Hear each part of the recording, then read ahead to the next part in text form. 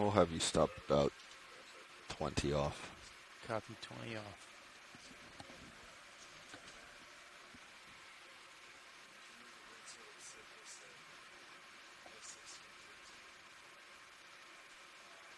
Actually, let's make that 25. Hey, Megan, this is the Silver Spring ECC. Just want to let you know we have the ROV pilot on headset now.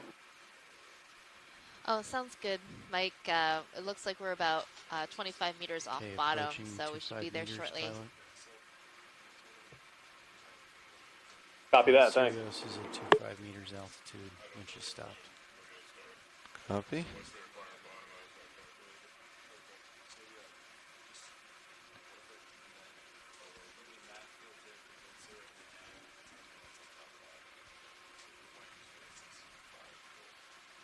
So go ahead and engage your auto head.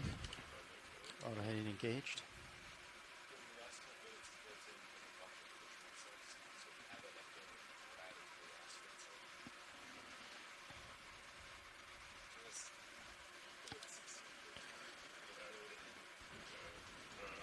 What's going on here? 60, 13. Yeah, that makes sense. Okay. So I'm going to get into formation under you now. Copy. So we're in auto head. Our deltas are good, so I'm backing. Okay. It helps if you turn off your lights, or at least most of your lights. And I should pop right up on fisheye. Okay.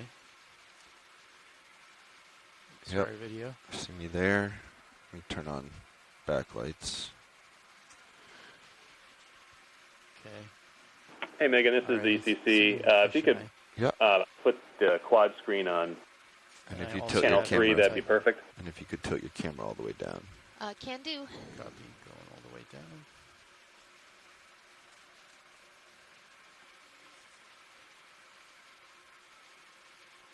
Okay, I'm fully back in the camera. I'm seeing my light pool. I see you in the Titan as well. Increasing my delta just a little bit.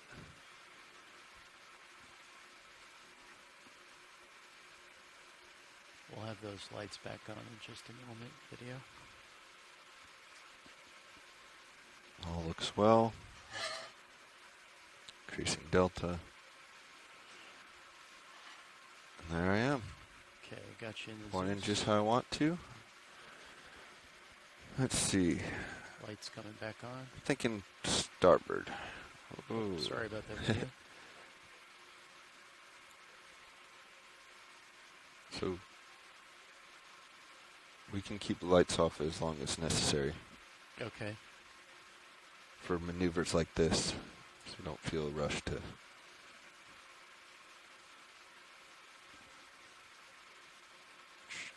All right, turn into starboard slow.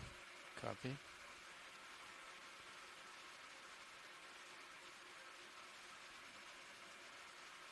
That rotator's slightly back of down, slightly aft of down.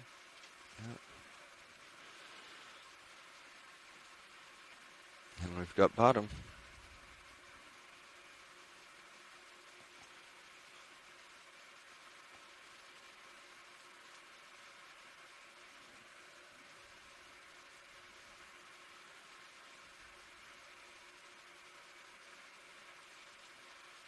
Okay, I'm going to rotate up. Yep, and I'm pushing down.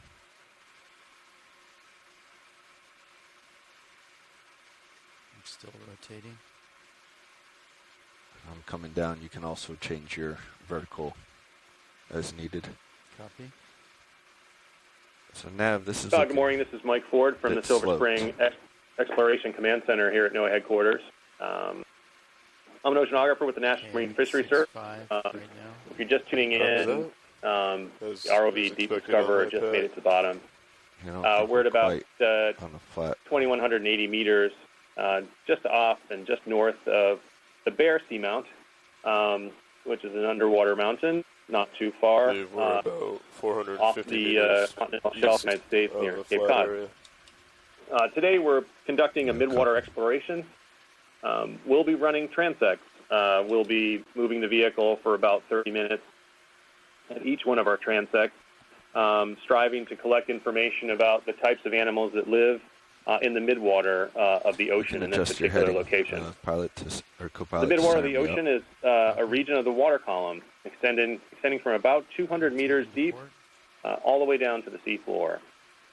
The midwater of the ocean is perhaps in the largest biome on the planet, the largest volume that's habitable by life. So there are numerous organisms live here and are highly influential to how the ocean works. They interact with surface biology for fisheries and protected species, and certainly interact with the bottom here. Our first couple of transects will be along the bottom. They will be one of them fairly close to the bottom and another one just off the bottom. And we're looking for midwater animals that potentially interact with I'd also like to the discuss a benzos, brief potentially interact with those coral communities down here. We'll be joined by a number of people who are connected in our science team by chat logs and annotation systems. So as we move along and see certain animals, we'll be able to identify them and record them. And along the way, we'll be looking to collect about 5 different specimens to take back to land, analyze further. So this is a full day of midwater, and we're just about to get started.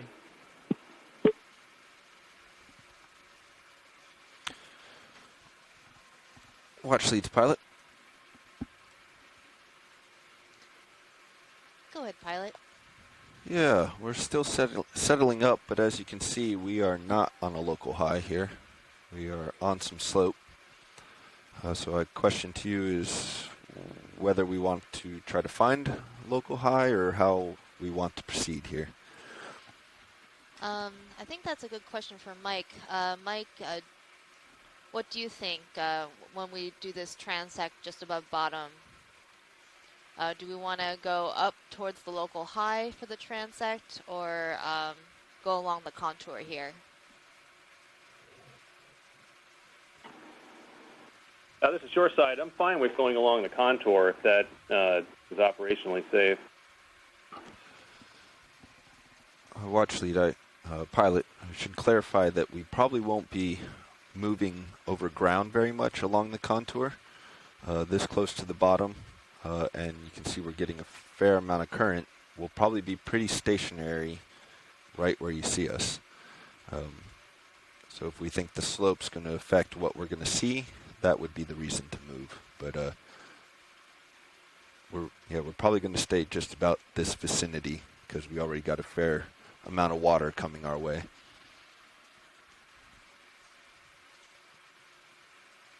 I think in the past we've just faced into the current and moved slowly forward.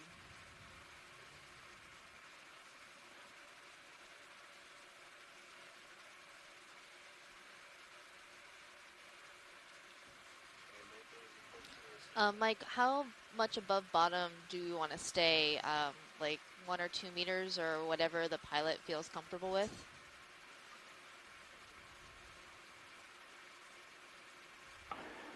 Yeah, that's about right. I think the design here was to get us close enough to the bottom where we could see what's going on the bottom, but at a distance that is, kind of comfortable for moving the ROV along. So I think that comes up to you can adjust however your close heading, you can get, co-pilot. but still maintaining safety. To center up on you? Yeah, so I'm pointing pretty much into the current. Okay. And it's coming by pretty well. Okay, I'm still rotated fairly down. Yeah, I don't think we want to move too much faster than this. That way we're not missing out on anything that's floating by. What do you think?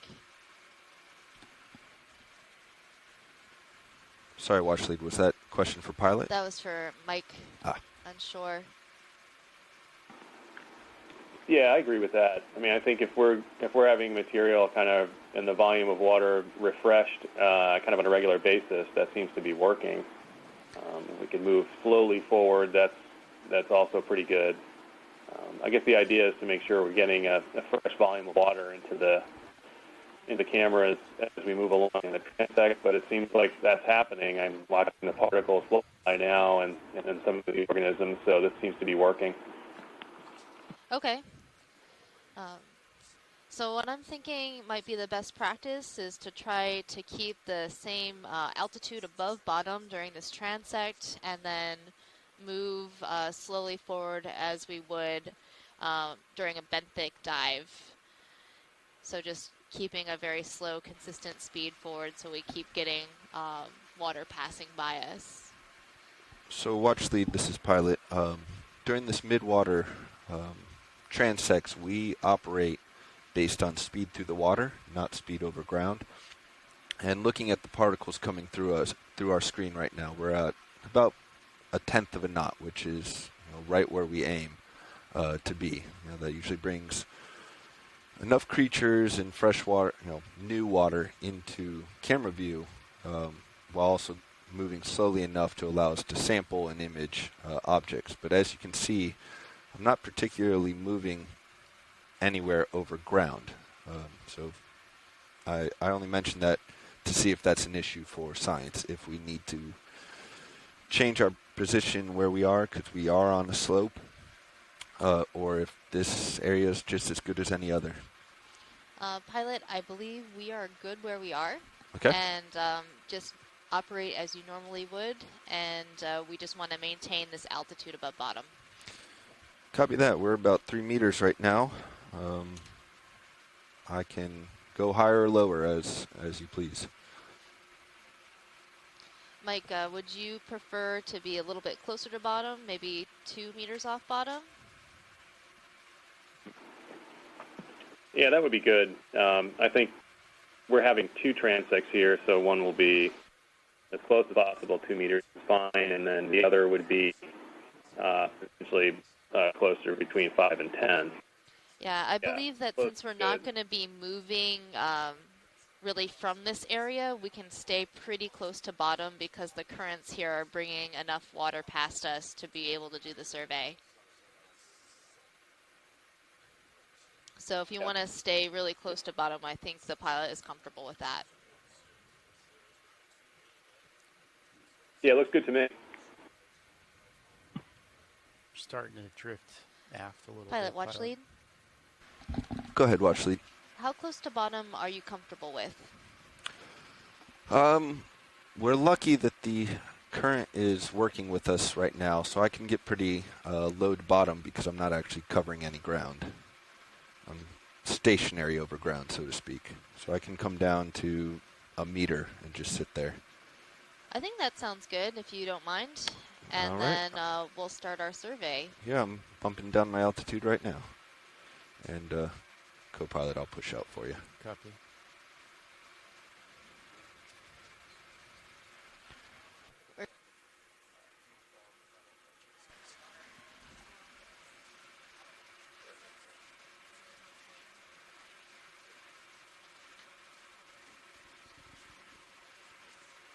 So I'm going to push out and push right so that we can align. Copy. Co-pilot. And then Matt, adjust your heading to match, please. Will do. I'm going to wait, and then I'll let you know. All right, I'm rotating now. Nav, would you range in Sirius's sonar, please? Yeah, we'll do. You may be on mute. I didn't really hear you. But I'm not muted. I have been talking to you. Maybe move your microphone.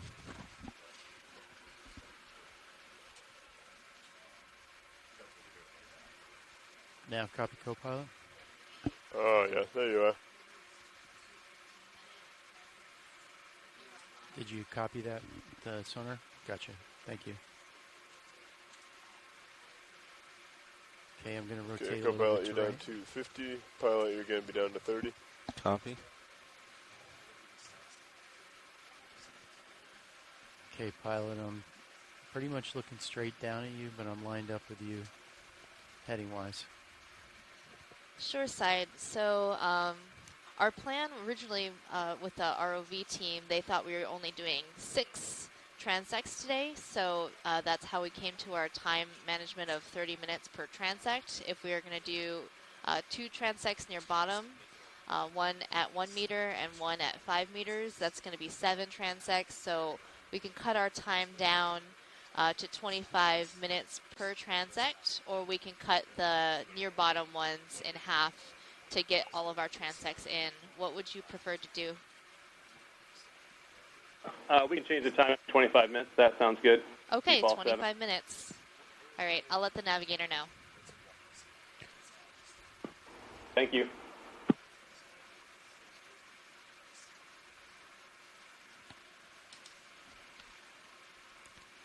So you pushing forward a little bit, pilot? Yeah, I'm trying to push forward. Okay. Go ahead, watch lead. Gonna stretch out. Okay, I'm going to rotate up.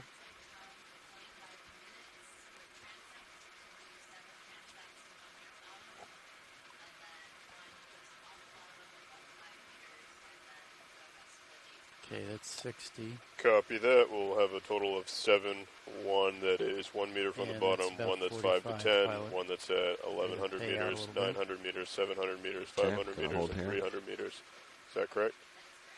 Excellent. And then I'll calculate the time that we have for each, and that 25 minutes an estimate. So we'll see what we deal with throughout the day. Go but ahead, it should video. be around that. No problem. Go full. I'm gonna make these all quick today, I think.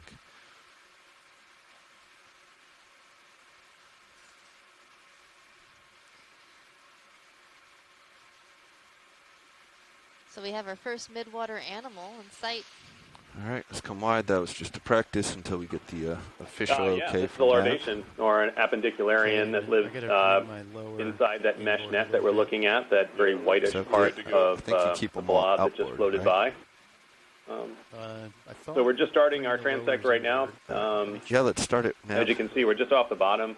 We're at a depth of about 2,180 meters, just north of the Bear Seamount, Go ahead. off of the northeast Call continental him out shelf as of the you see United him, States. video. Correct. Hey Mike, this is Jeff Obelts, the geology lead on the expedition. I seem to recall from my biological oceanography class that larvaceans are not larvae Thanks for of the anything. catch Is there, that right? pilot. And watch lead. We settled Yeah, down that's to right. about 1.5 meters off bottom. Larvaceans, or appendicularians, as we know them today, Correct. are really interesting organisms. They kind of live inside and they inflate this mesh net. And they use it, and they sit inside the mesh blob that you saw floating by, and they pulsate their bodies and kind of create a current and use that to kind of filter out particles in the water column. And they use that to feed. And then over time, as Nav the mesh has gets clogged started up, the first one. I'm just waiting they'll for abandon the, Oh, okay. We have their not house, started. and the they'll session. move on to another one. Come on. watch leads, pilots, and people on shore. The official start transect 1 is 1428 UTC, 1 meter above bottom. That's at a depth of 2180. No, interesting. Yeah, that's an interesting life strategy, and I guess that Yeah, just let's go for contributes this. to all the general marine gunk that you see as old Chasing it. houses after they've abandoned them. Yep. No, you're good. Oh, let's go on the larger.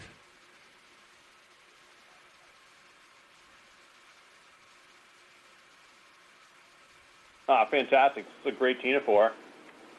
Ctenophores are gelatinous animals that live in have their own phylum. Pretty close to me now. You can easily tell ctenophores by these long stripes of Good time. ciliated We're starting to combs drift back. Yep, that we're let's taking see a it. look at. This is a type of lobate ctenophore that we're looking at right now, coming through. Just got a good look at it. We've noticed a lot of ctenophores on our midwater explorations, and of particular interest, we're looking at some of the larger White lobates object? that we'll encounter.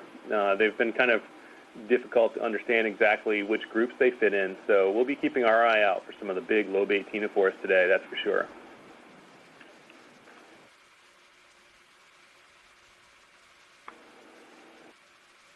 Yeah, we're losing it with the sand. Let's come wide.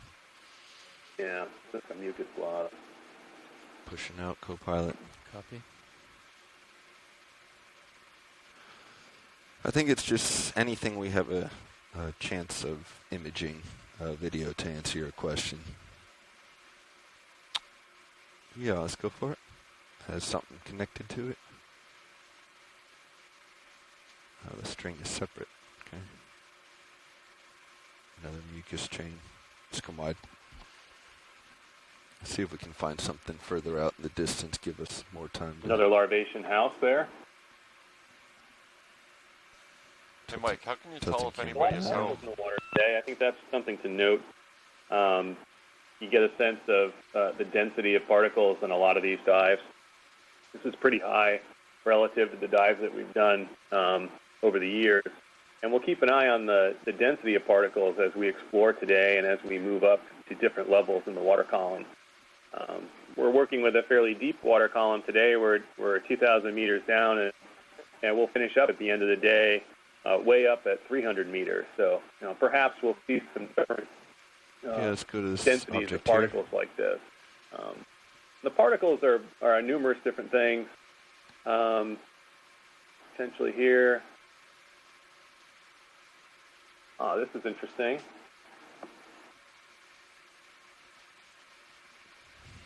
It's on that. Yeah, this water might actually be moving too quickly here. We might Was need to get that a ship possibly like the feeding zooids of the siphonophore? What do you think, Pilot? Yeah, these could be. I'm not know. sure if these are eudoxids or not, which are some of these free-living parts of siphonophores. Siphonophores are colonial gelatinous animals, and with many different types of zooids. And at times, they will release some of the mature zooids, and they'll kind of be freely moving throughout the water column some of these objects. and living in the plankton. It's possible those were a section of that particular type of siphonophore.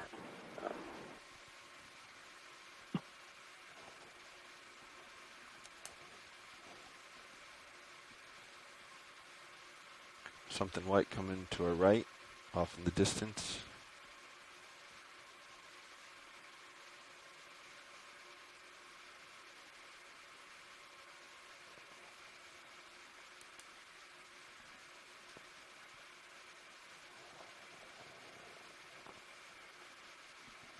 If you've got it, go for it.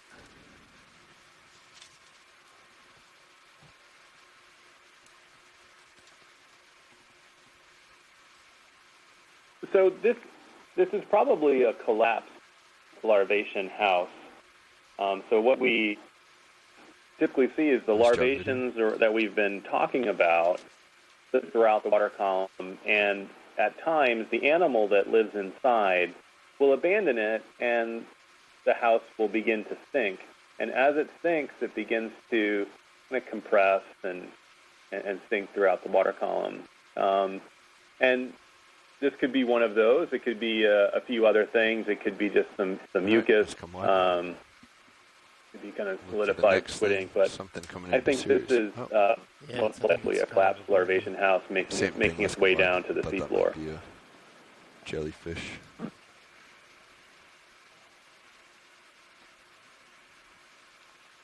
Yeah, that's cool.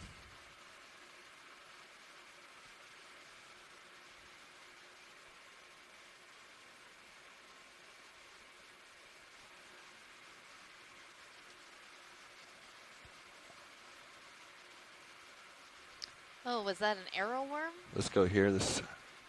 Go ahead, Bridge. Yeah, most likely. I've seen a bunch of the arrow worms. Copy that, Bridge. Stand by. Let me check the pilots. Interesting member of the plankton. That was 5 degrees to starboard. And I think I will probably see dozens of them today. Pilots, another larvation house up there. Sounds good. So Bridge is in nav. Feel free to do that, and if you don't mind, just calling down when you complete that. Thank you very much. Okay, that might swing us a little bit closer. I'll just monitor the altitude. Copy.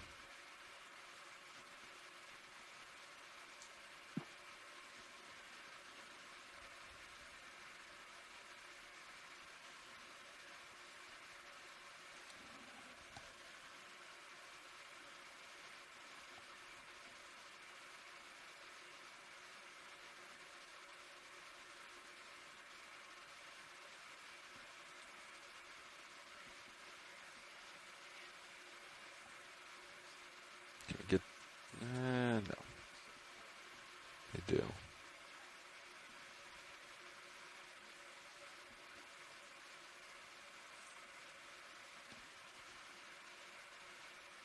Straight ahead. Vertical.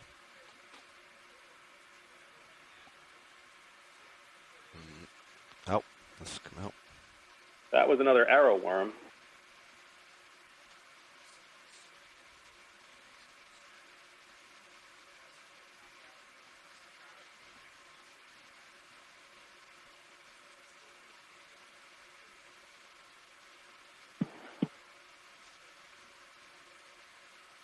Let's go top left. Looks like another arrow worm, maybe.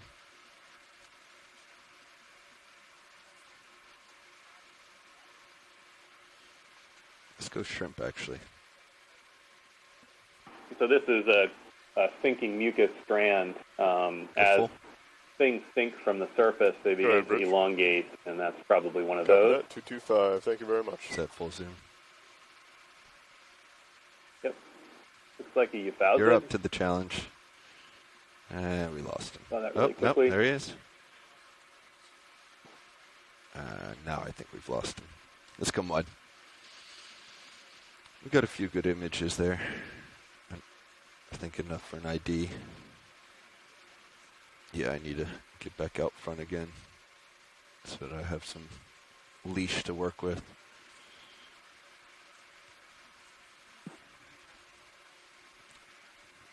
Up top.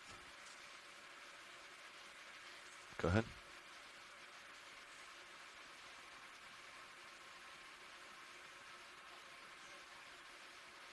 Yeah, go ahead. Yeah, I'm bringing you up, bringing you up. That looks like an abandoned larvation house. How do you tell they're abandoned, Mike? At times, you can see the little organism inside pumping away, I'm gonna and lose it. Let's come wide. My vehicle's momentum is. at times when they're inside and it's active, the internal mesh is kind of Looks a like there's perfectly a symmetrical camera off shape, to, port. and you can see some of the. It's worth You can looking see it for. kind of clearly as a mesh. When they kind of get abandoned and they start to sink down, they sort of become not as spherical as they were Just about when they lined were up with when the they We were got a populated. chimera here. Watch And lead they if you begin want to to just have chase. kind of particles all over the sides, Assume. as you saw on that one. So I don't know if this counts you for. really see. Wow, great fish. I think this chimera counts as a water column animal. It's swimming Good in the spot water there, column. co-pilot. Okay. Very I'm gonna cool. That's rotate definitely down water- to keep you yep. in view. If you I count agree, that that's really 5 cool. centimeters over the bottom, that's the water column, right? That counts. Yeah, we often see them higher up in the water column, but this Pushing one is in relatively for close you, to the bottom. video. Okay, I'm rotating to the left to keep you in view. It also looks like it has a parasite near its eye, possibly a copepod.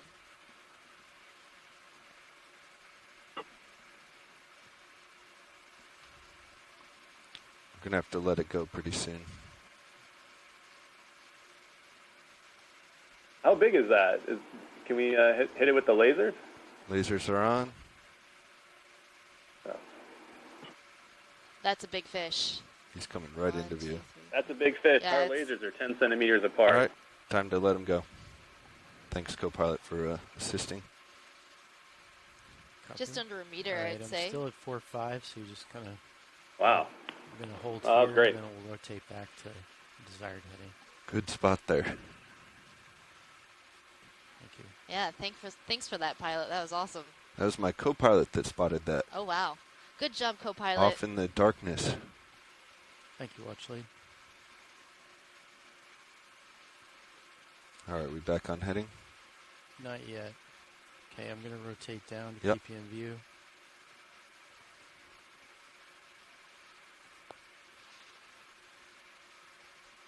So I need you, I guess, back on what heading we were. Yep.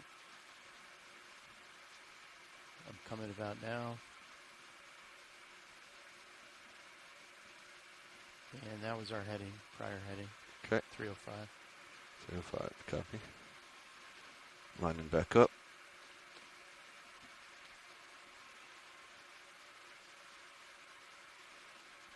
Okay, I'm gonna rotate up back to 4.5.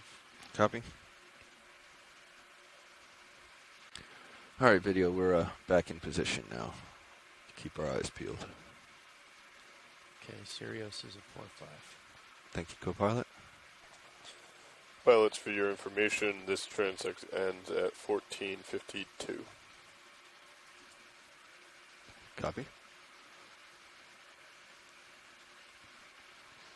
For that Chimera, I was looking through the deep sea animal guide to see if there were any good matches, and I came up to the conclusion of Hydrolagus species, and I also saw that in the chat, Mike Vacchione also tentatively ID'd that fish Nice as job Hydrolagus. on that Chimera So video. very cool Chimera. Well, actually, this is Nev. So for 7 equal transects, it looks like each of them will be around 24 minutes. No problem. So our navigator just told me that to have 7 equal transects during this dive, we are expecting about 24 minutes per transect. Copy that. That sounds great. Anything jumping out at you? I got something right in the distance. Probably another mucus ball. No, the spherical thing center.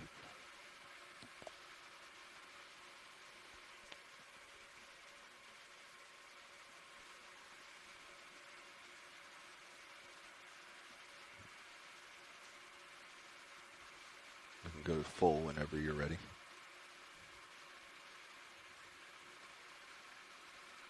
I think there might be a jelly just Let's come above wide. this. Go jelly. It's a little small thing. It's really small. Let's go in. Just think above it's right what we center. were looking at. Yeah, it's right center. Yeah, you can. Yeah. No, I'm not seeing it. Oh, yeah, it disappeared. Just come wide. Look like a Tina 4 or something off to our left, or is that another? Is that another mucus ball? Yeah, that's another larvation Yep. house. We can come wide. Yep. Seen enough of these. I did not see the jelly. It was a very, very small jelly. I only saw it when it would extend its bell and then it would disappear. Ah, sorry about that, watch lead.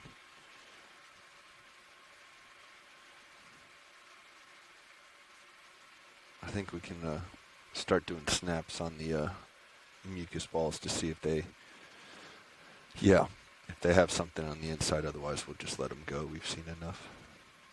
Yeah, a lot of times we've noticed an association, not necessarily with live larvations living within their houses, but amphipods and other small animals will take up residence in Yeah, let's abandoned try for shrimp. houses.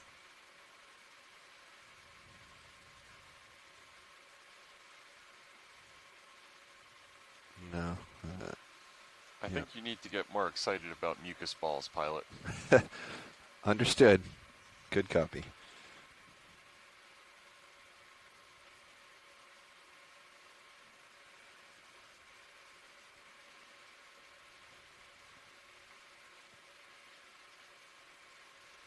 Straight ahead. What is this coming in?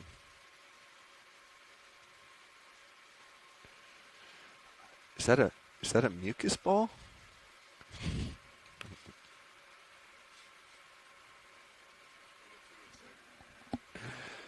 Let's come on.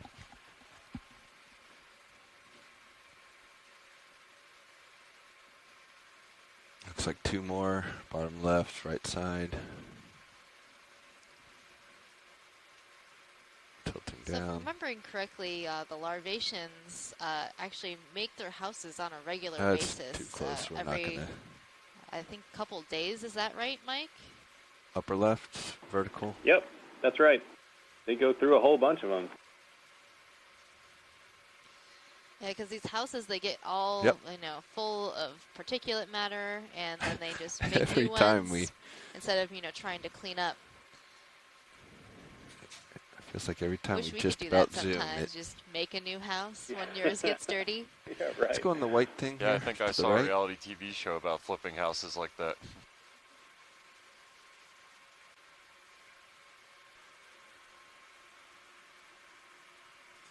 Mini jelly. I'm trying to stop my momentum so we can. It is.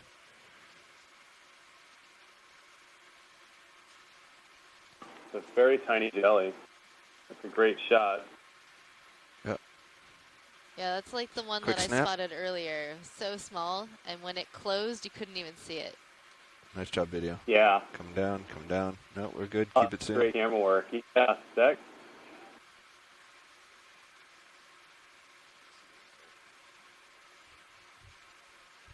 That is a tiny little All right, let's jelly. leave it. Nice job there. Not sure if that's a chrysoda. Kind of looking at the lines that you could see emanating from the center of the bell and sort of extending downward.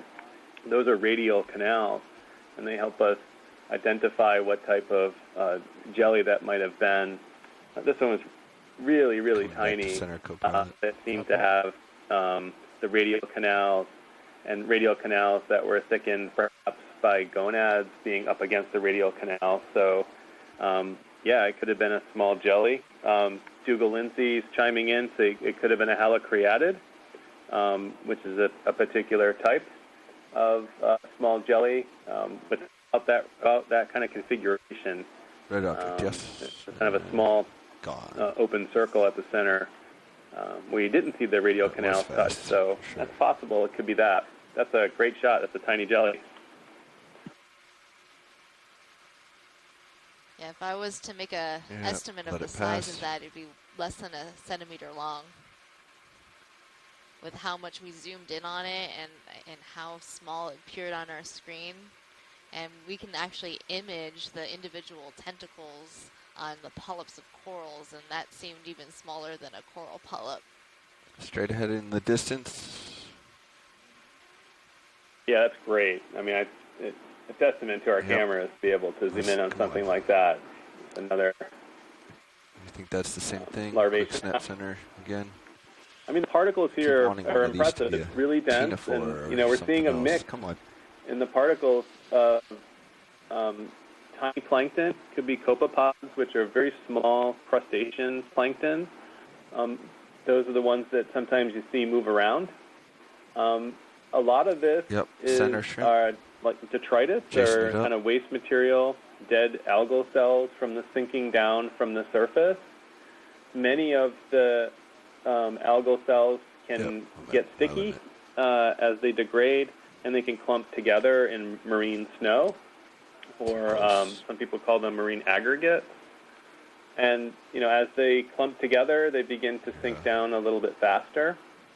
But, you know, there's an enormous amount of transport of carbon from the closer to the surface where the algal cells grow Couldn't tell if that down had here to the legs on bottom and fairly deep. So, you know, the surface does influence the bottom at these depths by transporting so much material that can be used and consumed by things that feed on the particles and take some of the carbon away, or feed on the detritus close to the bottom. So, you know, we're kind of flying through this kind of dense particle field of marine snow and plankton. So we're only 7 kilometers north of Bear Seamount today. How does the seamount affect what we see in the water column?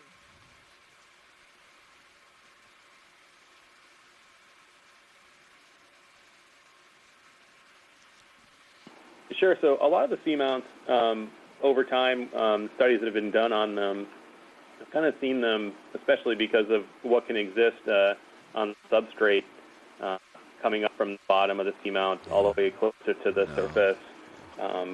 That level of increased production, you kind of consider these as kind of hot spots for biological activity.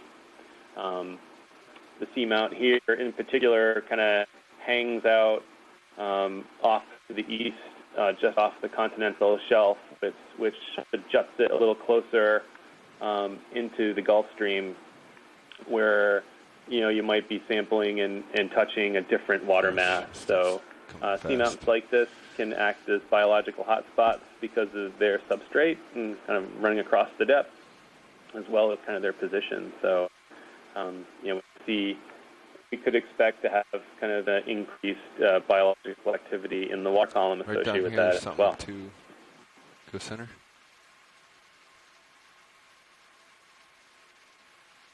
String. Not a floating creature with two antennae like. Yep. Can you get it? Well, it might be a copepod that has egg sacs on it that we're looking at right now. Yeah, Is that absolutely. right? Great copepod. Nice job, video. Copepods are a small crustacean Not sure plankton. where he went. Decapod crustaceans, and they have, you could see Yeah, the we can go antenna back in for him. extending out from the front of it. Those are fantastically set up to detect disturbances in the water.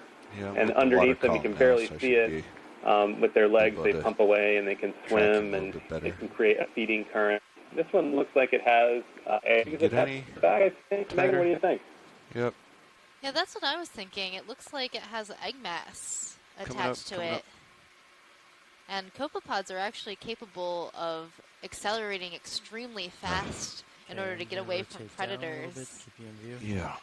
So if it felt threatened, Golly. it would have zoomed away out of our view, and we never would have seen that coming.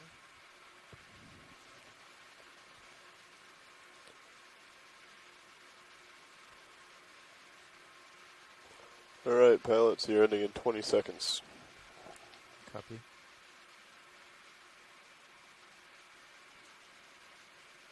Then we will White object to the right here. set up and move up 10 meters. Seems so much brighter than the last ones we've seen. Copy 10 meters now. All right, come on. Watch leads and folks on shore, this is the official end of transect number 1 at a depth of 2180. Pilots, if you'd like Copy to that. set Thank up you. and move up to the One next final one, transect. yep.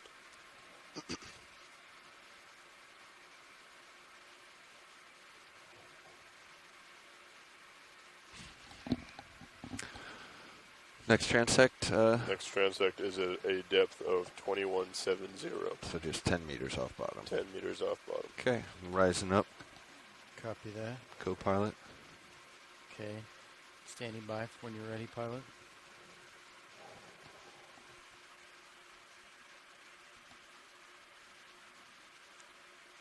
Why do I have no vertical control? There we go. Fish off in the distance as we depart. Okay, I'm hauling in slowly. Yeah, I think that fish off in the distance that you spotted. Actually, there's two. There's an eel-like fish, and then there is the Let's go on codling the or black one hake real quick. that's swimming by. Looks like Antimora, and then there's a ctenophore. I think that's what that is. That black spot. Can you get any more? Yeah, if we can sample that black one, that'd be great. All right, co-pilot, let's Okay. come wide. Okay, I can draw her out. Yep. The sedipid ctenophore. Okay, draw her coming out. Those can have some long trailing tentacles. These are pretty interesting. So if we can get a sample of that, that's awesome. I'll get the mini Zeus on your monitor. Great.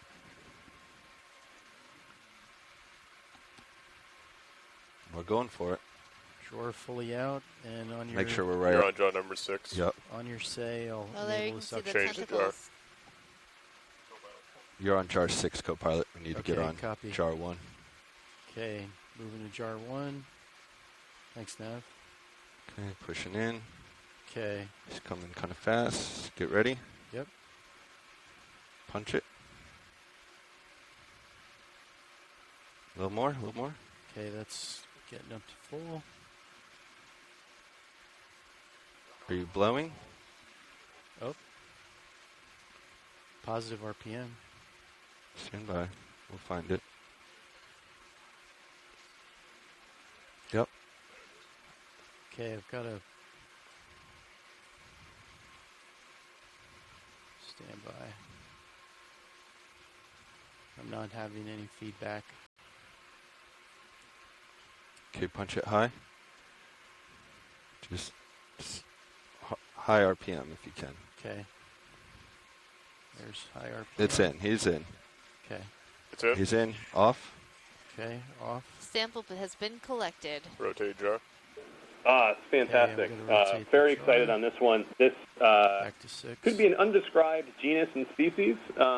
Dougal Lindsay was able to chime in as we were watching the skillful capture of that ctenophore. Really great. We've, like I said in the beginning, we've seen a few of these and have not been 100% sure what they were. So this is a great chance to bring it back to the lab and take some pictures and do some genetics and examine it and come up with a really great identification and perhaps revise the way we look at these types of ctenophores.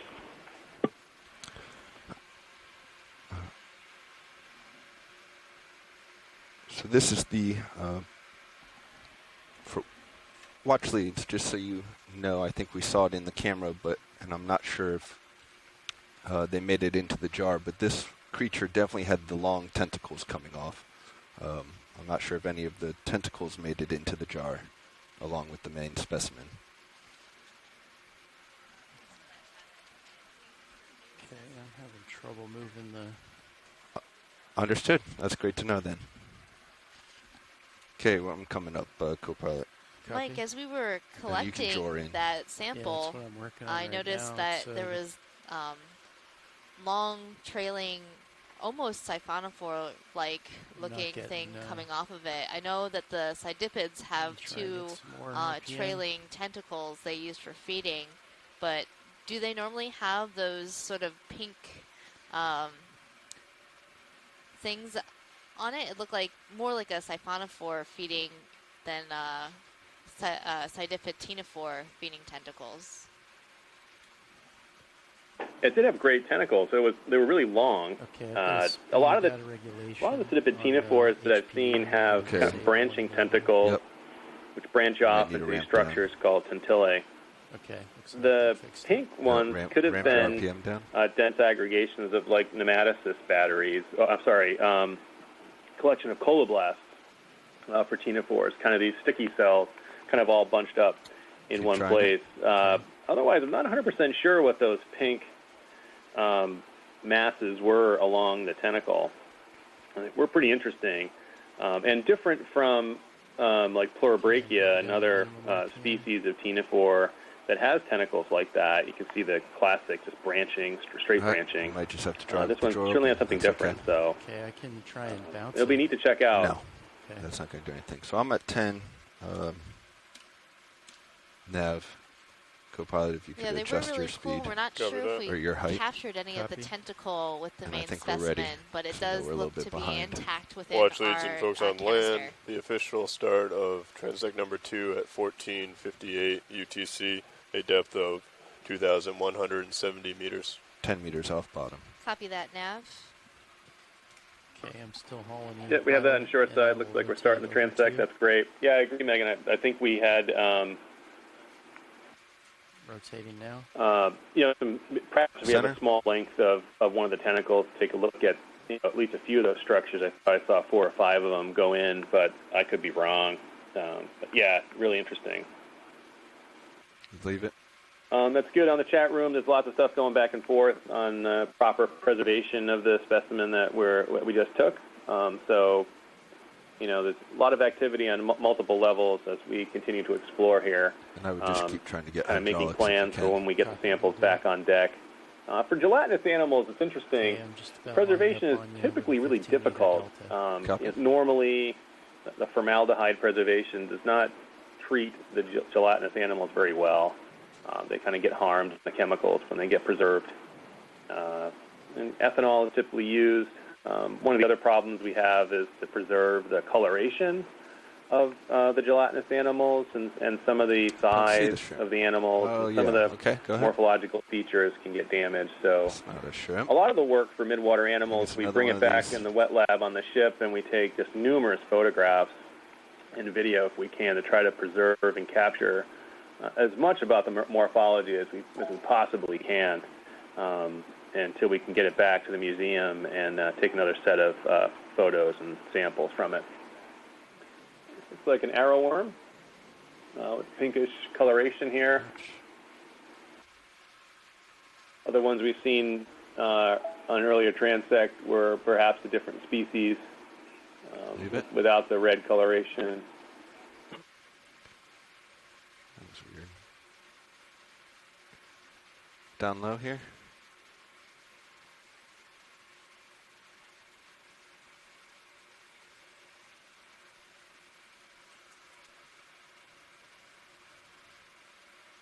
This looks like it might be a polychaete worm, a bristle worm, sort of floating in the water column coming up.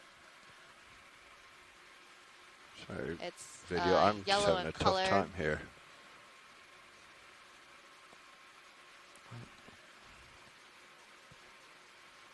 I don't. Yeah, very interesting.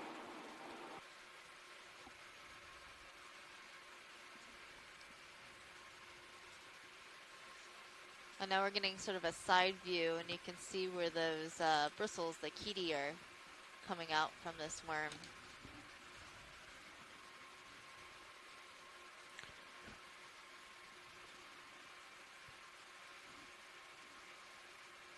All right. That should be better.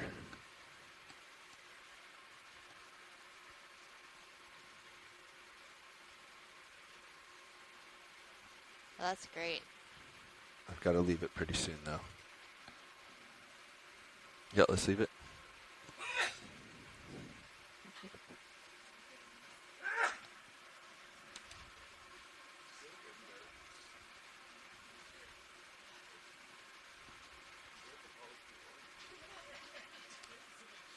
So the I'm only off other to your port. I need to lateral over.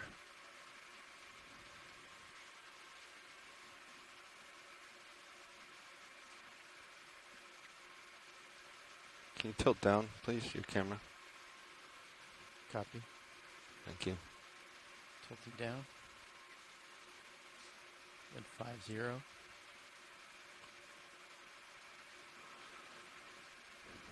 All right.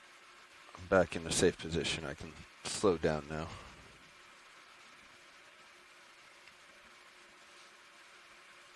Copy. Slowing down. I'm going back to 4.5 and then 4.5.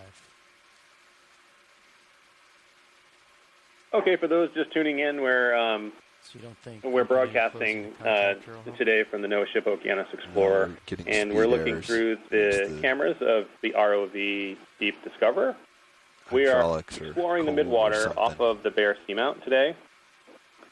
In our explorations of the Midwater, the water column itself, we're moving the vehicle along a couple of horizontal Oh, transects. fish. Good call. This is the second transect of the day today.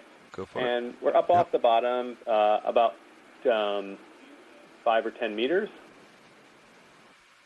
Just about 10 meters off the bottom now, exploring a Nice layer job, video. of water, and a fish has come Let's into go view. full zoom.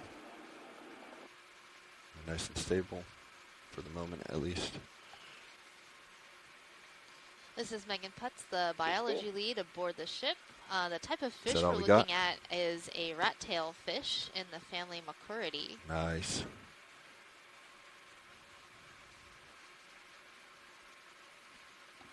Oh, coming back down, coming back down. So this fish might be in the genus Coryphonoides.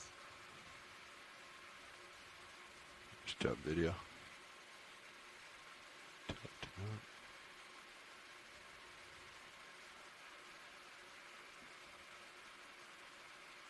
He's helping us out big time.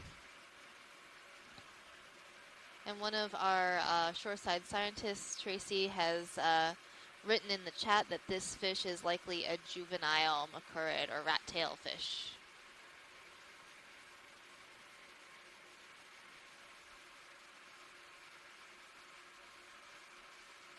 Yeah, he's coming towards us. All right, I think it's probably going to be time to let him go. Okay, you're off to the Yep. left, pilot. Coming back around for you, co-pilot. Wow, that was a great video. Really cool.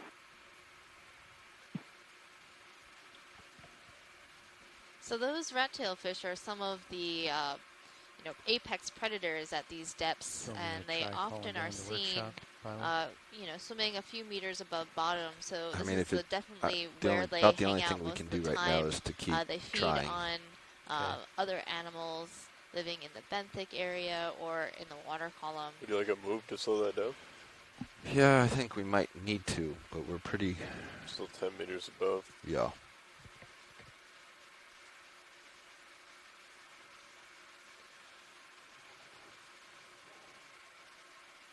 I also feel like our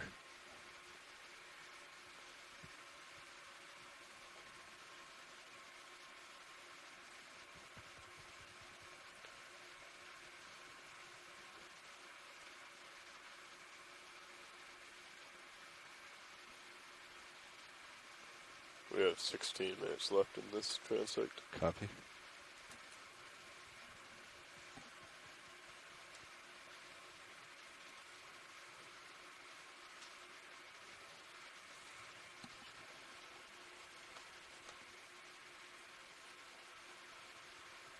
So I think I need to come around, Andy. I think Copy. we're pointed too far east.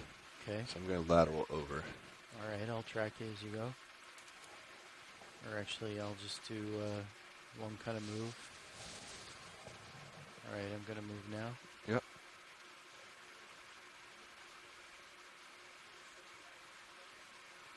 Let's bring it to, 3 something. Copy. Right there. I think it's All probably right. good for now. Holding. Rotator angle is still at 4.5. Yep. Let's keep coming around. It looks like the current has shifted on us some. Okay, more to the east. Yeah. Yeah, it's heading more east. So let's keep coming around to the right. Copy. Coming around. And I'm going to rotate down a little bit.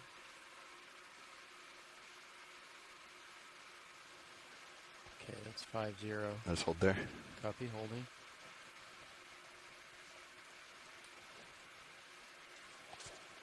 And Okay, rotate. that seems to be a little bit more with what I see on your camera. Copy. All right, we're back settled. I mean, we were looking 310 before, and now we're 010 to face into the current, so we definitely had a shift there.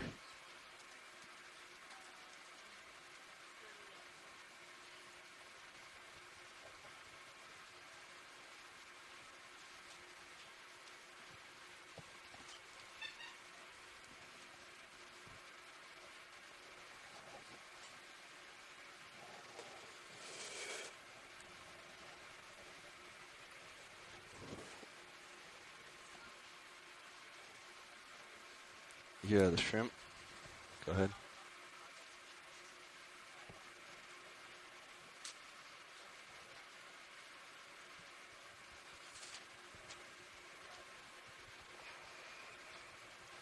Right here. Red. Up.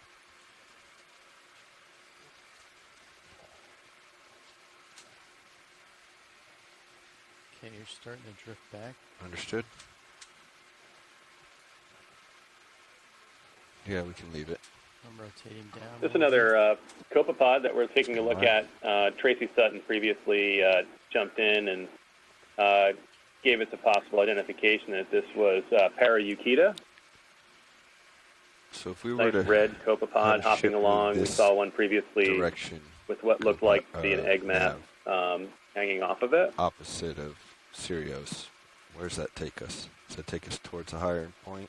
Yeah, it does. Okay, then we'll just have to make do with what we have. Yeah, I would say we should wait until the next one. Yep.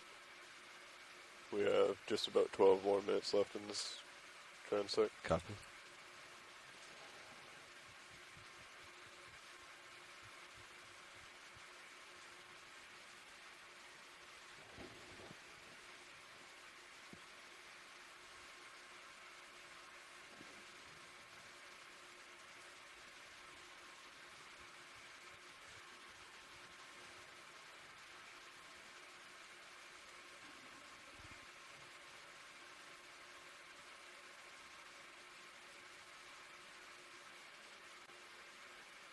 Oh. It's too close. Sorry, in my light. Okay, I'm going to rotate a little bit more down. I'm starting to drift back. Copy.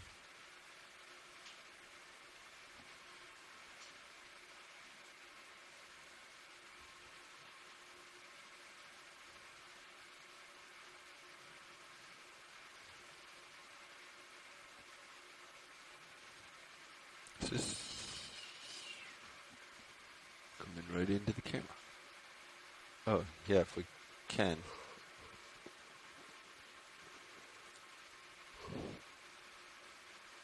Good spot. Looks like we came upon another one of these small jellies. This looks really cool. That might be Arctipedema.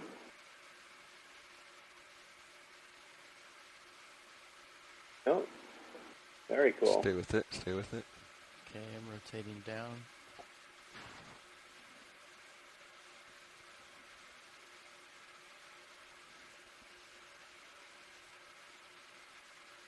Yeah, it's gone.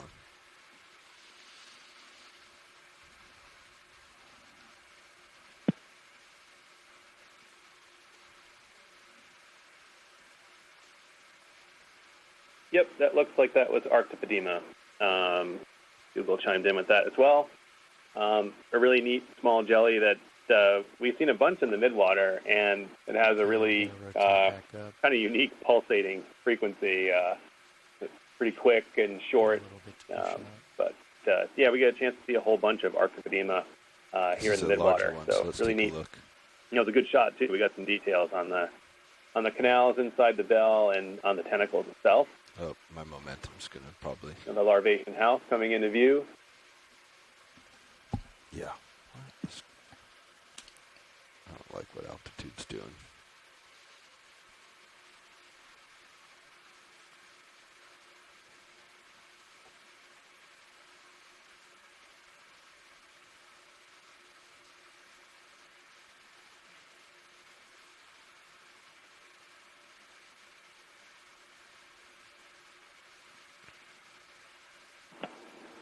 Yeah, we're seeing lots of different, these small jellies, we're tending to see lots of different variations of some morphology that we were once used to. So, it looks like it might be a case that we're getting a lot of these jellies that we might have to split out into distinct groups based on some of this morphology and assisted by some of the genetic analysis that we might be able to do. Any luck with any restarts? As you take a look at some of these, sometimes the gonads are different, sometimes the canal structure and the relationship of the gonads to the canals are slightly different. So, we learn a lot about these groups every time we get them in the midwater.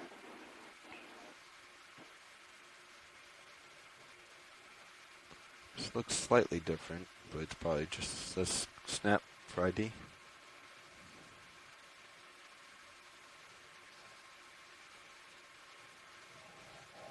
No, let's go for the. I think it's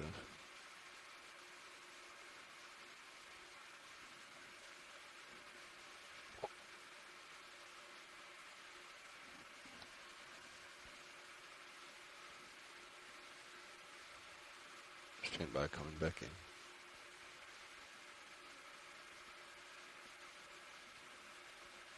Okay, rotating down. Keep you in view. I think we're ready to leave it.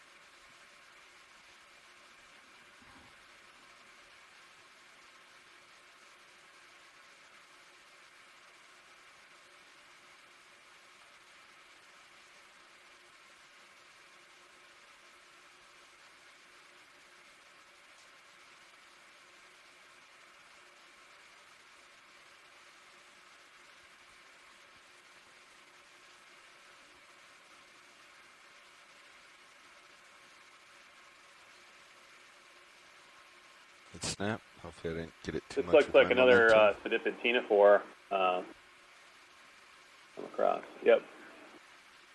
Keep it wide. Yeah, this is another. Go ahead. I think this is another undescribed species of Sedipitenophore. See some of the bright structures inside.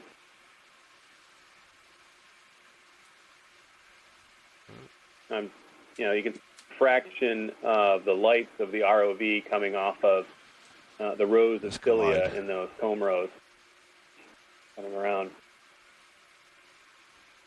Okay, rotating down to keep you in view. That's cool. Really interesting. Thank you. Let's go partial on it.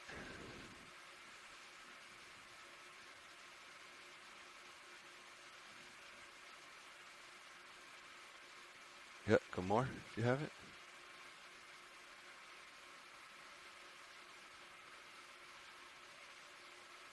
All right, time to leave it. Okay, I'm just about looking straight down at you. Copy. Pushing out.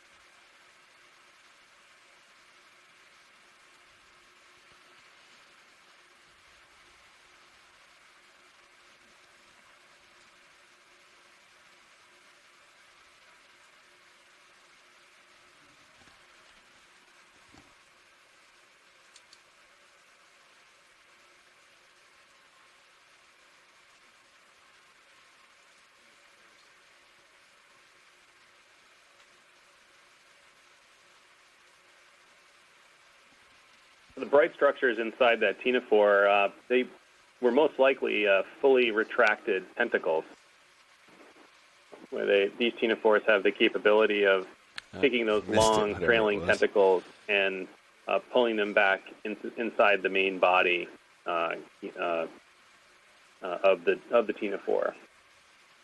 That's probably what the bright structures were, but a very neat ctenophore.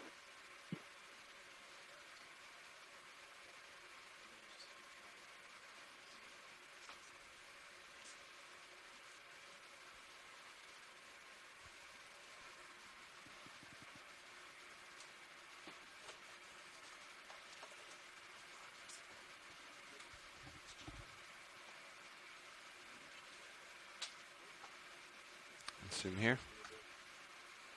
Oops, sorry, wrong direction on my camera. Snap, I think it's just yep, let's come on. Sort of had a dome effect, tricked me. I'm rotating up, pilot. Copy. I've got a little bit of pushing out to do. When you're able.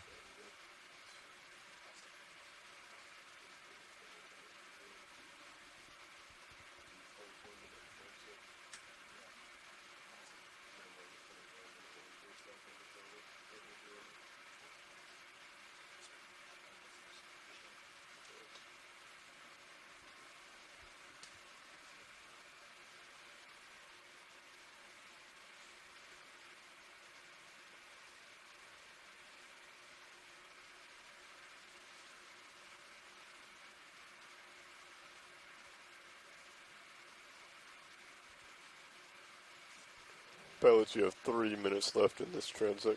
Copy 3.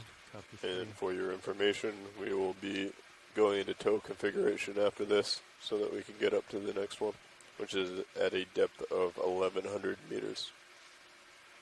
Copy. Copy.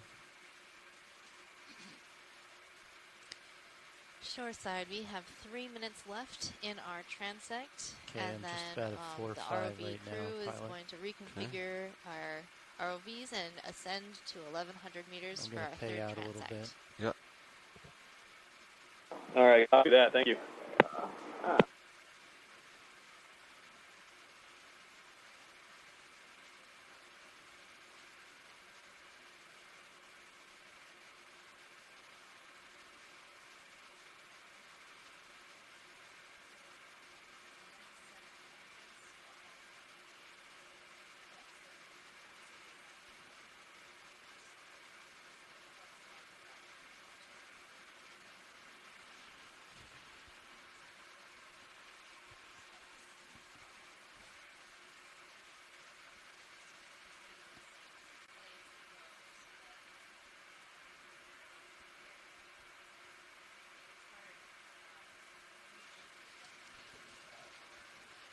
Do you think you'll be able to get 30 meters a minute with the drawer out? Should be able to. I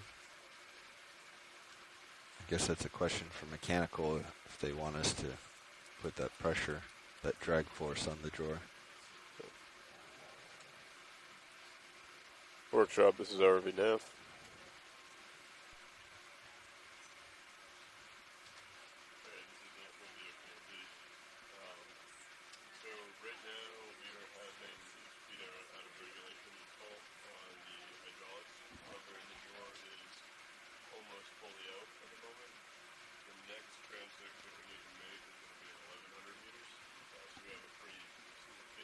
Seen anything video?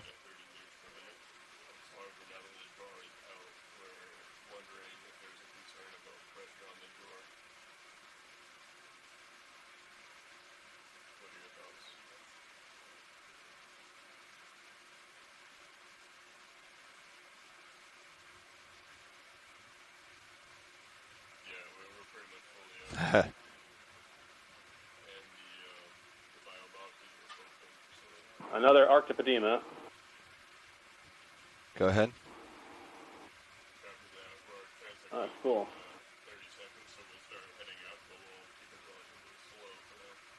We can zoom in for a little. No need to collect one.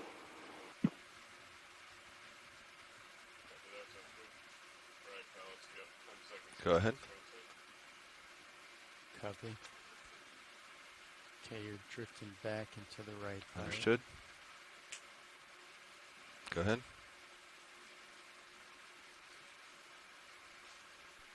Alright, watch lead and folks on shore. This marks the official end of transect number 2. It's ended at 15:22 UTC. Yep.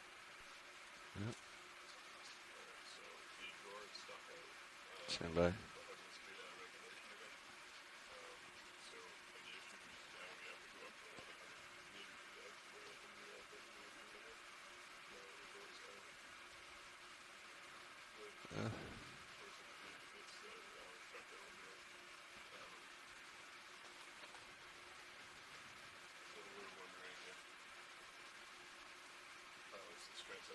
Okay, time to go. Okay, you're back and to the right. I'm going to rotate a little bit and tilt down to get you back in view.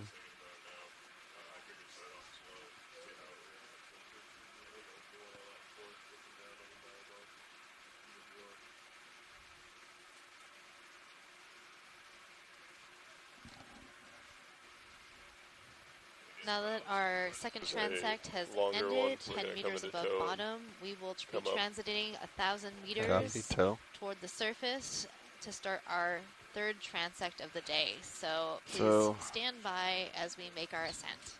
You are, Pretty much there. you're 90 out, or 180 out, right? Ah, true. Copy. So if I am pretty much there. So if you come, If I go to port. yeah, I should do it. Go ahead and make that move. All right. Turning to port now.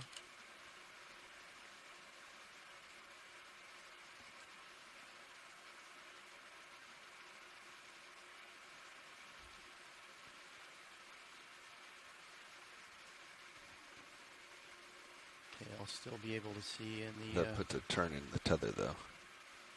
Right? I think there's a turn in the soft tether. Yeah. So So I need to come back. Yeah, I think I just put a turn on that last jellyfish. So hold your turn or heading change. I'm holding. And let's get your camera down. Okay, camera coming down.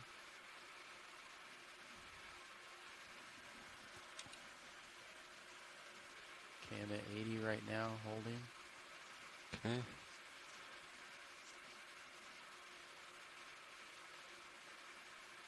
Okay, I'm Increasing. rotating down again. Okay.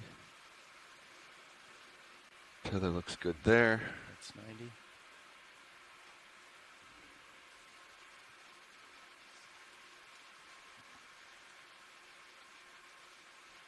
Increasing my delta. Copy. Tilting back. Okay. We're at 20. I'm going to do a port turn. Copy.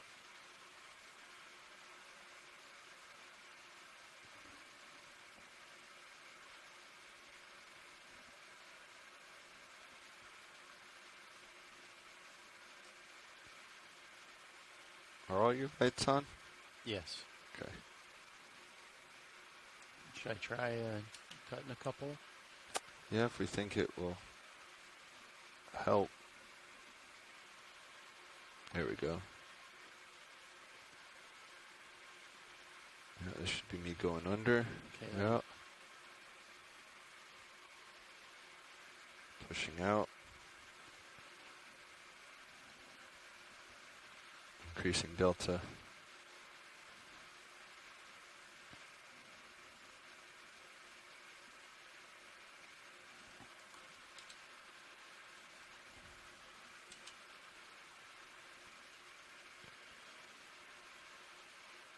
Alright, now you should be able to continue your turn. Copy. Turning to port to line up with the ship. Gonna lose you in Zeus. Yep. I have you in a fisheye though.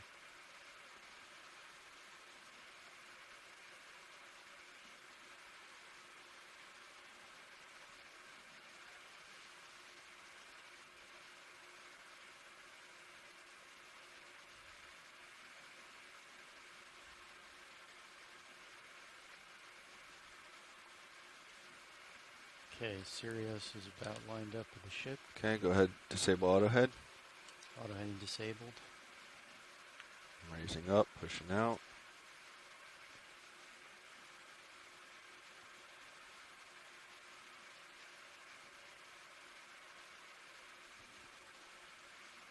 Raising up.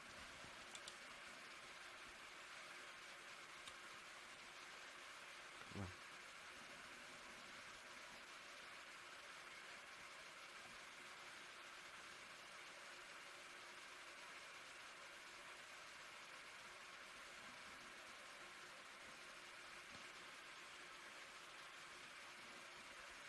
Coming up.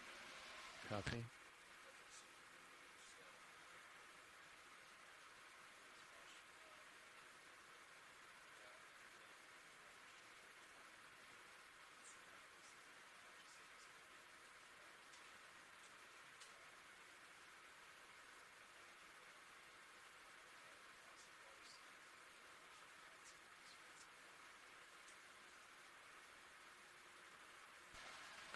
Alright, we're tail to tail. Tethers look good. Turn counts look good. Let's come up. Copy. Hauling in. So we're going to try for 20 to start with. Copy. Slowly ramping up to 20 meters a minute.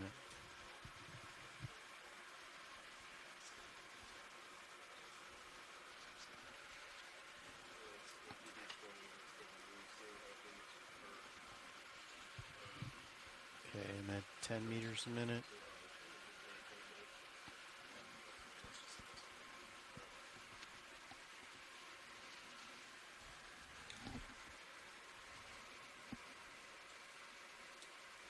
Meters a minute and 20 meters a minute.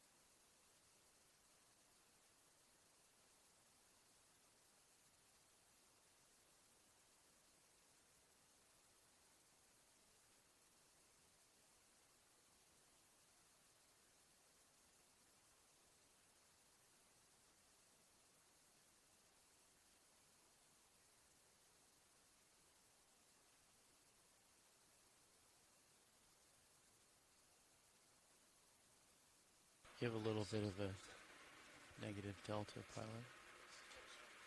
Yeah, I'm adjusting Z. Copy.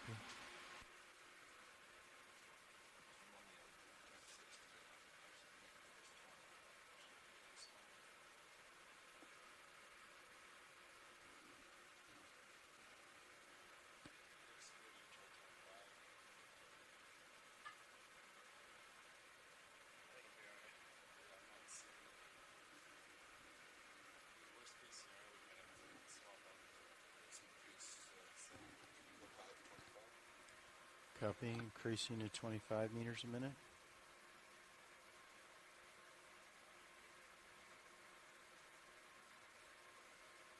I'm at 25 meters a minute. Holding in.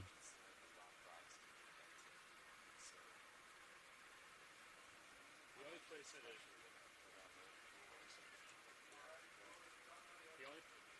that it increases the surface area is really like past the wings, and then just like very barely in the front. So it's not adding a ton. I think you guys will be alright.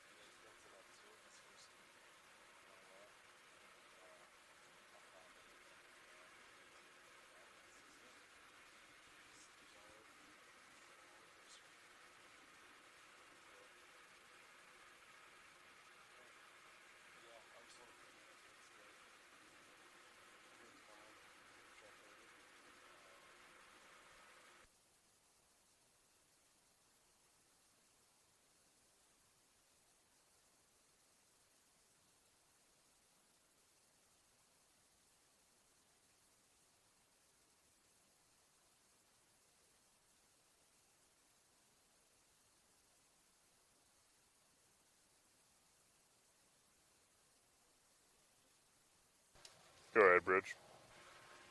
Okay, pilot, I'll slowly ramp up to 30 meters a minute.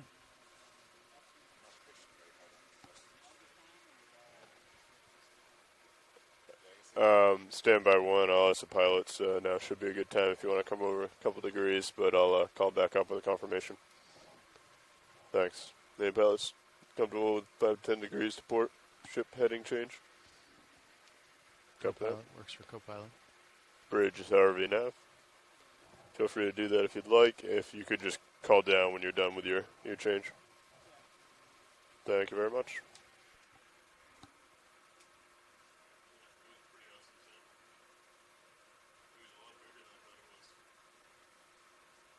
Okay, I'm at 30 meters a minute, holding in, pilot.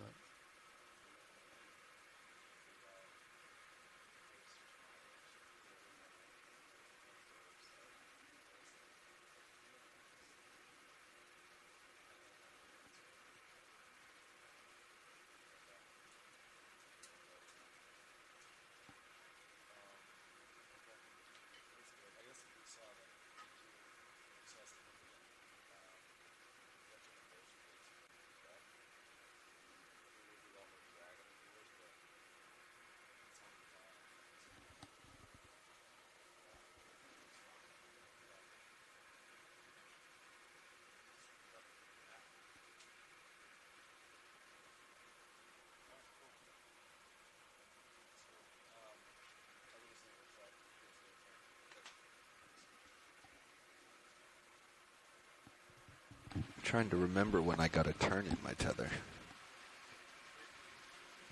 I think it might have been on the bottom.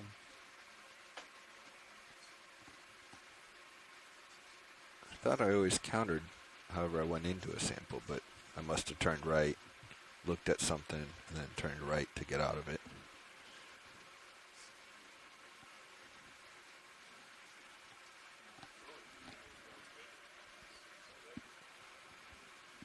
I might need you to slow down here, Andy.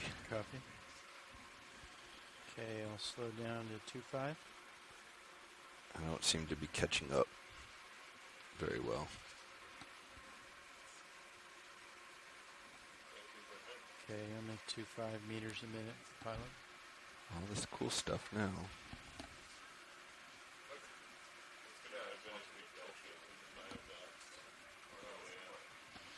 Fortunately, I don't think much stuff goes down into the bio boxes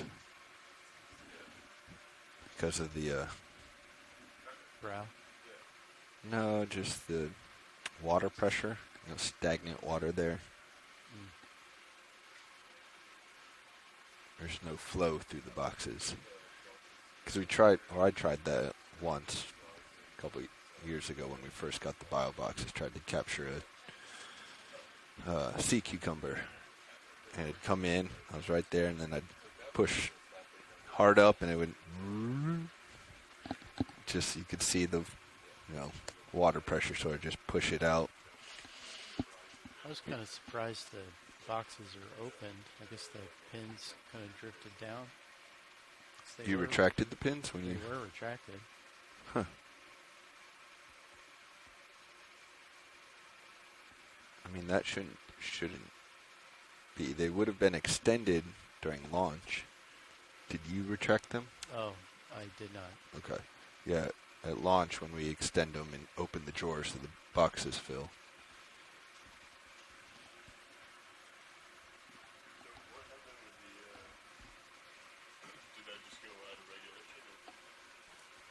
Go ahead. I think you can resume your speed. Copy that. Thank you very much. Settling in at a 215. Thanks. Okay, I'm increasing hauling rate to minus 30 meters a minute. I'm at 30.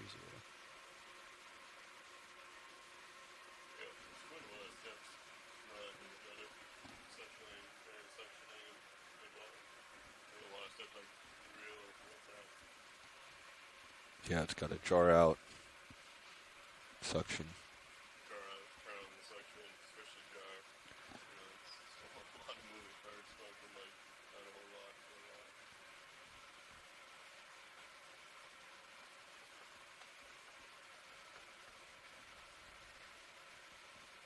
Positive RPM suction command is sucking. Yeah. Inhaling.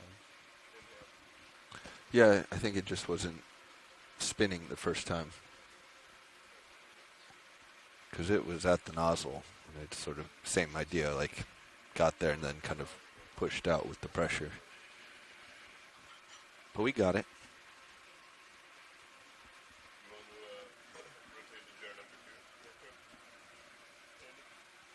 Sure.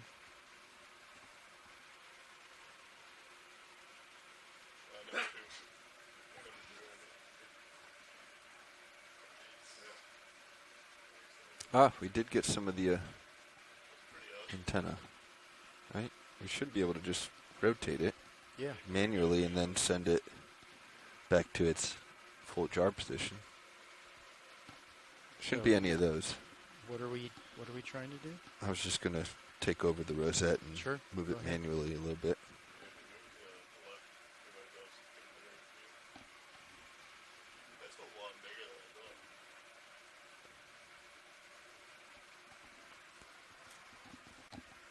Watch lead pilot.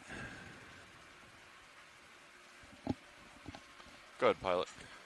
Hey, I was just, as we're sitting here in the column, you're looking at our sample, and it looks like we did indeed get some of the tentacles. I'm not quite sure that's what they're called, but the large tentacles. It looks like we got a little segment there in the jar.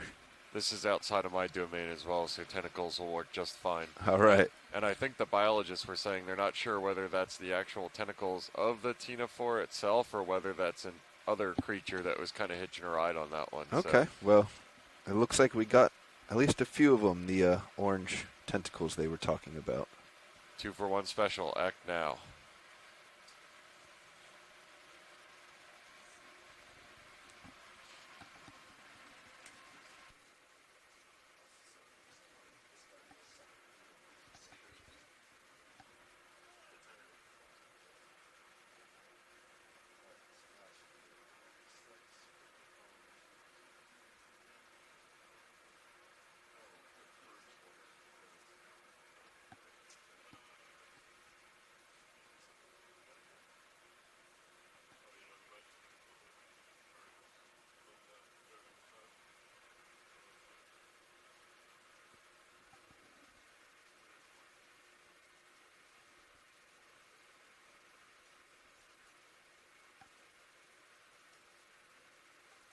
All right, increase to 90 on the Z bias. Let's see if that gets me back closer to you. Thrusters all look good.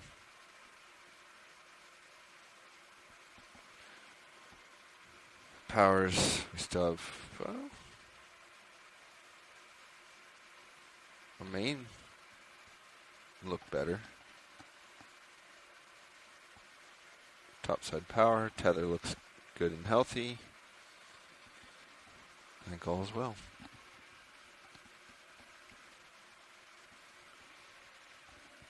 The next transect depth is 1,100 meters.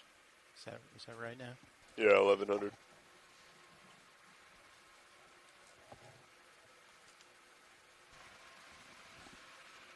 Yeah, so it looks like we'll be handing that off to the other shift. Yep. Copy.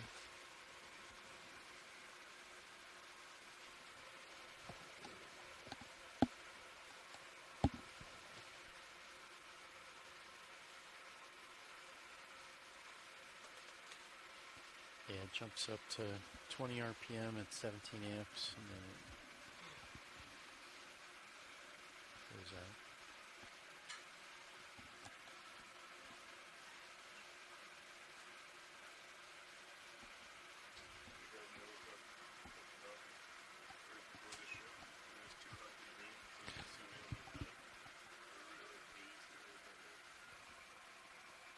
Hey, video, I turned off a few of my lights to see if we could see anything better. I'm going to tilt up.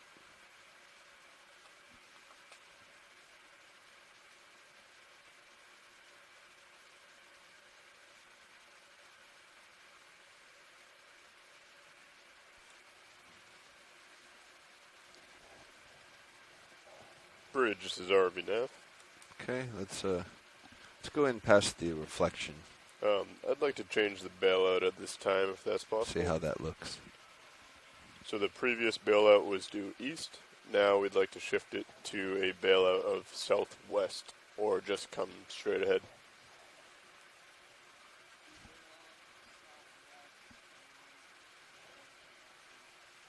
Good copy. Thank you very much.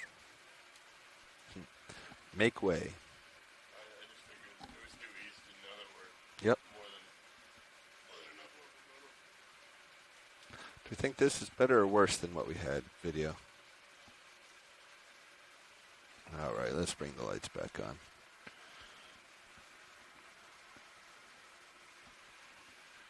And tilting back down.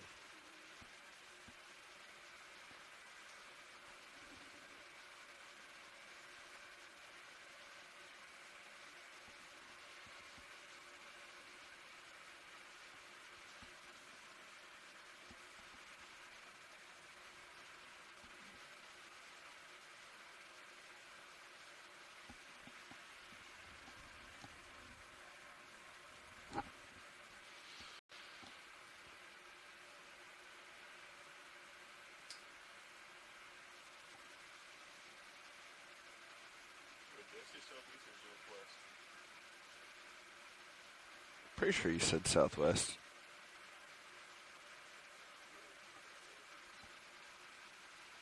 I mean, you did say straight ahead, but Bridge is RV Nav. I did say southeast for southwest for the bailout. go correct? for it, video. Excellent. Perfect. That's what I wanted to say. Thank you. come wide.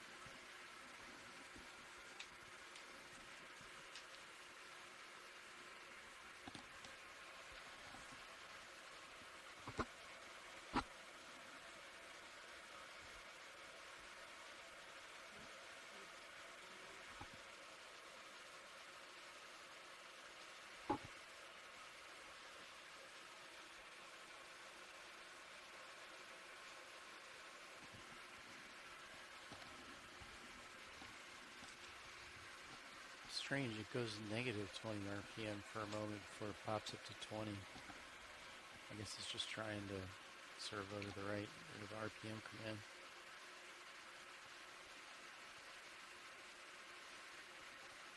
You can come wide on unless you're getting anything.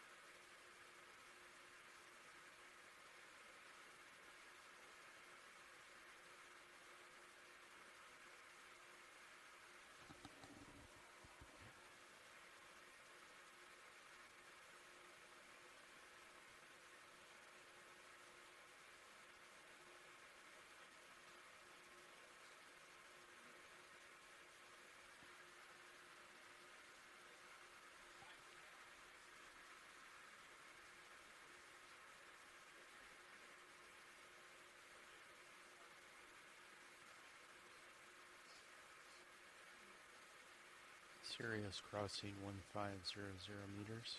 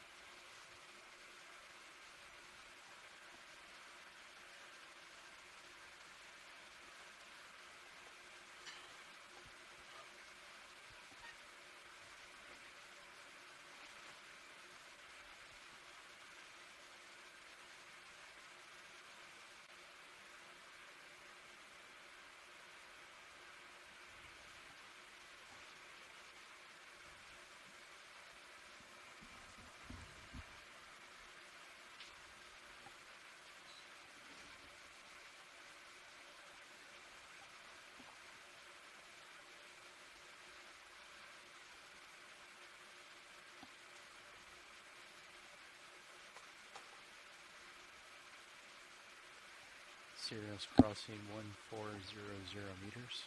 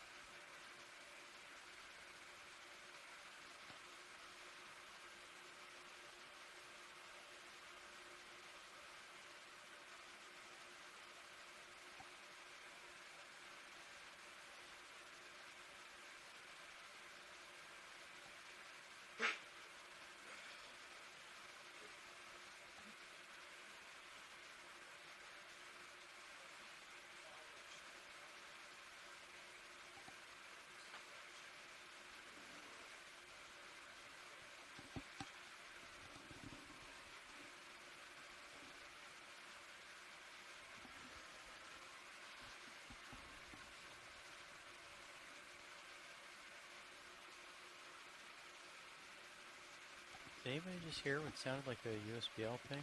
Yeah, it's in our ears now. Video, this is Watch Lead.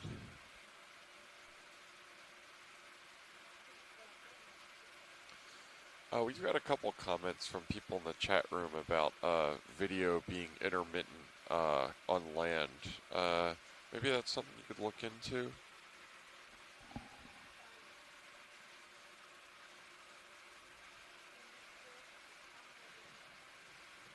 Yeah, let me just read the comment.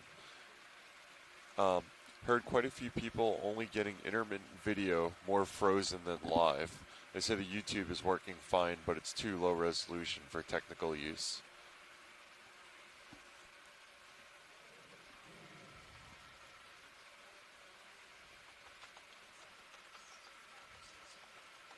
Got it, thanks.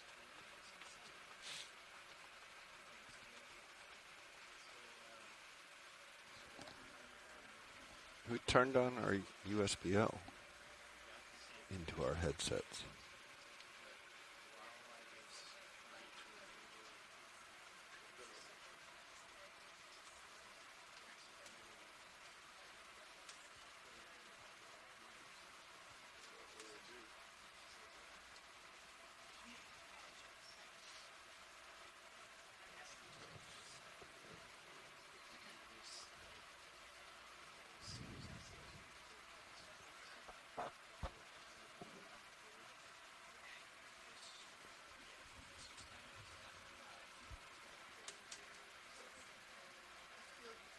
Go ahead, video.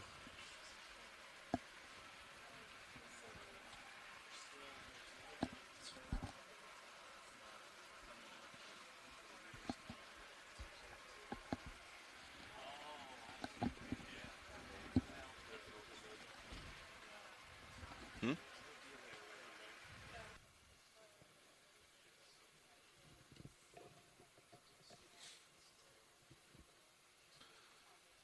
Got it. Yeah, I think they weren't using YouTube. I think they were using the Okeanos page, but I'll just relay that it's probably a bandwidth limitation on their end. At Silver Spring, they say they're getting a fine connection using I2 on VLC.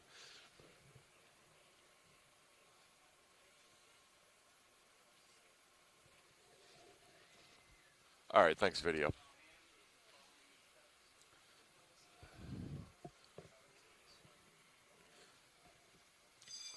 Yeah, so Land, if you didn't copy that, I'll just type it in the chat room real fast.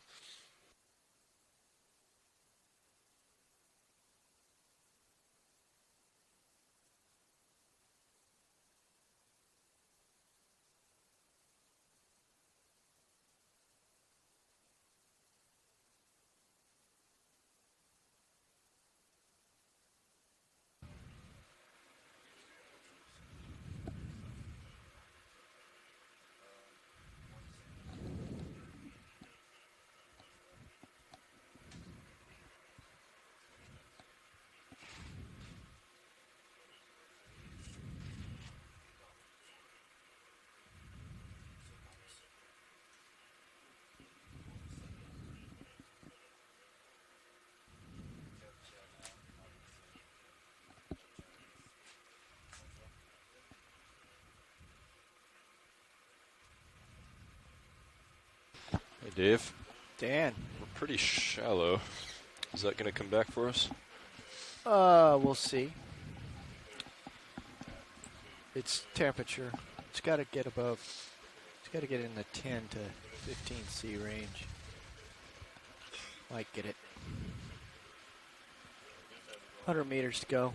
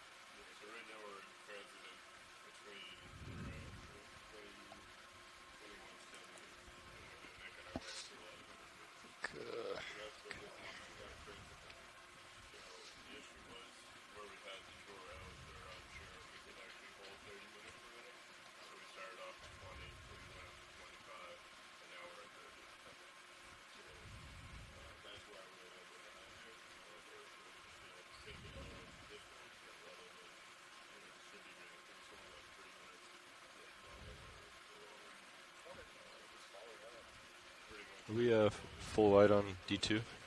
Okay. Just making sure. So that they may ask for a move. We were not moving it before because it was so close to the bottom. We did transect 1 meter from the bottom to 2 meters. Thank you. So we didn't want to be moving. They allow it to set to southwest, so the ship should just be able to drive straight ahead.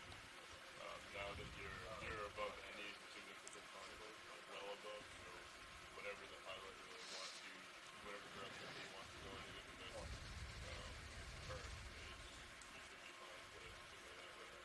But always double check to make sure that we're Hey Ed, Lars, before you go, can you pull up the depth profile on the ADCP and just give us an idea what the current is at 1,000 meters? In case it's any clues to what direction we should face.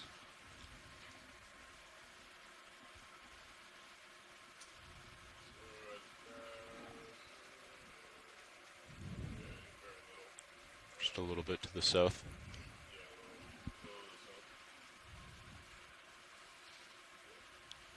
Yep. Slightly southwest, slightly southeast, so about where we're facing. 50 meters to go. So Dave, you'll stop at Looks like a delta. What do we want? Delta 20 or delta yeah, we'll 15? do delta 20. Okay. Stop at 1090, 1080. 1080, and then I'll back toward you, and then Roger that. get set up, and should be good to go.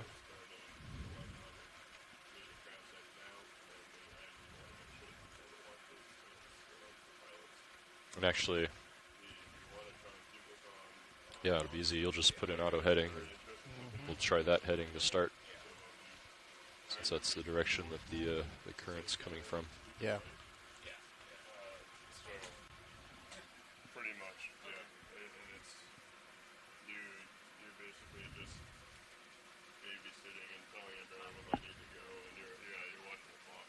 Okay. So, have fun. Okay, 20 meters to go.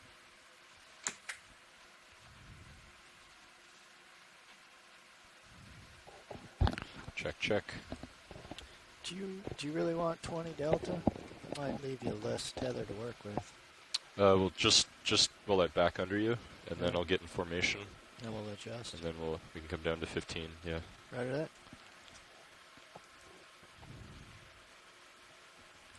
So I'm approaching 1100. I got 1095.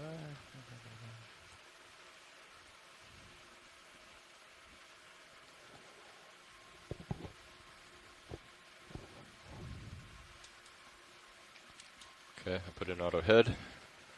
You can do the same, and I'm in auto depth. Your camera's down. Yeah.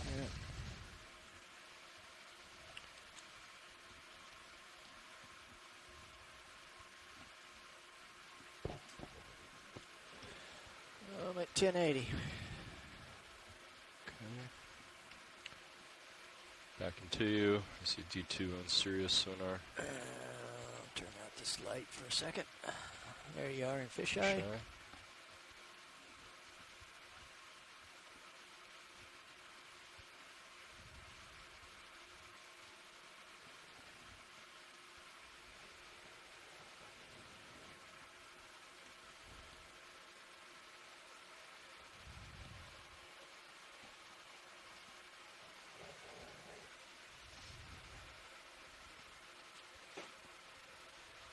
Come in PTZ cam.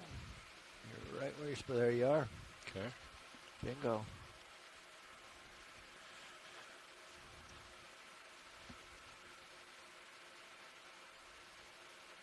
I'll make my turn here. Looking like a blues bar.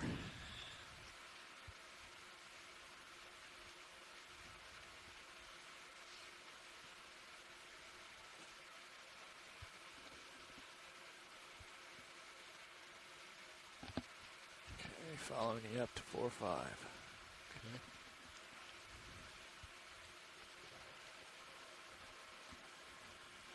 You can come down a few meters whenever you're ready. Yeah, coming down.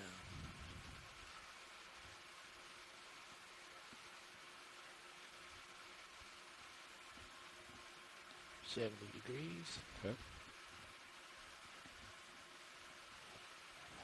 60.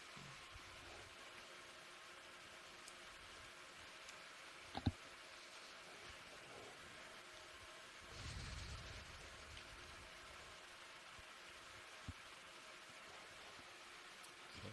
45 and 15 delta. That looks pretty comfortable. Get a little bit more here.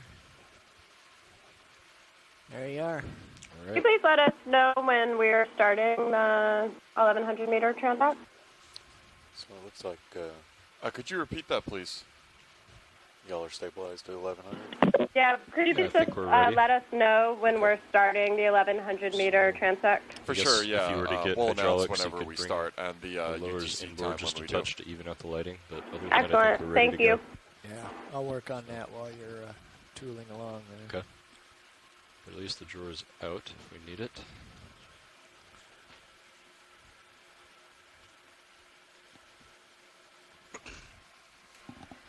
All right, shore side. We just finished with a shift change in the front row.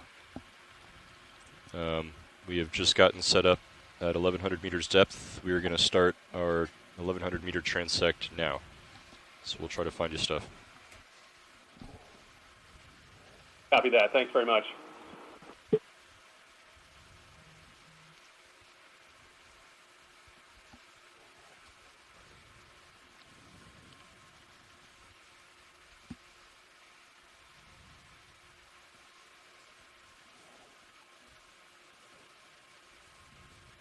You want to go for this, Caitlin?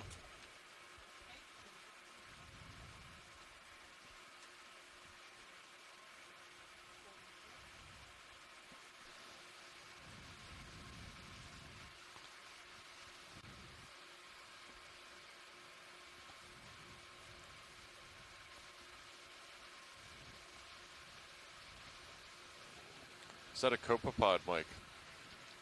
Is it pretty close to us, Caitlin? It is. Okay. I'm getting No, towards I the think end that's a of my shrimp. focus. At first, I thought it was a suggested shrimp, Okay, let's come but out. I don't think Coming the out. antenna looks exactly like I would expect for a suggested. So We're full it's wide. a little bit different. Got it. Just you're going to be getting remedial grade biology until Megan gets back. No way. This is great. Thanks. I need to push ahead. That's fine.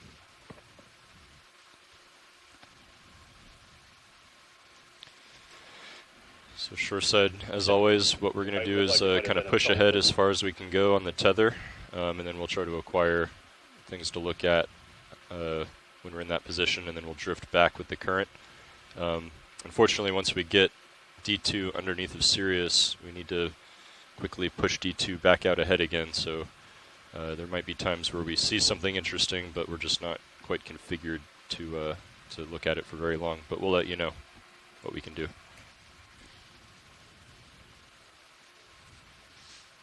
Copy that. Thank you very much.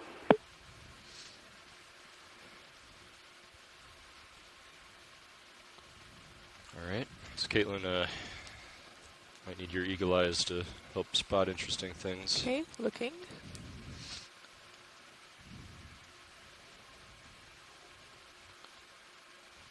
That's mucus.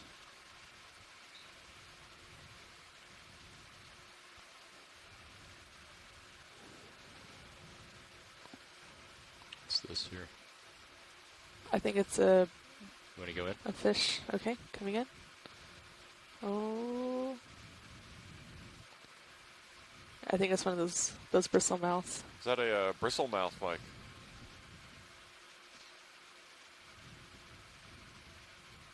Okay, come out. Coming out. There's something in Yeah, that's serious. great.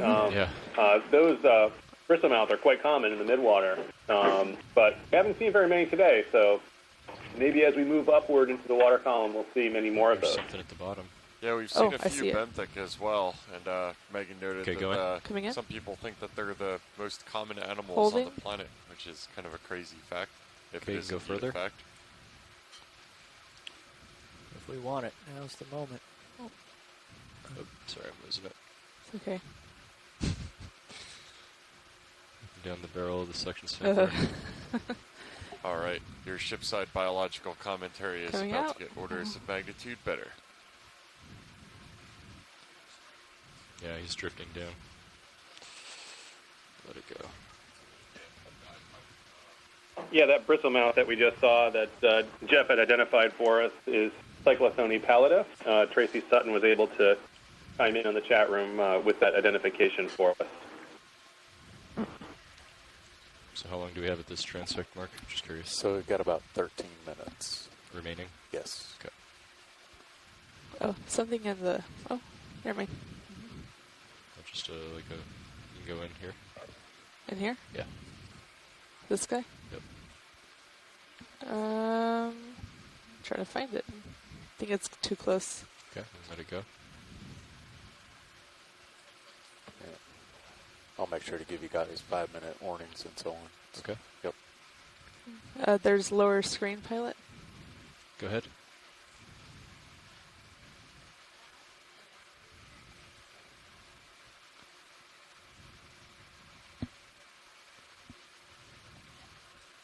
It's getting closer to you. Okay.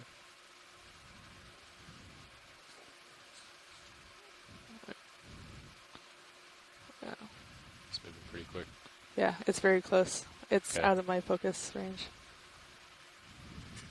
That's full wide. Okay.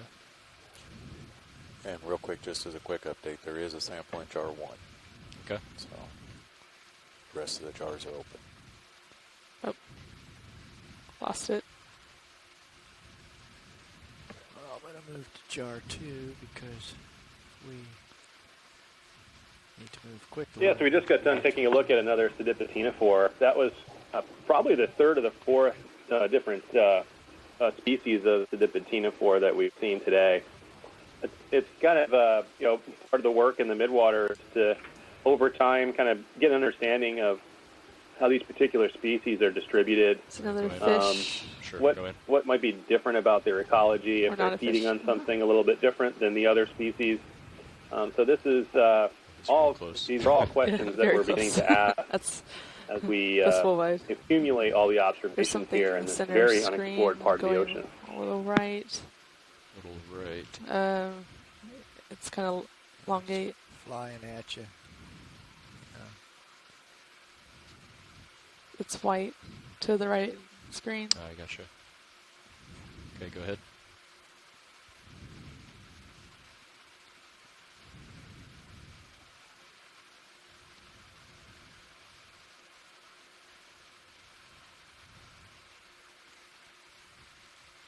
Go tighter.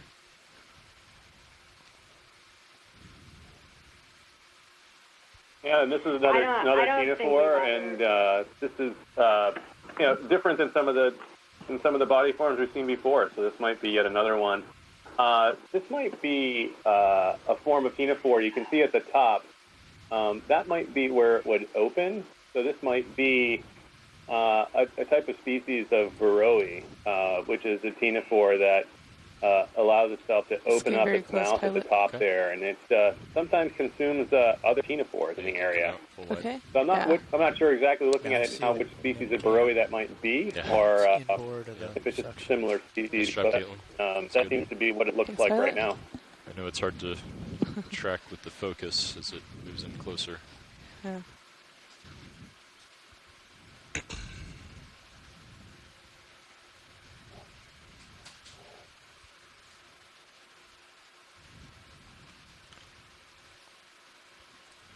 Looks to be a number of copepods in the area. As we pass through, you'll see these small dots zooming in all different directions, and then all of a sudden they'll stop. So those are copepods.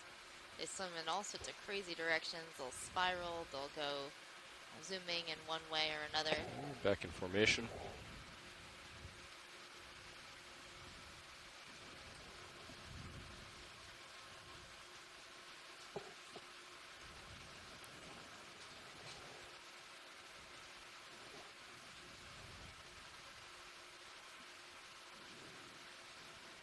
I'm going to zoom in here. This little thing swimming around. Oh, this guy? Yeah.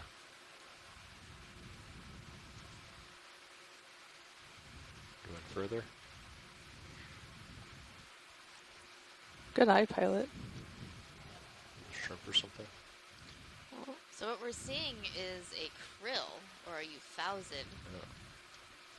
He's getting closer. Ah. A lot of times when we Okay. see them, they're in really dense aggregations, and those are the things that baleen whales feed on. They'll dive down and capture these animals and strain them from the water. Let's see. You want to go in there? On the guy that's moving? Yeah.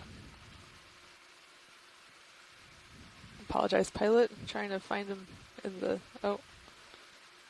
I think I lost him. It's okay.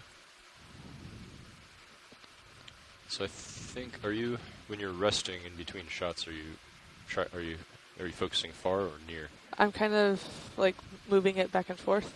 Okay. Throughout the plane. Is it better? If you keep it far, then I can acquire things like ahead of us. Okay. And then I can slowly move toward it, and we have somewhere to go with the focus. What's that thing? Let's check it out. Go ahead. Okay. Might be ink. Lucas or something. Larvation house. Yeah. Ooh, what's that? Oh. Go ahead and go in a little bit. This one? Yeah.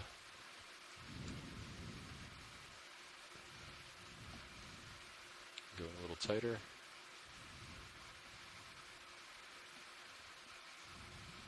A little more if you got it. That's max This zoom. is a nice view of a copepod we've zoomed in on. So those are all those little zooming little critters that we've been seeing. Okay, I'm losing them. Okay, coming out. Okay, that's full wide. Thank you.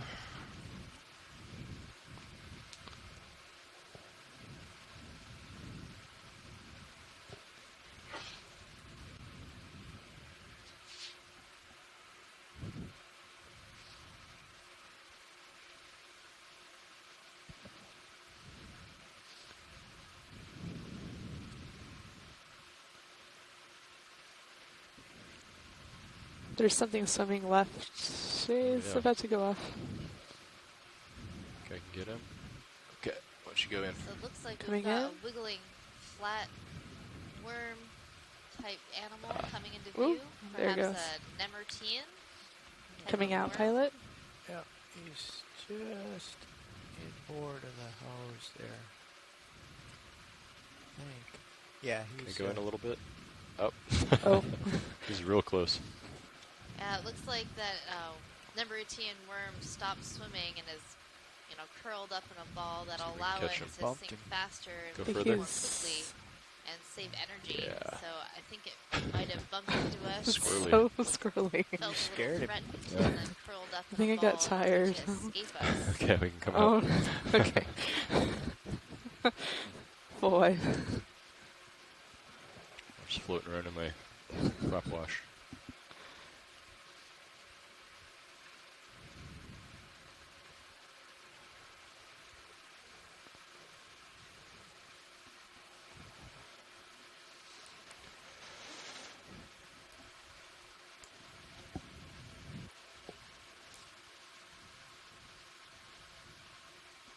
Alright, something bottom screen. Oh, I see it. It's a little out of the way, but...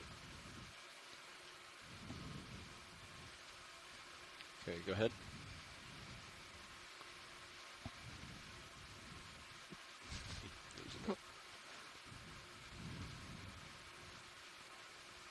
It's getting farther. Yeah, okay, we can let it go. Do you want to try the HPU again, Dave?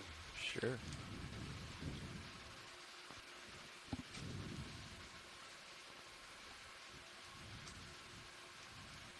No go. Nope. There's... Oh, never mind. It went off screen. Oh, there's something shiny out there. Ooh, I see it. Go ahead.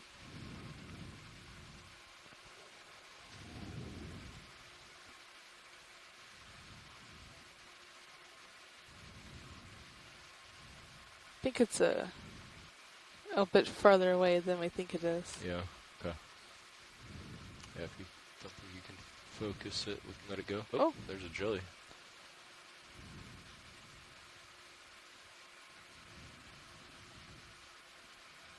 We have a really cool jellyfish coming into view.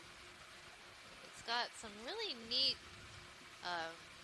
shapes on the top of its bell. Peering through the McStindy gate. Yeah, this is a Helicreatid. It's coming out. So Helicreatid, you can tell by the bumpy top of its bell and those thick canals underneath the bell. And one of the things that we know about the spiky parts of the top of the bell is that they use them to escape from gelatinous predators. So if they are consumed by a gelatinous predator, they will start pulsing like crazy and use the thorny parts on the top of its bell to rip out of the stomach of the predator. To starboard. That's a really cool fact. Maybe we could turn our head like 10 degrees thought to that port. a jellyfish Coming left. Would have a strong enough bell to be able to break through the stomach of a predator just because it has bumps on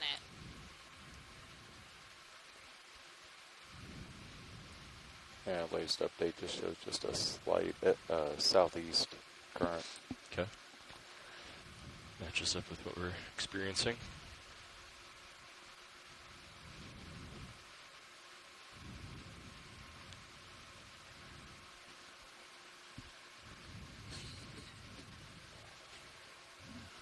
Okay, how about this here? Yep.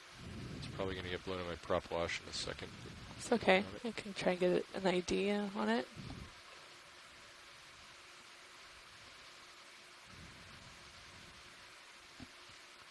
Yeah, that's my max rotator angle there.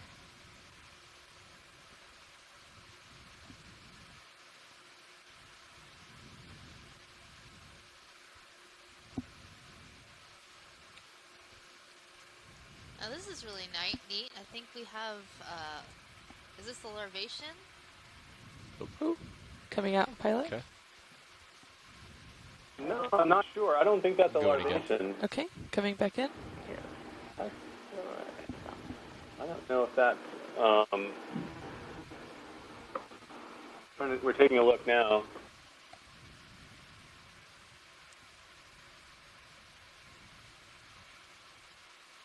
Definitely has something like itself attached to itself. Yeah, I did notice that. I'm looking at the canals now on the outside to see if they're shimmering like a ctenophore. They don't appear to be. No, I'm not seeing any. That's Max. Zoom pilot. Maybe it's a type of salp. Could be a salp.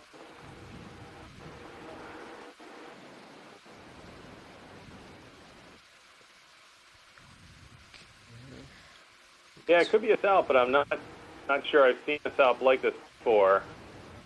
Usually salps you can really detect the really thick muscle bands. I don't see that in this particular specimen.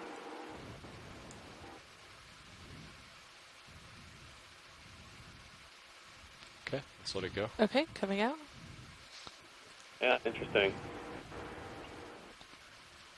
Well, we'll share that video with a lot of our other experts and see if we can figure out what that was. Okay, oh, where am I at, Dave, here? You're just a little behind. Just push ahead. You're fine. Okay. Yeah, you can feel free to... Well, we're not moving. It doesn't matter where you end up. I'll always be right here.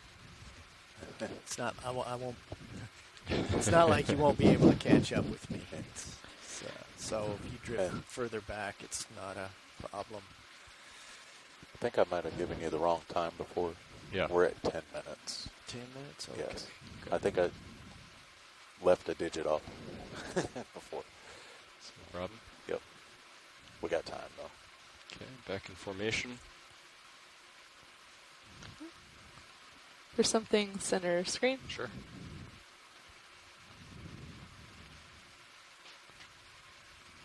Those antenna. Oh, that's what it is. Or that's no, nice. no, that's a. I thought it was a shrimp at first.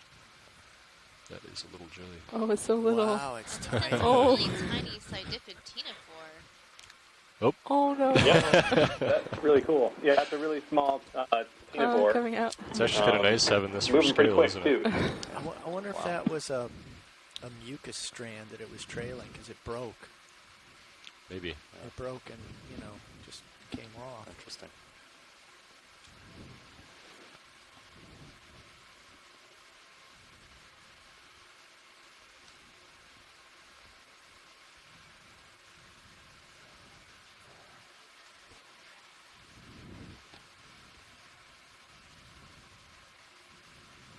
I believe that particular one was yet another one of the undescribed pseudopatinifores from the literature. Something similar had been seen pilot in the Pacific as well. And one of the remarkable parts was that it moved very fast. The video that was recorded on the publication from the Pacific has still images that are streaked because it was moving so quickly. That's the jellyfish. It moved pretty fast in our video as well. Sure side, if you take a look at the Sirius camera, we've got a jelly. I big can one. zoom in on Sirius. Yeah. You go ahead, Dave. Yeah, it looks like it could be Paralia. Oh, So it's going Paralia farther is away. a large oh, medusa and it comes that back. we sometimes see in the midwater transects. Zooming out, Medusa, pilot. it's There we a go. true medusa, similar to the ones you might see That's at the full beach. wide on Sirius. Okay. Kind of a dusty red color. Great. So unlike previous transects, with me stationary, you really can wander anywhere you want. And you're not going to get into trouble. I'll talk you back if you get Okay. Yeah, just let me turned know. around. Something lower screen, pilot. Coming towards us. Oh. I'm going to push ahead a little more. Okay, sounds good.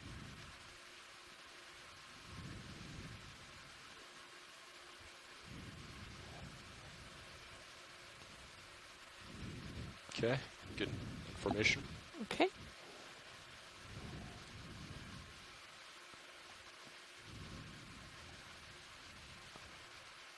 There's something center screen, pilot. Yeah, you can zoom kind real of inchworming along. It's on the right hand side now.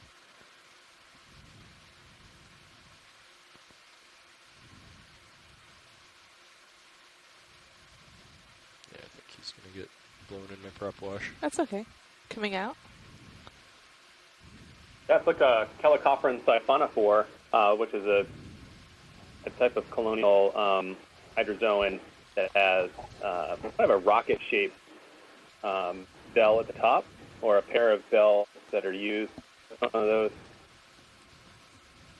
That's a shrimp. And the siphonophores have these pulsing bells at the top that are used for propulsion called nectophores, and they, in this particular type of siphonophore, are like a little rocket. And they have a long, thin structure hanging off of that with a number of different kinds of zooids, some for getting prey, some for reproduction, some for defense. Well, sorry, 5 minutes. That was What's up, Dave? one of the first Chelicophron siphonophores we've seen today. Not too much. Not too much. yeah. Okay. Watch leads. Why, what's up? I was just thinking about where the current might be coming from. Oh, okay. Yeah, 5 minutes for this transect. 5 minutes left. I'm mostly trying to stay like behind things and you know pirouette a little bit as it drifts back towards Sirius. Yeah, not too much lateral. Center screen, pilot. Go ahead.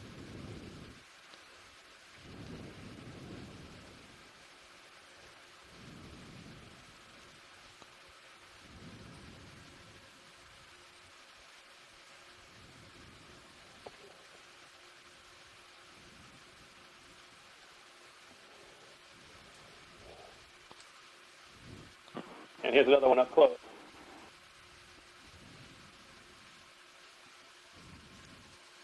I was hoping it would move again.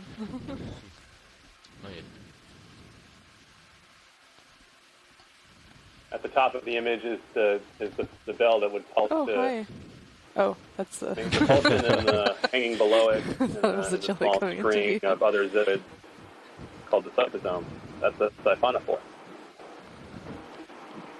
I bet we'll see a bunch more siphonophores as we move up the water column. So it looked like that siphonophore only had one swimming bell, is that right? It did look like it maybe only had one, and typically you see them in a pair, like in a parieid siphonophore. A little hard to tell. Oh, long one up top. Go ahead. Okay, coming in. There's another siphonophore coming into view.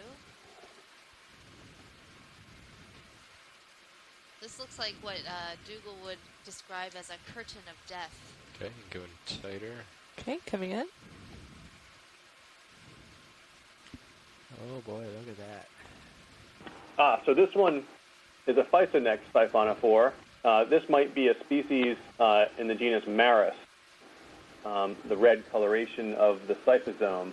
So all the red are groupings of different types of zooids with tentacles and stomachs and reproductive morphology. And some of these, when they encounter the light of the ROV, they shed certain parts of their cyphosome, as you can see streaming down below. Those might be palpons that have come off. Those are small structures used for excretion sometimes, you can see all and some other functions that we're not 100% clear about. But this is a Physonex siphonophore, a little bit different. The big tip-off for Physonex is they usually have much thicker and robust structures, like you're seeing in the big, thick red cyphosome here. And they have multiple nectophores, usually groups of looks good. Maybe pairs. It could be 8, 10 pairs. And as they get longer, it could be dozens of them. And they are sort of this curtain of death. They, sometimes with the ROV, we can sneak up on them. Distracted by that white thing in the water column. And they'll swim around kind of in a spiral, and as they swim around, they'll relax all their tentacles, making this multi-layered curtain of hanging tentacles and tentaceae, all studded with stinging cells that they use to capture the prey that have the bad luck to encounter it. Stay on it as long as I can. Yeah, pilot, you got about 1 more minute. Okay. It's a good subject to leave off. So now that the siphonophore is broken apart into a bunch of different pieces, will certain parts of it regrow, or will it we'll let it go, Caitlin. Okay, coming out. 80 degrees. Okay, pushing forward. Yeah, we're not 100% sure. I mean, most likely they will reproduce those particular structures. And as we know that they are, continuously generating those particular zooids as the animal grows, so it's very likely that they'll grow those back, and then move on their merry way. Right. You're counting on 10 meter a minute ascent? Yes. Yes. We'll do the oblique ascent. Yeah. There's a jelly coming in at the bottom. Okay, we can do a quick look at that. Oh, there's a nice jelly. It looks like it's swimming upside down. Yep, set at 10 meters. Yep. Yeah, this is filmed. 30 meters a minute they call this the dinner plate jelly. Is the oblique that's right. Because it's shaped like a big dinner plate. Oh, that's cool. And then it can pulse. So whenever you're ready. As you can see below, that structure kind of pulsing back and forth. And it kind of floats through the water column, extending those tentacles as far as it can to make itself very large. Like the siphonophore, a lot of the gelatinous animals spread out to make themselves very big. So they have a bigger clearance area, a bigger net to use to capture prey. Okay, we'll let it go. Okay. They have a number of different types of prey that they capture on the tentacles, and you'll see they're kind of bright white. Those mean that there's all sorts of skin cells inside those tentacles. All right, shoreside, that's going to mark the... I wanted to let you know this is always also is a great predator of the halocreatid that we saw with the thorny structures on its bell as well. So shoreside, we are ending our 1,100 meter transect. We're going to get information for the oblique ascent, and we will rise up to a depth of 900 meters and keep the camera steady as we come up through the water column. Copy that. Thank you very much. That was great transect. Man.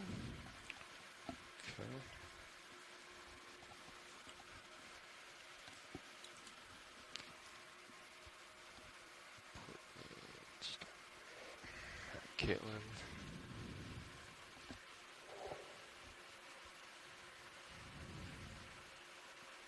So you can zoom past the brow. There we go, that's perfect. Making 10 a minute up. Should I have the focus closer to us? Yeah, so try to get those particles in focus. and then we're just going to leave the focus as it is, and you won't have to Okay. change it as we come up. Should I bring up the blacks at all? Sure.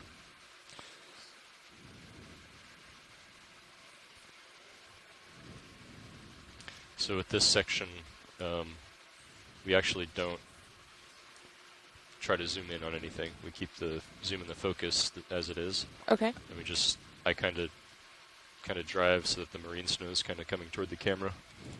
But the idea is that if we were to see something pass us by, there, things would be in focus enough to get like a screen grab if they wanted it.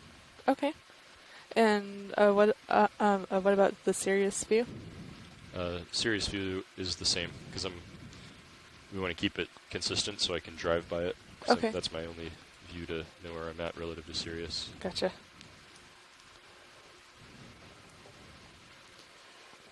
Just as an update, the currents would be about the same up to 900. So Okay. yeah. Great.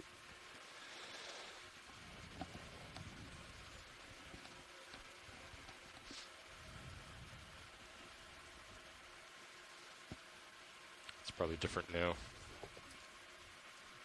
That the foam pack is broken in, but this is Megan last time we did this, like the natural buoyancy of D2 is the perfect rate to match the 10-meter ascent. Exploring the Atlantic Now you canyons just and turn seamounts the of the bias United off. States Yeah. and Canada. Kill the birds, Today yeah. is It's very dive 10 of convenient. our expedition, and we are exploring the So you're able Midwater. to just let it float. And we're exploring the connection yeah, between for the most different part. places within the water column at different depths, and learning a lot about the animals that live here.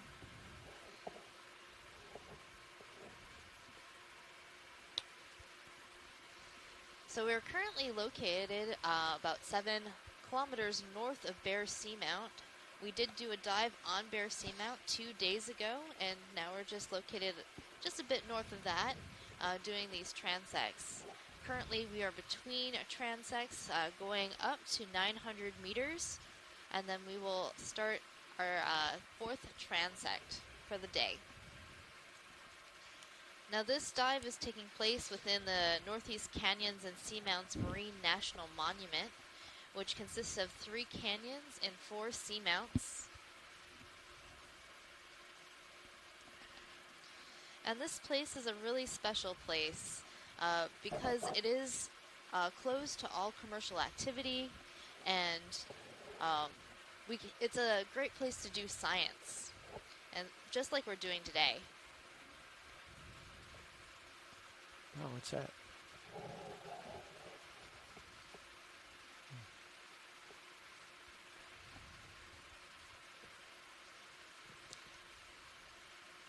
Some fun facts about the features within the monument.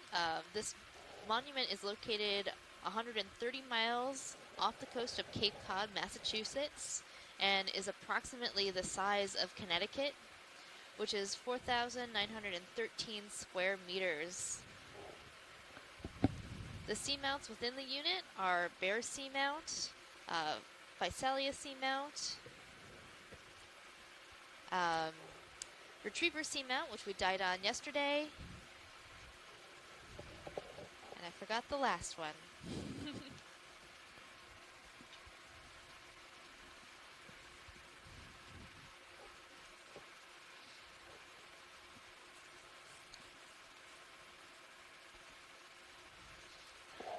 Looks like the rest of our transects are all about 24 minutes apiece. Okay.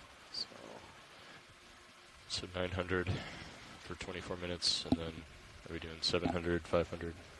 yeah, 900, 700, 500, and 300. Okay.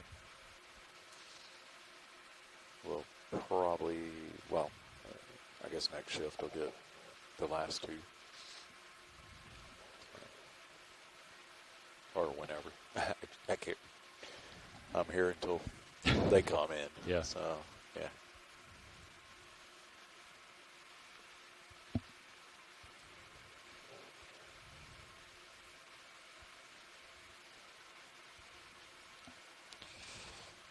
And these times do include some setup time. So, Okay. yeah. Which, yeah, Well- seems like up until like What's that? 700 meters, it's all pretty consistent with the current, which is nice. Oh, yes, yes. So hopefully we'll get a few extra minutes in.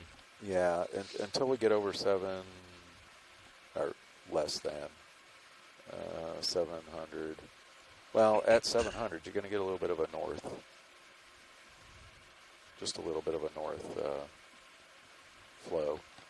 Where right now it's mostly east. Yeah. Oh, that makes sense. Yeah. Just a very slight southerly.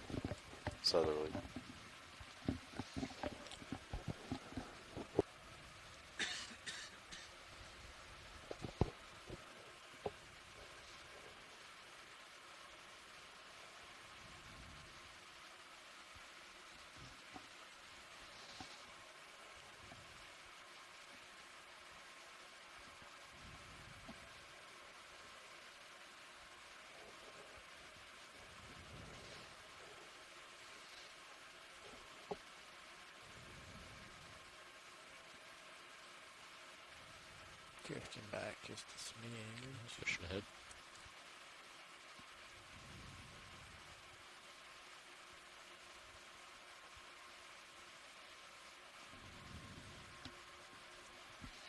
That's good. Means we're looking into the current.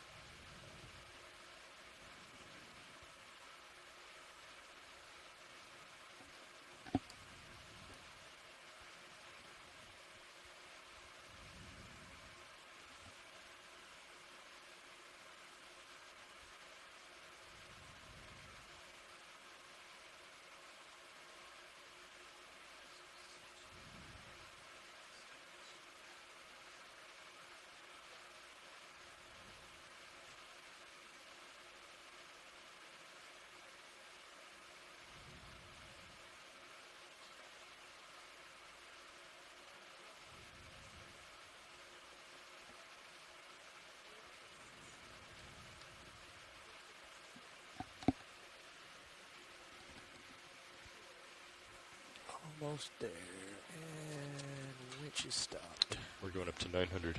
Oh. Yes, 900. Yeah. 900. My apologies. No problem. Keep me on my toes, yeah.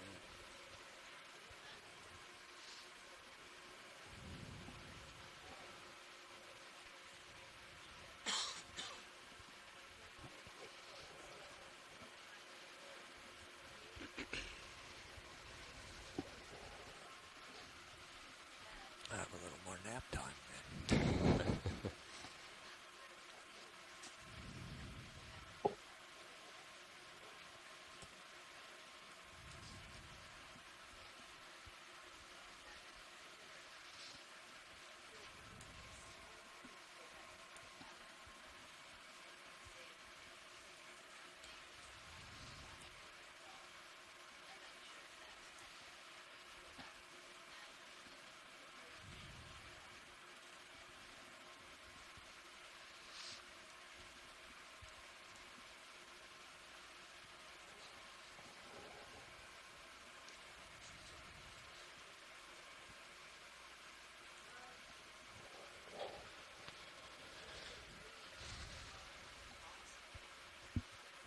These look pretty good. I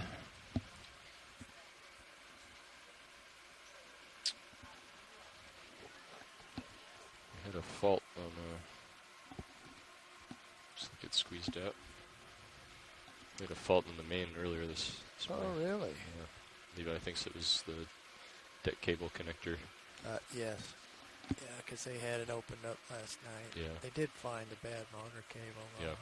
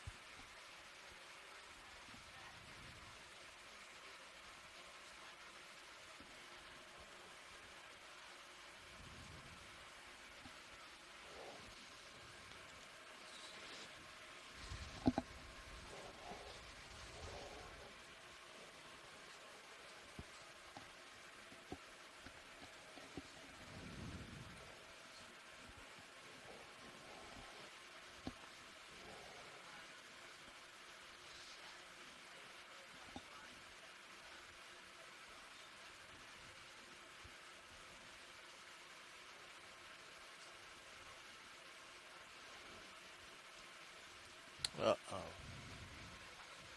What's wrong?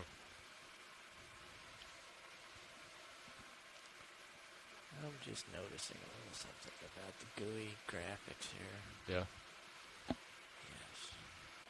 It's a niggling point, but you probably appreciate it.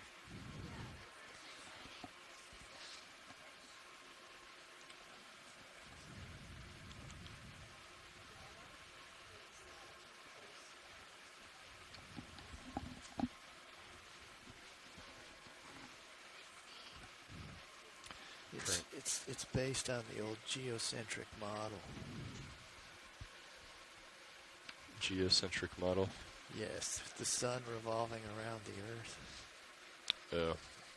If you notice, the rendering has the lighting direction coming from here. So as you rotate it, the lighting direction goes around. It doesn't stay constant. I see. Which, of course, is foolish to even expect that, but you know, somebody who is used to game consoles would say, "Oh, this is junk." But the fact that the picture actually goes around is pretty cool. Yeah. Oh.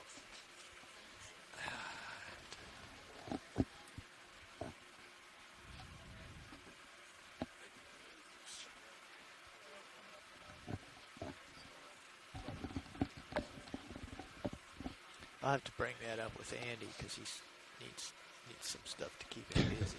Actually, I think that was Fernando's baby. Ah.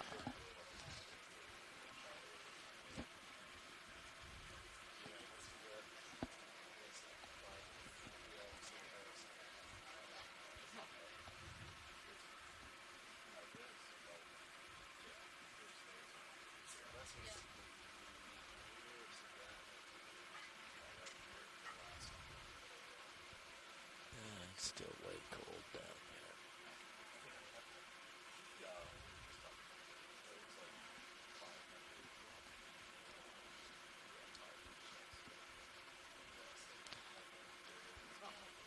Yeah. Talk to Carl and Todd about what we can do about that.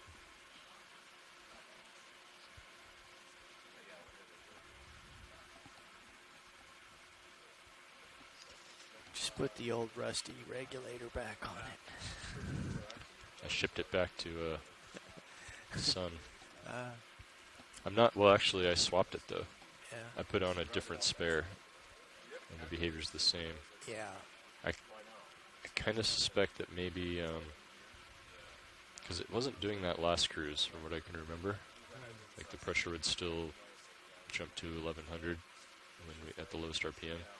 I'm wondering if there's, like, a little blockage in the pressure reducing valve in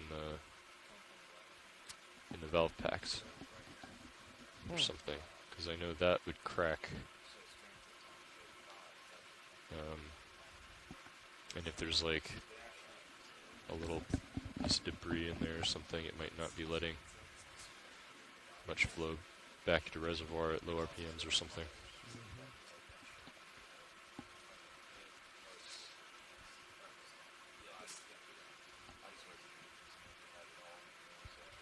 We tried enabling hydraulics on the craft and then indexing out Yeah. to open up that big volume Yes. that expects a lot of flow, Yeah. and then turn on and then enable the HPU, but still Yeah. didn't work. Yeah, it's a kind of question of timing and Yeah. so forth. And in a properly designed hydraulic system, you should be able to open a whole bunch of stuff up and still not fall under your pressure regulations. So, Yeah. so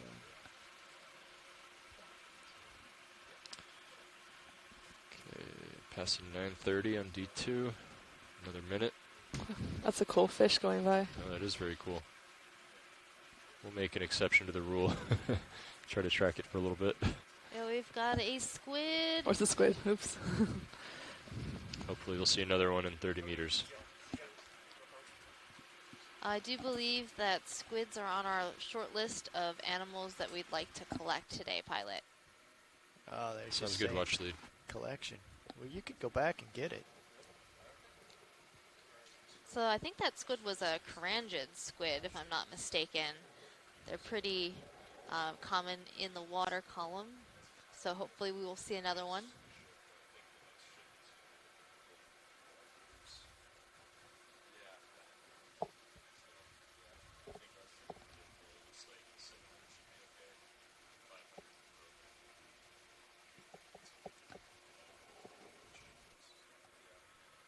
We are currently passing 925 meters depth, approaching our new transect depth of 900 meters.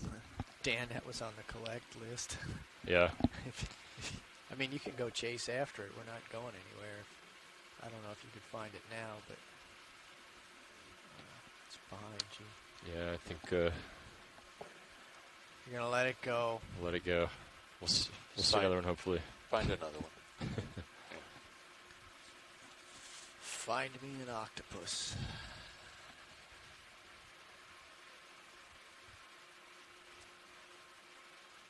So one of the tools our scientists are using today is a program called C-Tube, which allows them to make notes about and identifications of the animals that we're seeing during the video. Right. And one of the really 15 meters to interesting go for things both of about us. this tool is that after the dive is over, scientists can go back and review that video and add additional observations and also annotate better That's good. It'll give you plenty identifications of time. based on their area of expertise.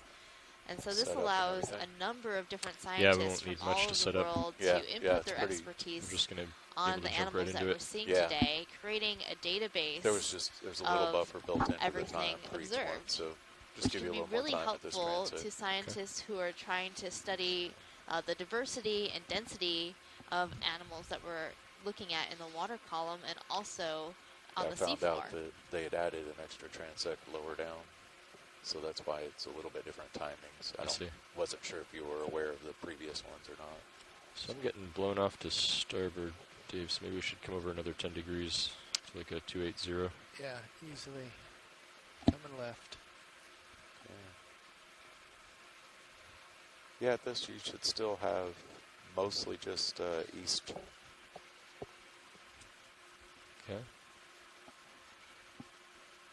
Alright,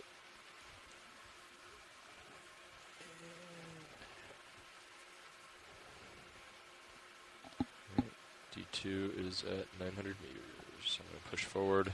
Okay, winch is stopped. Delta 16. Nice. Alright, getting my lights back on.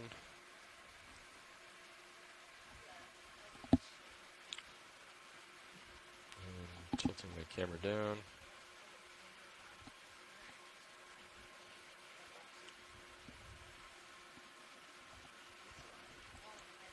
And let's go full wide on D2. We are full wide. Okay.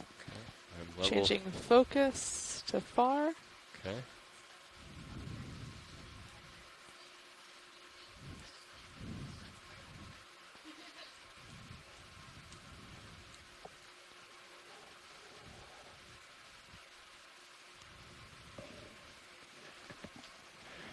All right, shore side. We are set up at 900 meters depth. We're in configuration and ready to proceed, so we're going to call this the start of our 900 meter transect. There's a red. 1658. Red. Go ahead, Caitlin. Okay.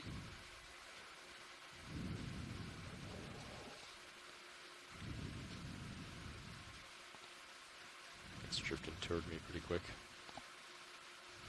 That is a bright This red, is a really beautiful display of a Cydippid ctenophore. Very much like the one that we collected earlier in the dive. Can I come in more? Yeah. You can Okay, see coming the in. two long trailing tentacles. Those are their feeding tentacles. I'm going to tilt down a little bit, Dave, as I So drift that back. was part of the same organism that we collected I think with a the first little one. higher current here. Yes. So All right. the little Can't get away packages from you me no see matter what on you do. the feeding tentacles are how It's getting it really close captures to you, its pilot. prey. Okay, we'll let it go. Okay. Yeah, it's inside the vehicle now. Look at the nip cams.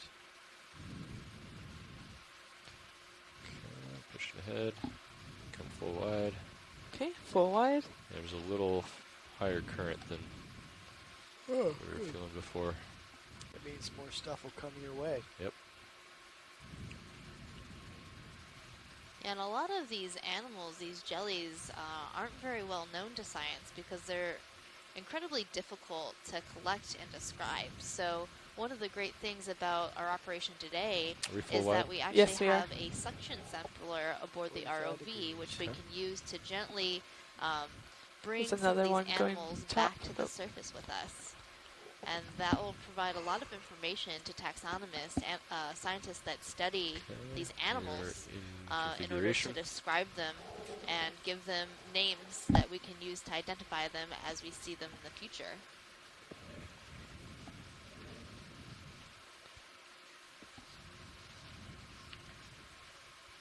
Okay.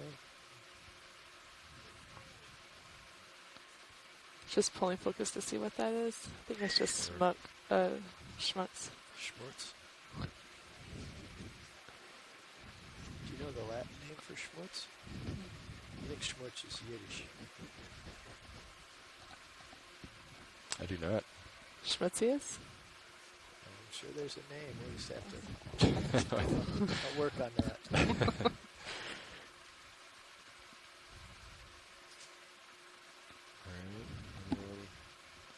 Push out ahead a little more.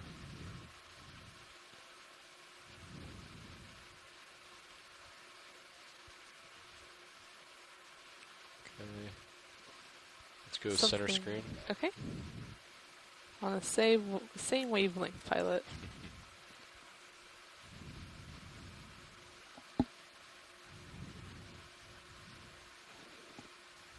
Oh goodness, there we go. Now I believe this is a living larvation within its house. Coming out, pilot. See that swimming motion. Okay, let it go. Okay. You've Full got, wide? Saphanophore blood on your Extendy. extendy there.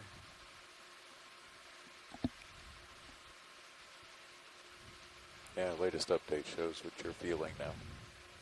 A little bit of an increase. Yeah. Yeah. Or at least in the right direction, though. Yeah, it's still mostly east.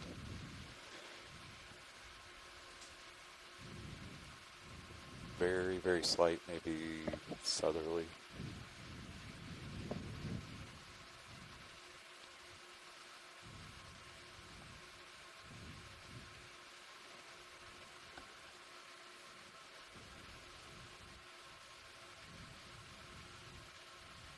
Okay, we want to go in here. Okay, coming in. On The red thing. the red thing? Okay. There's also, oh, It's gone. well, there's a blue thing up top a little bit. There it is. Okay, go ahead. Coming in? Or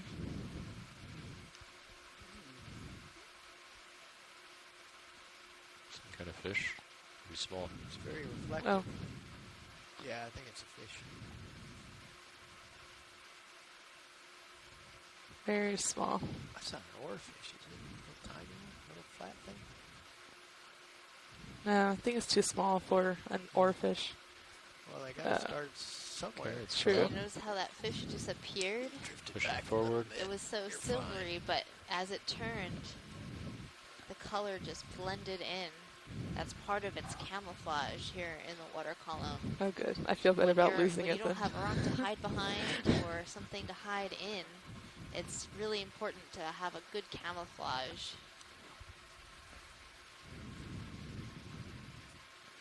So a number of different animals have different adaptations that allow them to camouflage themselves within this open ocean area. One way is to have super Back and forth shiny a little silvery sides so that it reflects any light back and allows that animal to blend in with its surroundings, just like that fish just did. Other animals are red in color. Red is particularly difficult to see in the ocean because that color attenuates first. So being red is the new black, helps you hide in the dark. And some fishes have Take a look at this. photophores, which The white guy? produce Yeah. a Oh yeah, I light think it's that same that fish. allow the fish maybe. to match its light within the water column. This is a really cool fish. You can actually see it from Sirius. Yeah. He's bright.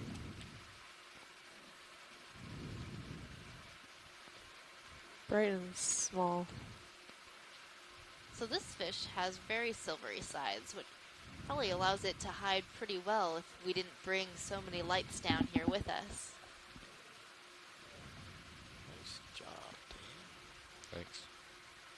It's not very center, but And it's looking straight down in the wear column as long as we're actually oriented right side up.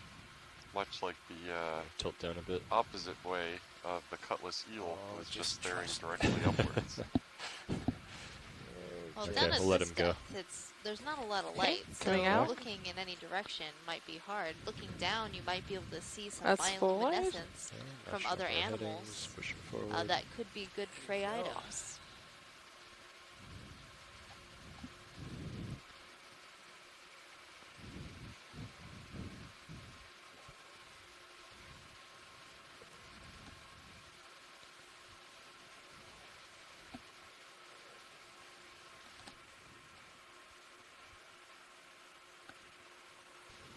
And there you are, right where you're supposed to be.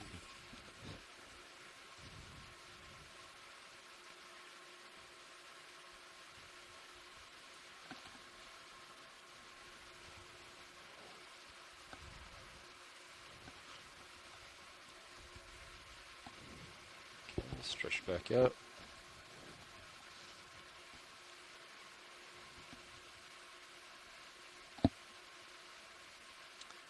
The high pack tracking is very good today. It showed us superimposed perfectly when you were right under me. Nice. So if all the cameras went dark, you could fly with high pack at this point. There's something in the distance on left side of the screen, Pilot. It's red. I think I see it. You can go in. Okay, coming in.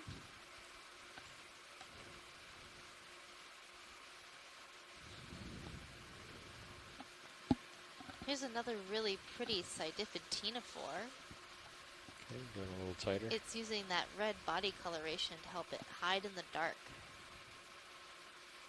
And you'll also notice that a number of animals have red just around their stomach area, and that helps them disguise any food items, prey items that might have bioluminescence go ahead and from let 'em shining go. through Okay, their tissue coming and out. attracting attention to themselves. Now let's zoom in high pack a little bit just to see just the vehicles. It's full wide. What? Zoom in high pack to get more of the vehicles in view here. Sure.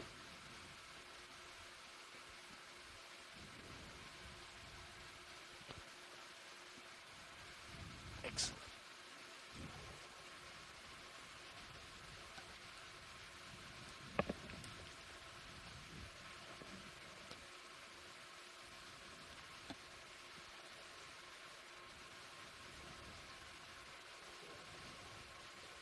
Oh, there's another small fish.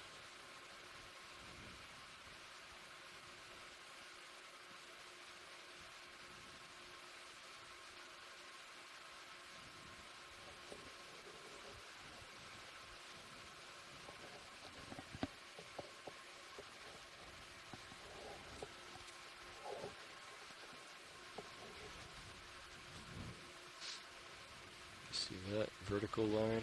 I see it. Check it out. Should I zoom in? Yeah, go ahead. Okay, coming in. Just in case it swims away.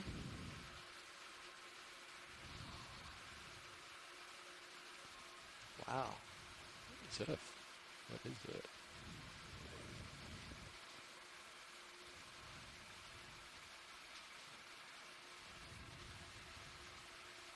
It's like eyes at the top. Yeah, you just get closer.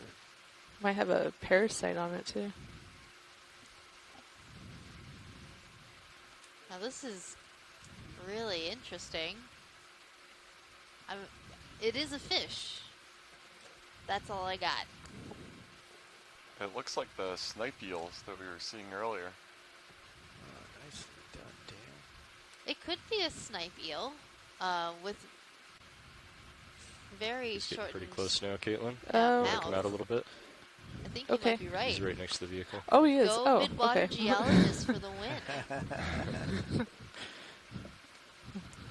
There he goes. Excellent. Okay, pushing ahead. Okay, I'm full wide.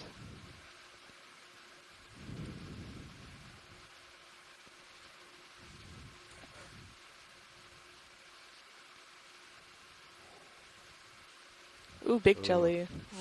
Ooh, that looks Problem like. with screeching to a halt is I stir up all the water ahead of us, but we can take a Oh, quick that was look. a nice jelly.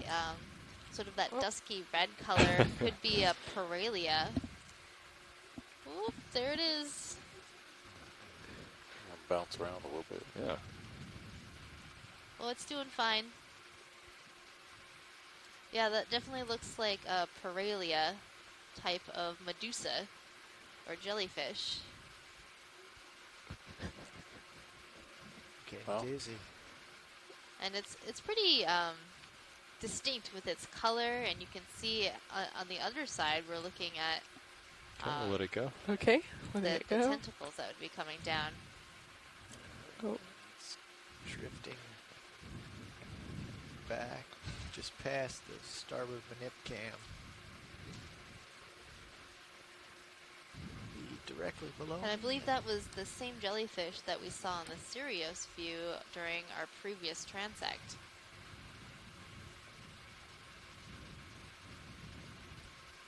Oh, there's something small and shiny up in the upper left-hand corner, and it's gone. Sorry. Sorry, watch lead. As we drift back with the creatures that we zoom in on, we get closer to Sirius, and at some point we got to zoom forward It's to all good. get back in configuration. But we'll try to get you another one. There's one coming middle screen, but it's fast. Okay, back with you, Caitlin. Okay. How much time do we have left in this transect? You're still looking good. You got 14 minutes. Okay. Yeah, some of these midwater creatures are very, very fast, Go ahead. and that can be Got pretty set up quick, advantageous when Go you ahead and zoom live in. in such an Oh, open zoom in space. Getting away on- from any predators Let's see what this is small swimming. pretty key This to guy? survival. Oh, What goodness. we've got here is a small arrow worm, Oh, we got another thing in the frame. Okay. Oh, I don't know where he's at, but and there then he a is. copepod. So copepods are very important to the food chain in the ocean. A lot of animals eat them, and they also clean up and eat a lot of detritus in the water and Okay, plankton. we'll let 'em go. okay, things. coming out. Pushing ahead. There's something. Oh, okay, there. Coming.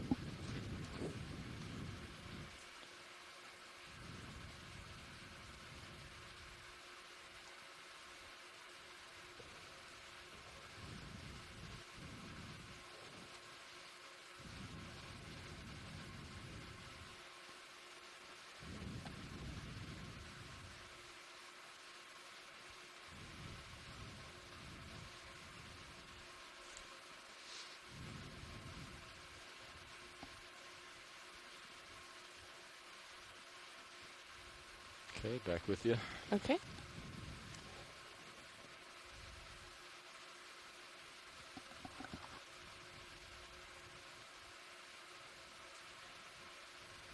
Find something we can slurp, Dan.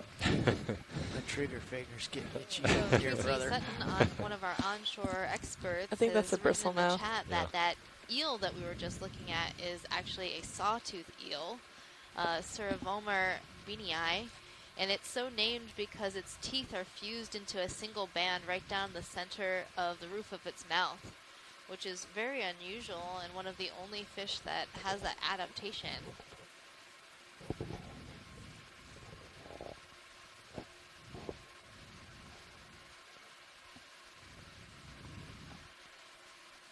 What do we have in jar number 1, Nav? Not sure what's in there. It's like but, a semi-holothurian or something. Yeah. It's Tell a what it was. Tina 4. It's a Tina 4? Oh, wow. It's really bright. It's and not big. moving much. Might have shook it up a little bit. It moved a little bit earlier, but it's been sitting in that one spot. Not much, though. This might not like the light. Oh. Yeah. They don't move much anyway. No.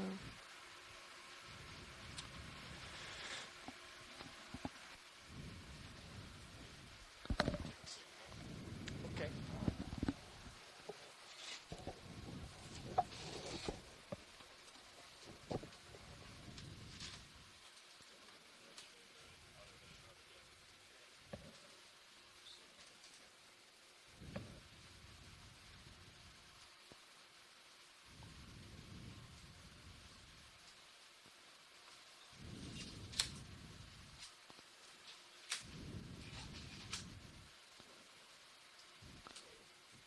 Can I zoom on center pilot? Go right ahead. There's a little tiny jelly coming into views. Oh. At least I think it was jelly. Which side? It's on the left side of the screen, lower quadrant. It could just be some mucus. Let's zoom on center there. What was that thing there? This guy? Yeah, it's just mucus. Yeah. Okay. It's hard to tell until you zoom. There's just no way. A lot of these things are so small and are moving so fast.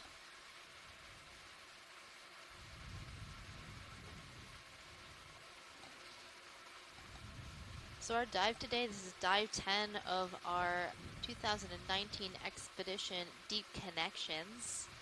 And we're exploring the midwater, which means we're looking at different areas of the ocean than we normally do. Normally we go all the way to the bottom and survey all the animals and things that are down there. Something But today top. we're looking There's at big the jelly. animals that It just live went off between screen. the surface and the bottom Oh, of our there's one ocean. to the left too. And that includes a But bunch that of one's big. jellies, which we have quite a There's few in center view or right now. left? There's one in the middle. Let's There's pick one the on the center right. Go middle. Okay.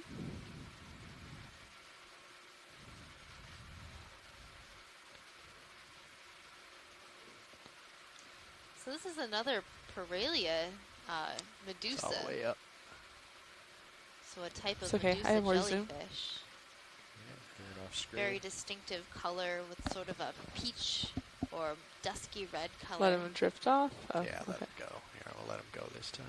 And I think the one that was just off to the right of that Okay, one I'm was gonna the come same out because there type were of a number of jellyfish. them. Yeah. Okay, gotta come right here. I don't know where the big guy went. And it's really hard to sample this part of the ocean because a lot of the animals here are very fragile and gelatinous. And in the past and still now, a lot of the ways that we sample these organisms is by doing a trawl with a net. And that captures a lot of the firmer bodied animals, but these jellies can break apart really easily. So we're actually very fortunate to be able to collect some organisms I took today off in the using wrong our direction. suction sampler, which Straight will out here. very gently capture these animals for further study in our lab.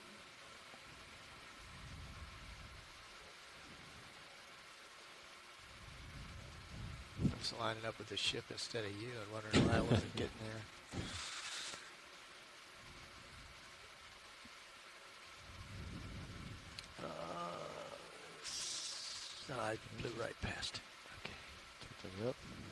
some of the things we've been seeing most often are copepods. Those are those small zooming dots all over the screen. We're also seeing euphausids. Those are krill. Most notably, Something the in lower food left, that pilot. large yeah, whales got it. will eat. We're seeing echinognathes or arrowworms. Okay. Camera's down at 80. And then we're looking at a Solmissus jelly. This is a hydromedusa.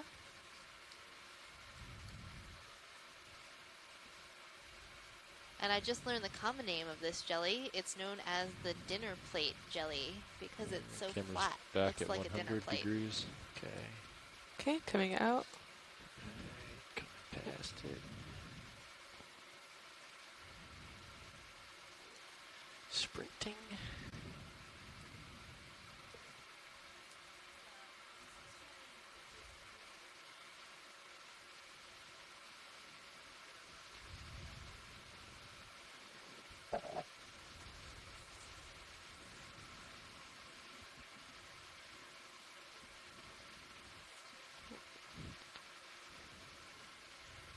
Okay, back at 45. Okay. Ooh. Yep, yep. Oh, I'm there's on a it, I'm lobate on it. ctenophore. It Free kind to of zoom, reminds pilot? me of like Getting doing set up a here, frog Okay. kick coming a little in bit. the water. Still moving pretty fast. Tilting up. Just about. There Now, I gotta let it go. Okay, coming out. That was a good view, Turn around pilot. the other way.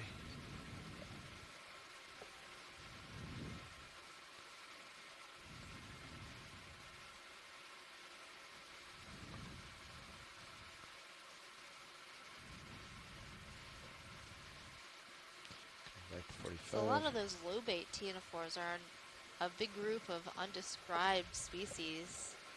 We keep seeing them in these transects, but we haven't had the chance to really study the different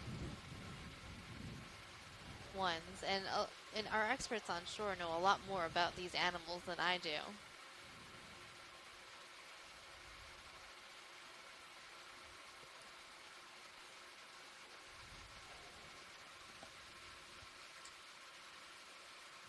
Fish.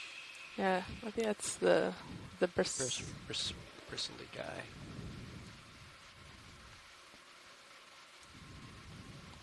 Oh, what's that? Down, down, down, down, down, down, and it's gone.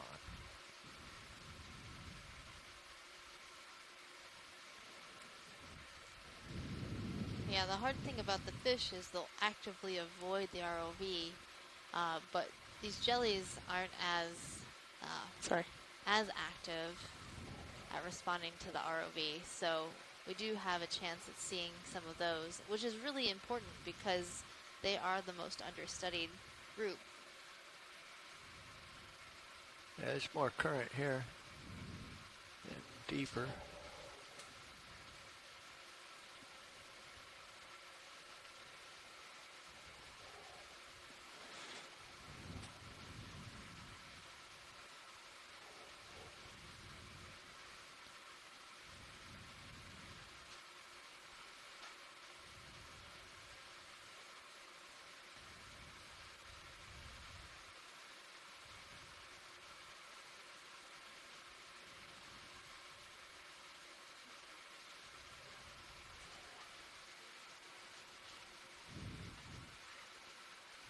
Center screen. Okay.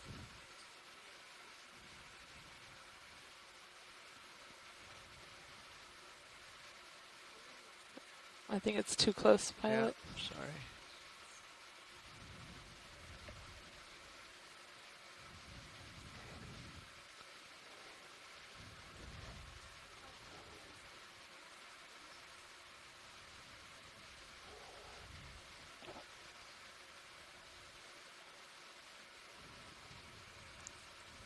Tilting up. Something coming center now. Distant. The white thing? I don't know what it. Which one? This the one left, close to us? bringing Or it center. No, it's the other one, but what about this guy up here? well, let's look at that. Yeah, here's another copepod What's with a egg copepod? sacs that it's carrying. Down a little bit. Okay. I've been seeing Six a number coming of out. those today, Yeah, and they're got quite away. abundant here, which is to be expected. But way smaller than that mega copepod that we saw. What was that, like the third or fourth dive that was like 30 centimeters long or something like that? Yeah, Back up that to copepod 45. was parasitic on one of the fish.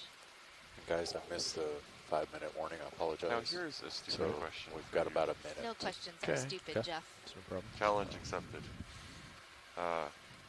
Especially near like the abyssal zone, there's fish that have all the parasites and stuff. Why don't they just try to like scrape those off on rocks, or do they? Well, I don't know the answer to that, but a lot of parasites have adaptations that, you know, keep their host from bothering them. Yeah. 1 minute. So, sort of like when you get a tick in the woods, you don't necessarily feel it or notice it until you see it. And Oh, zoom fishes Zoom can't, center. you Zoom know, center? remove Yeah. these parasites easily. Oh, gone. And we'll be going to 700. 700 meters. One of the Yep. weirder fish parasites that I know about is this isopod that actually becomes the tongue of a fish. Yeah, those are super gross and weird. And also the one that lives in the eye of a Greenland shark. That's pretty weird too. That is really weird. Or one of the Everything's moving weirdest so fast. You guys are ready. Parasites that we saw Okay. during a dive was this parasite on a shrimp that was coming out from Take the us up, stomach Daniel. of this shrimp. Yep. And no one knew what it was, but admittedly, everybody agreed it was a little gross. Coming into auto hit. And what was really great about it was the interaction between all of the scientists on shore, you know, networking and sending out images of this parasite in order to figure out what it was. I read a great book called Parasite Rex, which made a pretty Watch lead now. compelling argument that parasites are the true Averaging about apex 10 predators. meters per minute. Coming up. Cameras Yeah, I at want to let you know 45. we're about to start to move up to I'm the gonna turn 700 off your transect. I main couldn't catch you at the lights. 5-minute. Apologize. Tilting up. Yes, we're in process of getting ready to move up. So And I that think I is had the Z-bias end at of like our 900 minus meter 13, and that transect. seemed to match. We 10 are meters a about minute to pretty move well up in the water today. column to 700 meters. And End of just transect so at you 1726. guys know, you're going to get a little more of a north component to the current. Okay. So, yeah, it's about equal. So what you had east, now you're going to pick up some north to it. So more northeast. So you're getting stretched up pretty far forward, Dave. Yep. That's good.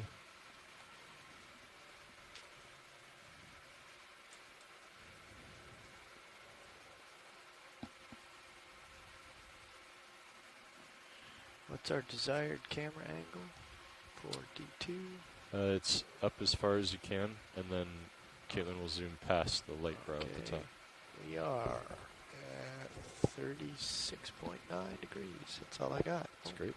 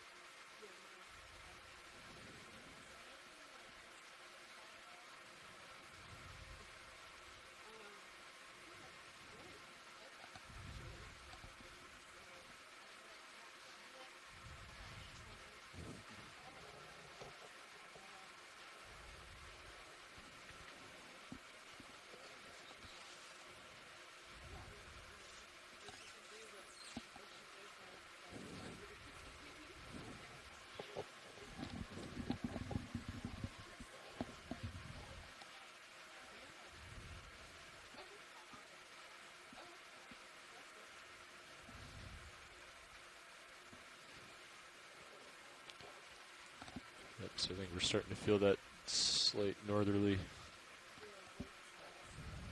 current now. We're drifting off to port just very slowly, which means the current's probably shifting from this direction. We could try turning our head a little bit as we come up. Yeah, it's definitely still there, and actually it just updated again, and they're about equal, so it's northeast. Yeah. Okay, I'm lateraling right. Okay, I'll turn my head to 290. Okay, come with you.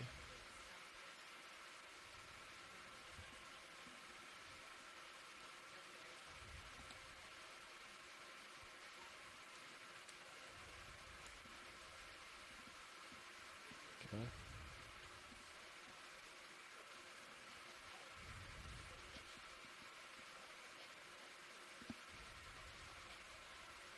The next step will be where it gets a little interesting. Okay, 290.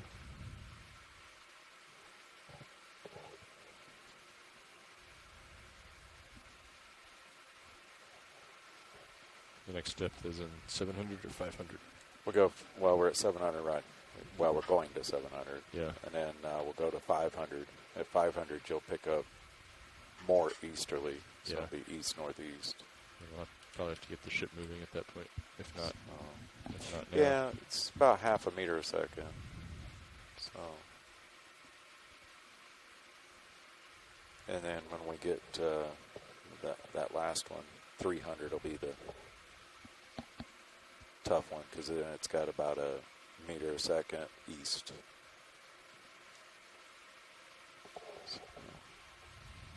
That's 0.5 meters per second.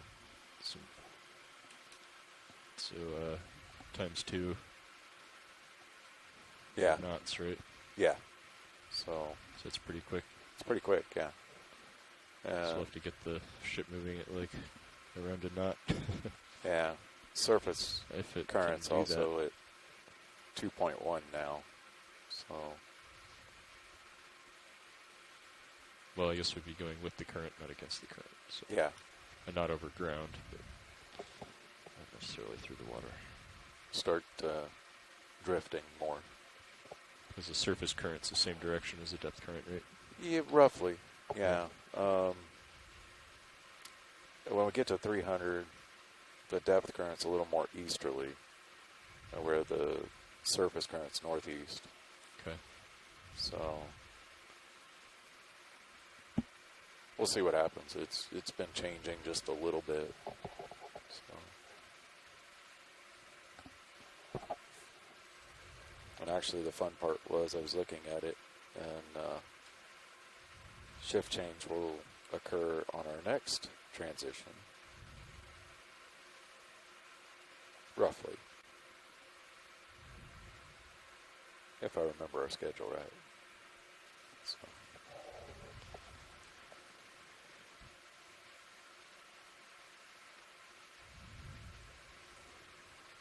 But we're doing good on time, so.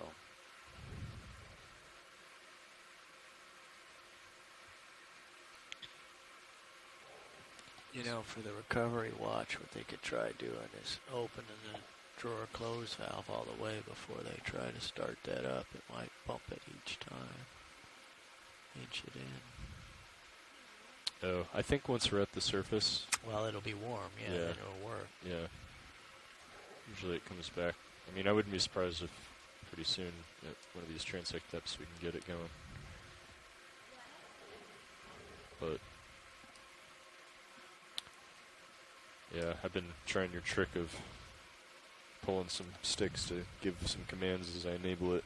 And it hasn't worked yet, but I'll keep trying it. I'm doing Go the ahead, biggest Watchley. cylinders, which are the drawer and the, I think the wings. Okay, stand by.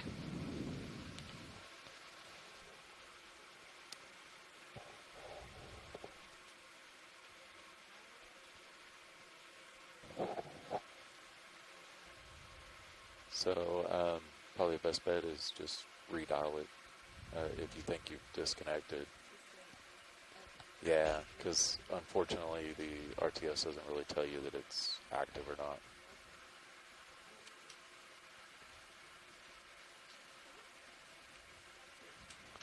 Yeah, just do a quick hang up and then dial back in real quick.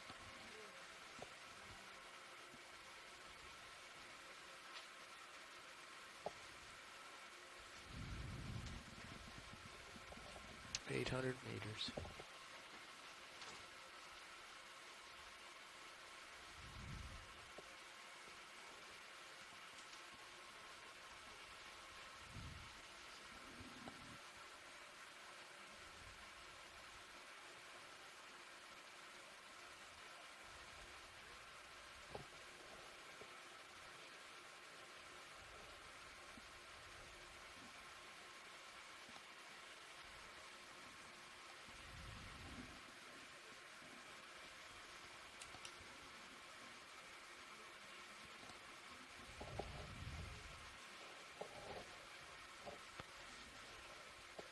It's our layback right now, Mark. If you zoom in on high pack, you can measure it out. Sure. Just curious.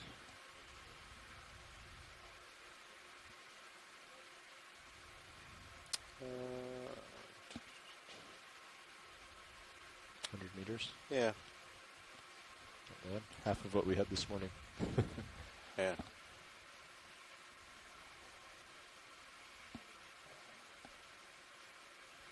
Oh, it was that much more? We were like 210 at one point. Oh, really? And pretty shallow. Wow. Okay. Was that just because of the current? Yeah. So high? Yeah. And I think at one point we had a ship move in. It added a little bit, but it's Oh. mostly the current though. Gotcha. Okay.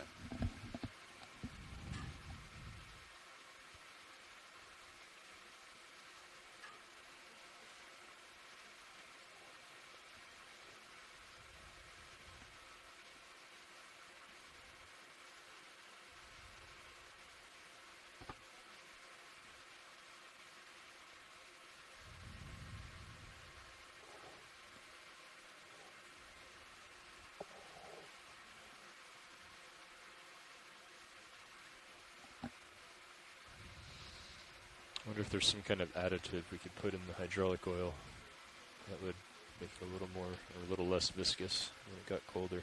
It's called summertime. Summertime. Summertime. Tropics. I was gonna say, let's too far north. let's dive further south, huh? Yeah.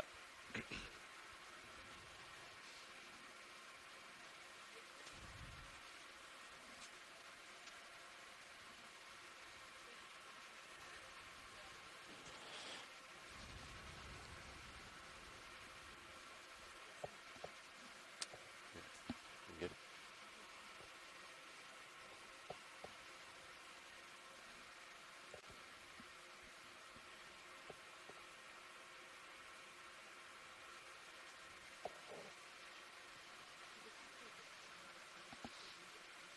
Oh, not No. on that console. Not on the console.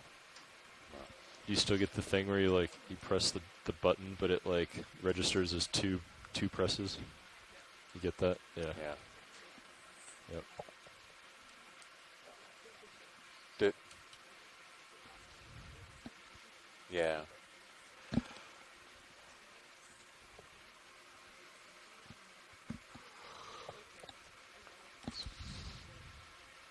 750 for Sirius. Still got about.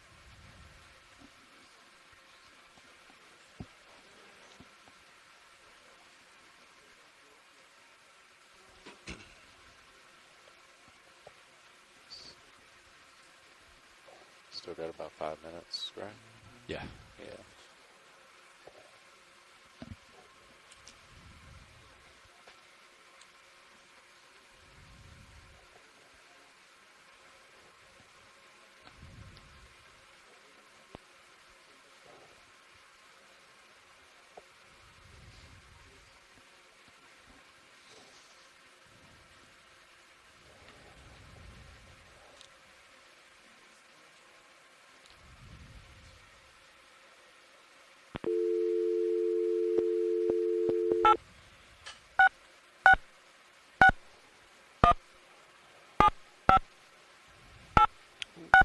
something. Jelly. Yeah, that was kind of cool. Welcome to the conferencing center. At any time during this message, please enter your passcode.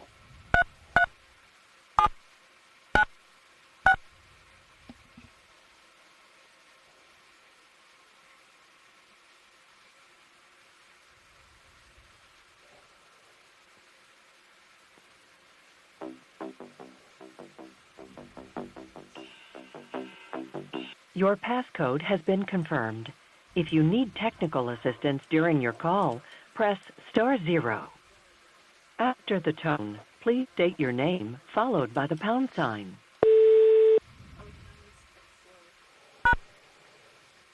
Thank you.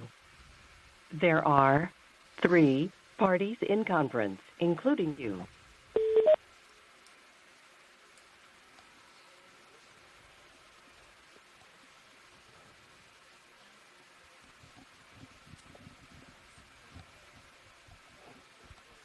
Good afternoon. Can anyone hear us? Can you talk back to us to make sure that sound is coming to the ship? Hey, Megan, this is Mike from the ECC. We can hear you on the party line. Great. We can hear you too. Perfect. Yeah, I was wondering why you were being so quiet. And I guess we were just talking to ourselves. Hopefully one of us is broadcasting. There's another salmonella. So, yeah, we've been commenting away. Unfortunately, we had a little problem with our comms, but it seems to be fixed. That's good. Yeah, I believe our voices, Jeff and I, have been broadcasting with my great ideas of, that's a fish.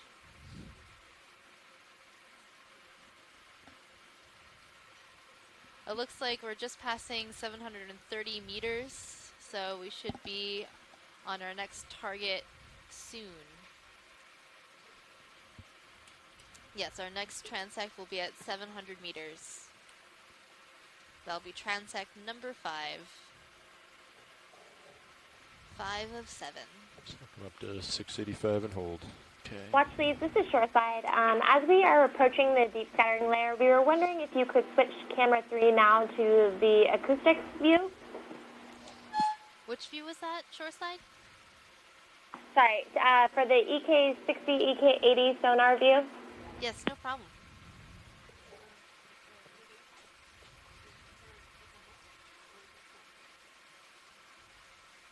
Shoreside, would you like that as part of the quad screen or as the full screen? We would like the full screen of that, please. No problem. Can do.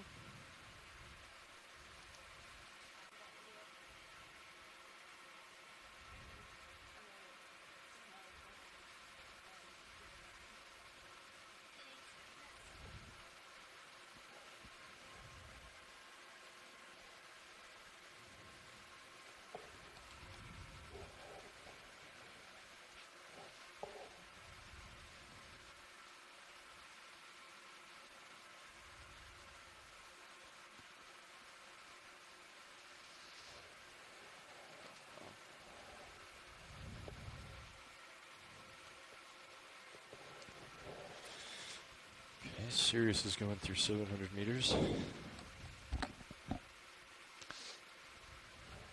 I know it's pretty tense and high pressure over that seat, but I'm glad that you. Thanks for taking the load off me, Dan. I'm just trying to keep things to. Just try to keep it together over there. We'll get this thing home safely. It's pretty exciting.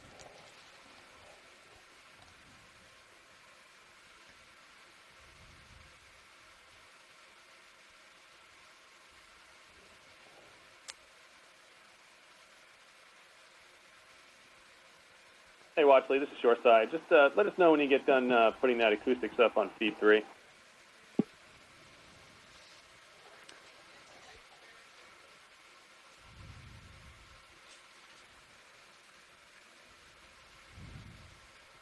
Yeah, we're still working on it. Should be up in a few minutes. I think the KVM fritzed on them. Oh, really? Yeah. is what's going on. Well, they're trying to patch the EK60. EK60 in. Right, and they were on co-pilot panel, I think, or pilot, I forget which. Yeah, they have to switch it to the right scan video converter. output. Yeah. Multiple button presses. So the last update shows that 500 now, our next transect will be about the same as this one as far as current goes. So changed a little. Okay. Sirius is at 685 depth. I'll stop on the winch. Okay. Get up there.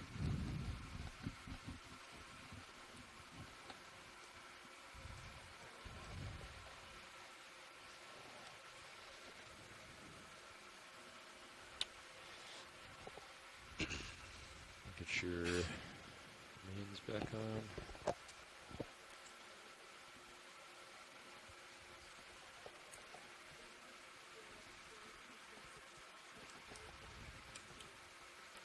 Auto depth 700, tilting down.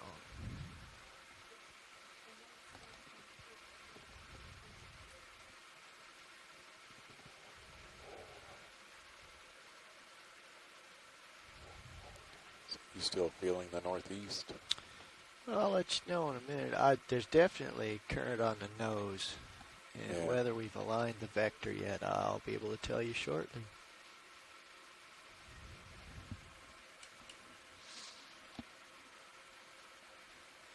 Yeah, maybe a little more east-northeast.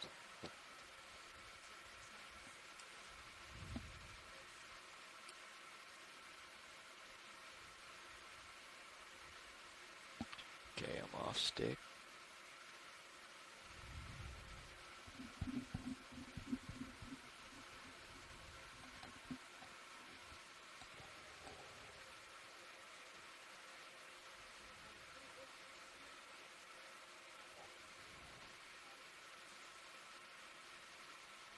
There might be a little more south, a little bit of south in it, but nothing we can't handle here. Okay, pushing out. Shoreside, the EK60 data should be streaming on Do you want to feed call 3. it, Mark? Yeah, I'll let them know. That's fantastic. Thank you very much. Watch lead nav. Go ahead, Nav. Want to let you know that we'll be starting the 700 meter transect now. Copy that. Shoreside, we are currently starting our 700 meter transect. The time is 17:49. Copy that, 1749.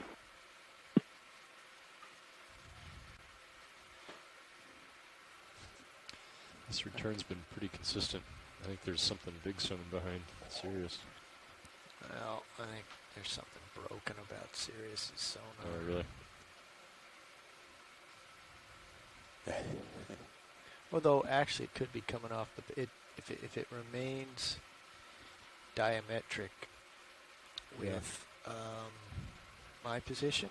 Oh, it could be like a reflection or something. It could be coming off the backside of the transducer. I think the transducer might be cracked. Is what I'm thinking. Is why things don't look very good on there.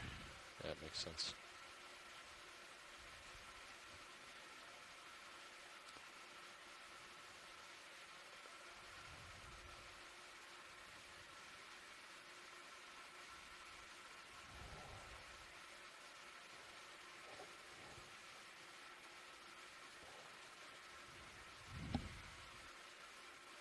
Okay, we're starting to go to work on our 700 meter transect in the midwater above the Bear Seamount. Okay, center screen video, something. Just prior to the start, I saw a small jelly pulsing away. We'll see if we run into it. A couple of larvation houses are in focus now.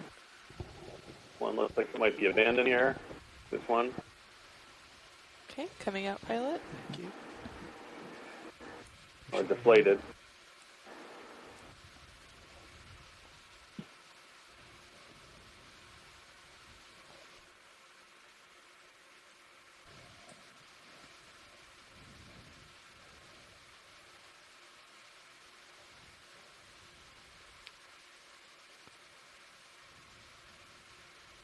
small jelly right here.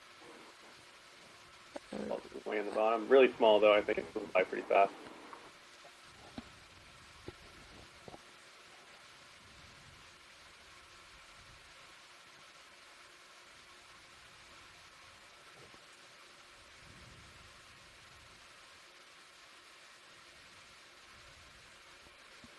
Is a jelly on the lower left, pilot? Yep. Nice. In the process of getting up current again. Okay. Sprinting ahead. Just let you guys know, surface currents picked up to about 2.4 knots. Oh, really? Yeah. We should call Dave Super up. I believe he's looking. There's a salmonella, Sure. and we saw a Okay, couple we should of call him just in case. other Medusae there. Okay. You think he's in On the workshop? way through. Sure, try it. Yeah. Okay, Shall roger we- that. I oh. figured you were. Thanks. Okay. Another Bathysoroe pulses away. Yeah, he was looking. Okay. So, So yeah. 2.5 is our cutoff today. Yeah, he was looking at it. I was noticing our forward was also picking up, so. Okay. He's on his way up, by the way. Stretched out ahead. Okay.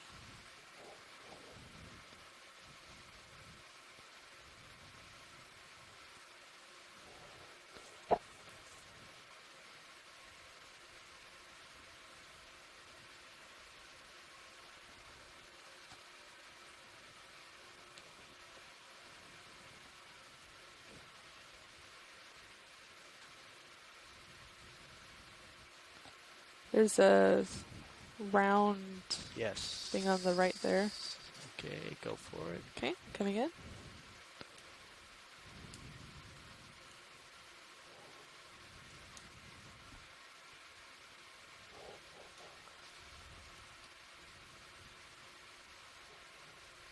Okay, coming out. That spherical object is a protist. It's the type of That's full wide. Phaedarian.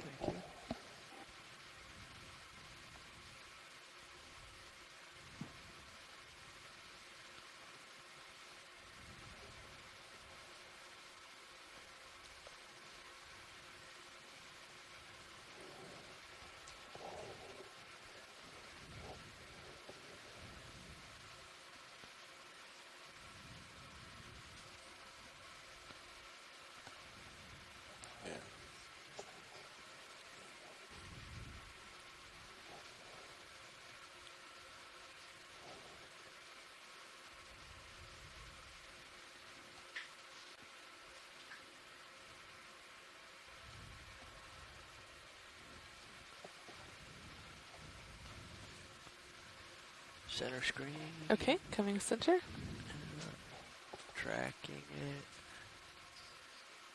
Oh.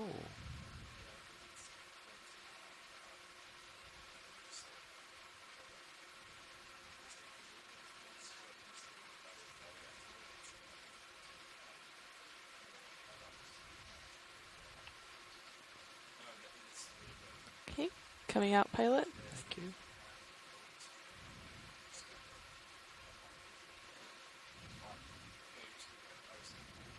Pushing ahead.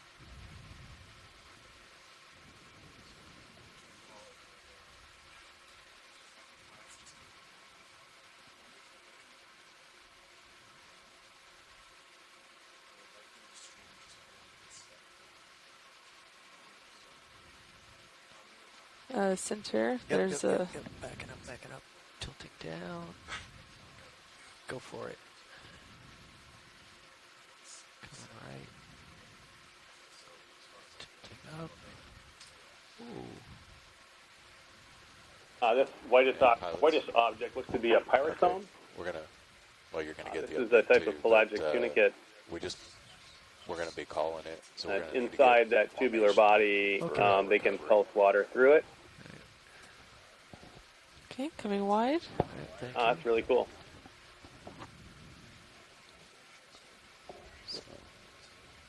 So I know that some pyrosomes can get to be very, very large, creating super impressive like tubes that float along in the water.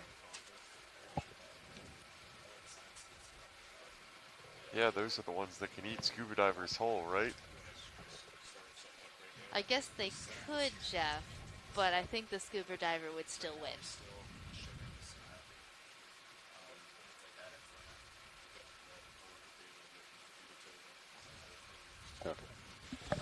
All right, Dave.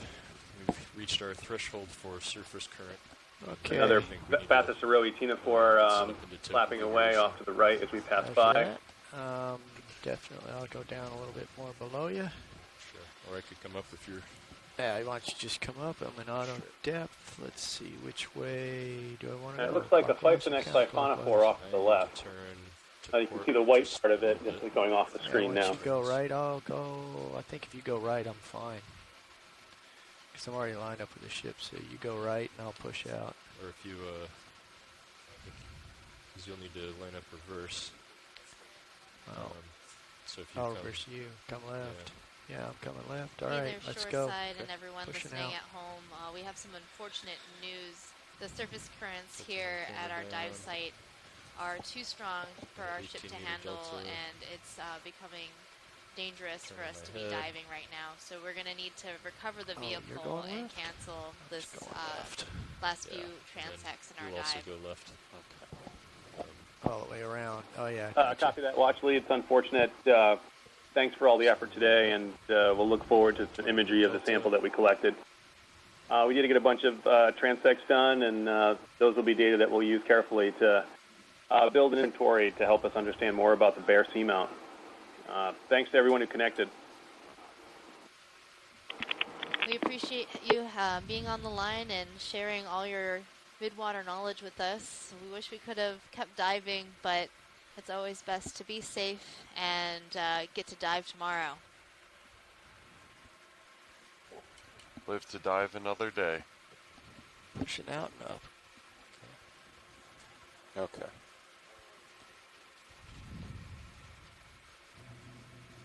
And before we people signed off, one announcement I made earlier. So the dive this Friday, dive 12th, that will be on the intercanyon between Block and Alvin. And we'll split this. We'll do the first half of the dive on the Benthos, and then the second part of the dive in Midwater. It will be an extended 10-hour dive. So that means that approximately the last 5 hours of the dive will dedicate to Midwater transects, so starting around 1:30 Eastern Standard Time. And we'll discuss this dive during tomorrow's dive planning call. I'll send a note to the Midwater team. But yeah, we really appreciate you guys all supporting this. And yeah, more details will be forthcoming. One of those things we wanted. The squid. That figures. Copy that, Daniel. Appreciate it. They knew exactly when to do it. We don't need to do a follow-up call after this. We're good to go.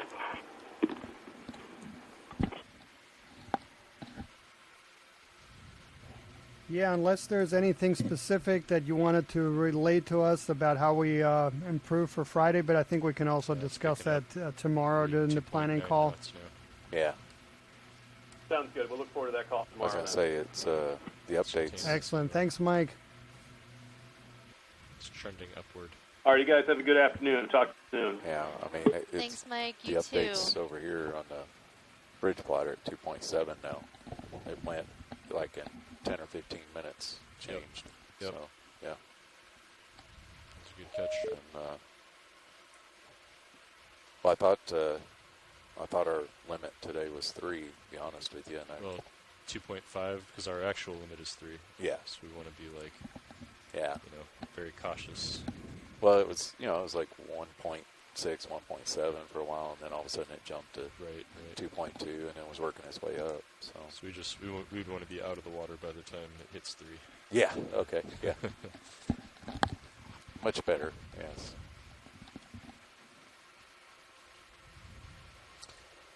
So.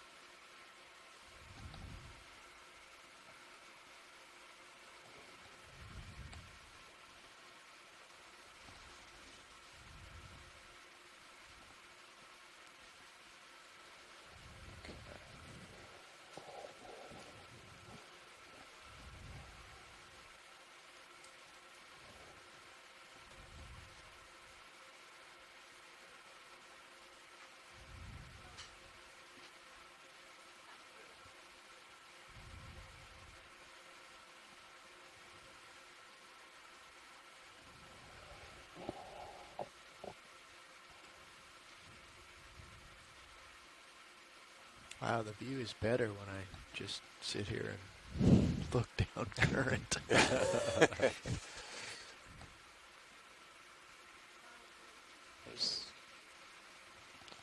That's too bad you and Caitlin were getting some good stuff.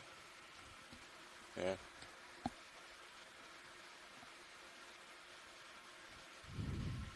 I like the fuzzy thing. What was that thing called? A pyrosome. Pyrosome. Mm-hmm. It's another lobe 1804 in Sirius.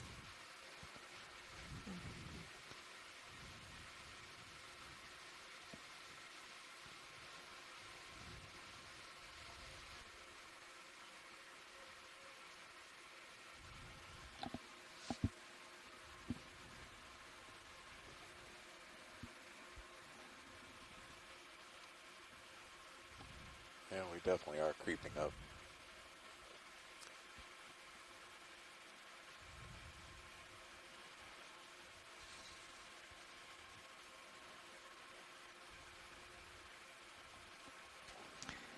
I wonder, though, sometimes, where's the ADCP relative to the bow thruster? It is behind it, but we have, well, I don't know where the forward speed log transducer is. I assume they're actually probably close to each other, but at least we have 2 points of reference now. Yeah. That has been awesome. Oh, that's good. Yeah. They usually, oh wow, look at that. Ah, nice. That's cool. Whoa. There you go. What is this thing? Oh, it's really so Can I zoom cool. on it? Yes, you may. You can. I think it might be a pyrosome. It does look like pyrosome. what we saw earlier, That's but cool. like Tilting up larger. a smidge. But I don't know. Wow. That's really cool. You lost it. And it's disappearing. It went out of the light. Yeah, I think feel it like was that as was the big size as of it a looked, like basketball. a Headlights? like a basketball Try it. kind of Pick sized it back up thing. again. You don't think so? The upside of studying the midwater is you get so Lots of much of stuff. it in each Yep. dive, all the way up, all the way down. It doesn't just stop when we have to recover. So the It probably continues two coolest until the things we've seen surface. today have No kidding. just been floating by us when we're not driving. All good things come to those who wait. Yep.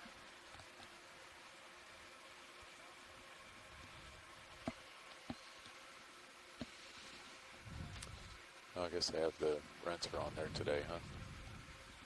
The rinse? Yeah. Yeah. Oh, rinser, yes. Yeah.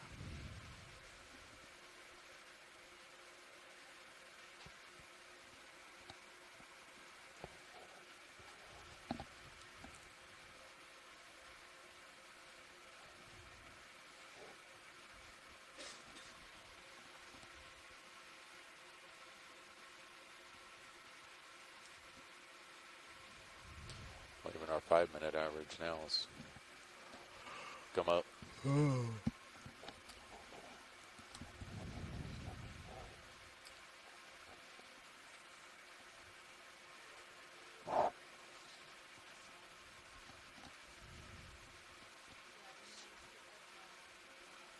know, it's pretty wild how much stuff is just floating there. At all the different depths. It's blood. Oh, If you think about it, it is the yeah. blood of the biosphere. Yeah.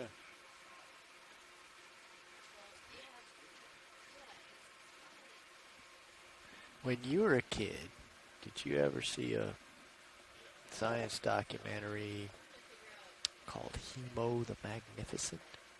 I do remember that. Bell Laboratories Yeah. put that out. Yeah.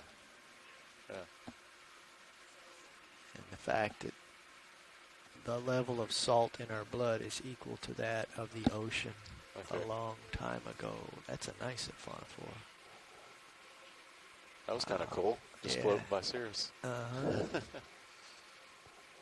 Yeah, I do remember that show. Boy, it's been a while, though. Yeah, it has. There were a couple in the series, too. I remember every time we'd have these family Thanksgivings where we'd get the aunts and the uncles and everything together. And what they did with the kids is we put us all in the basement, and they would rent these films on 16 millimeter. Yeah. And rent the projector and put all us kids in the basement. We had a projector and a screen. Yeah.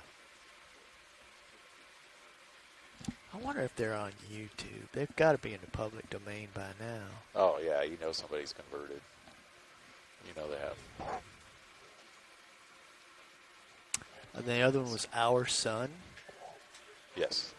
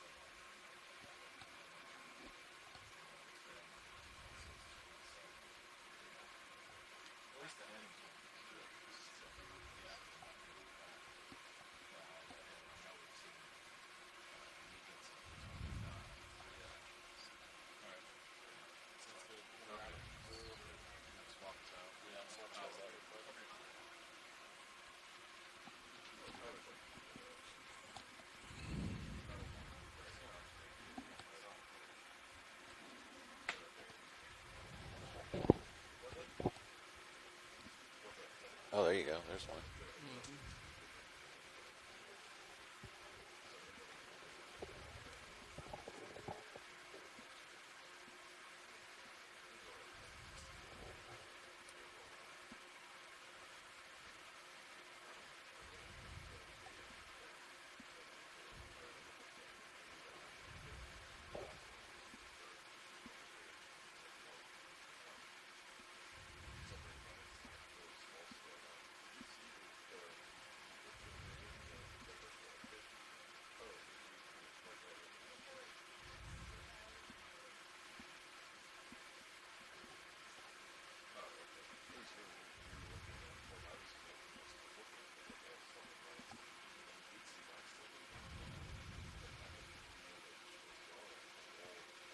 So we were talking about that show about the sun.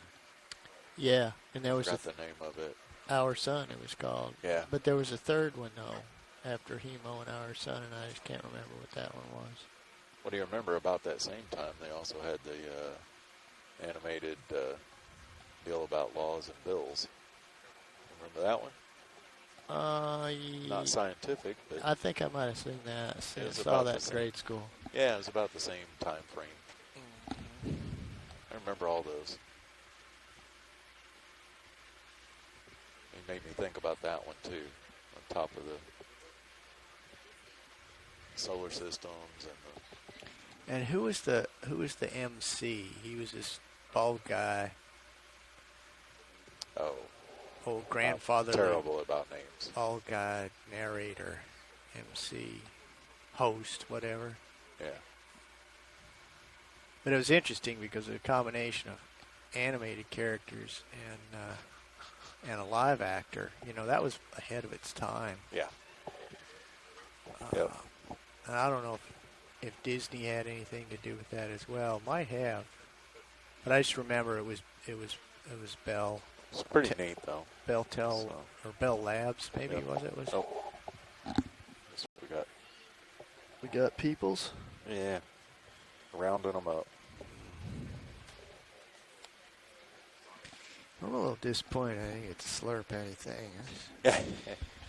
Well, I thought, we're starting to see some pretty cool stuff there. I thought maybe you're going to get one. So.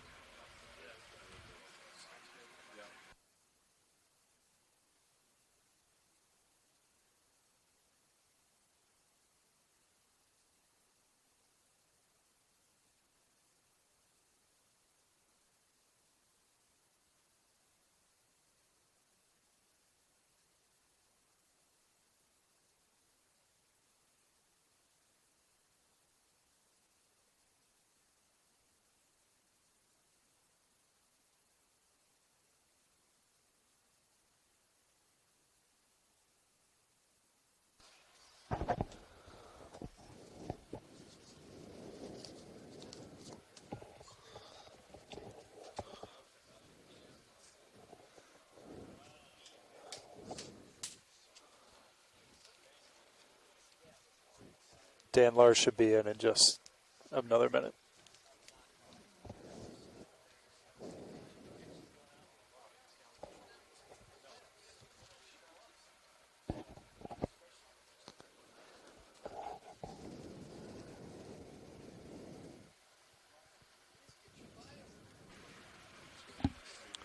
How we doing?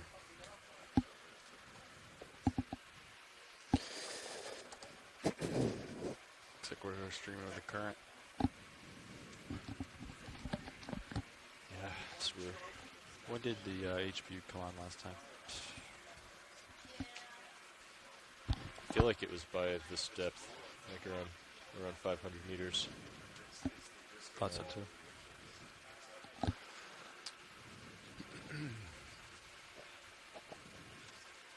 What are we waiting for here? We're waiting for Sean to brief the bridge on the plan for recovery, and we didn't want to come up into that, because right now we're not in the maximum part of the current. And if we start to come up, we'll get even more layback, and the wire angle's getting maxed out already, so we're waiting for word from Sean to start coming up. Copy.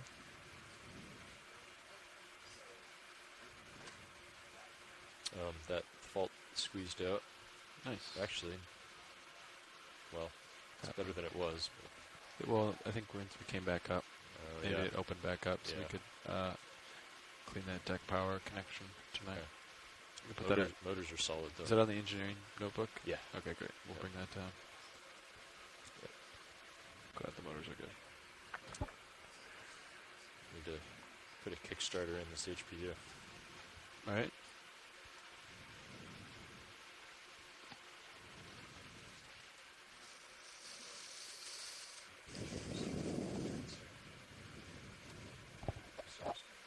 My first nav with you, Levi. Really? With you. Really? First time? I think. I don't think I've sat with you before. No? Well, here we go. First for everything. Gotta get that drawer in, huh? Yep. I don't think they're collecting anymore. No.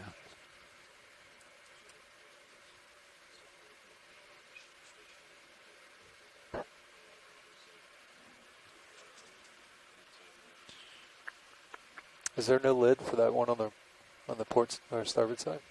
So both lids are open right now. The lids are back there. No, I'm sorry. Yeah, starboard rock box. Yeah. Yeah, there's no. Yeah, that's no lid. Yep. It's always open. Yep. Yep. Is the port side mechanical or is it? Yeah. So you got it. There's a tab up there, up the tip, Yeah. front, and you got to like grab it and open With it. with the grabber. Yeah, with the manipulator.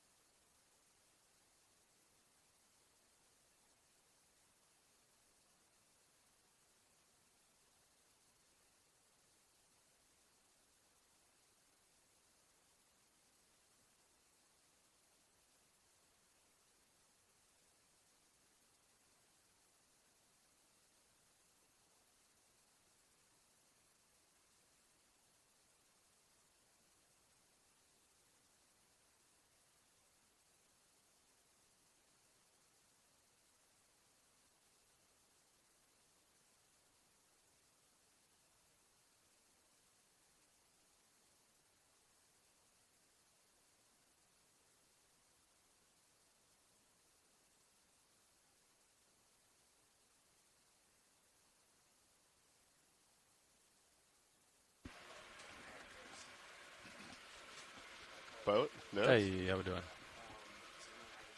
Ready to bring these bad boys up?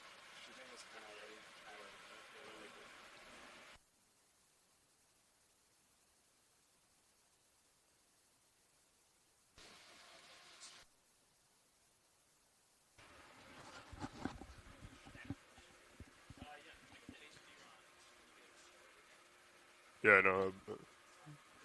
We will try as we go up.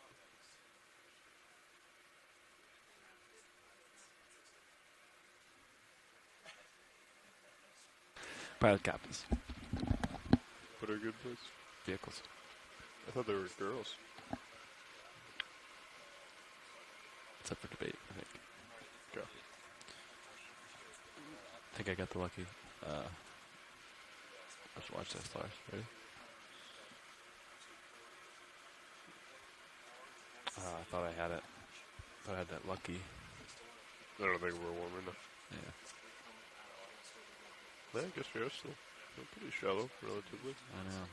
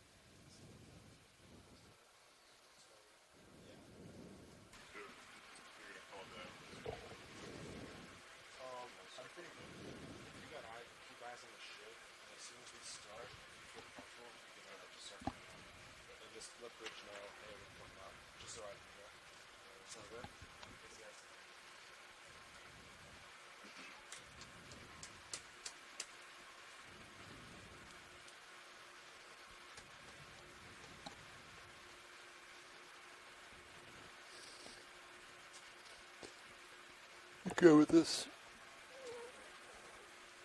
Yeah. So, Dara, if you got a chance, if you don't mind telling me what the current events are at the moment. Current events? iPhone 11 was released yesterday.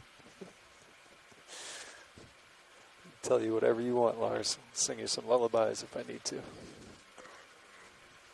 Not any lullabies right now, please.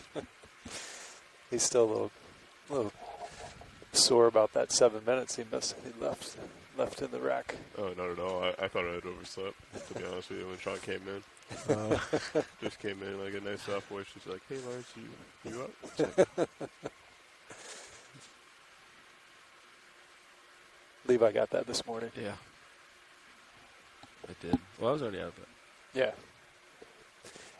It definitely does say 25 though on the email. I think he's going to update it.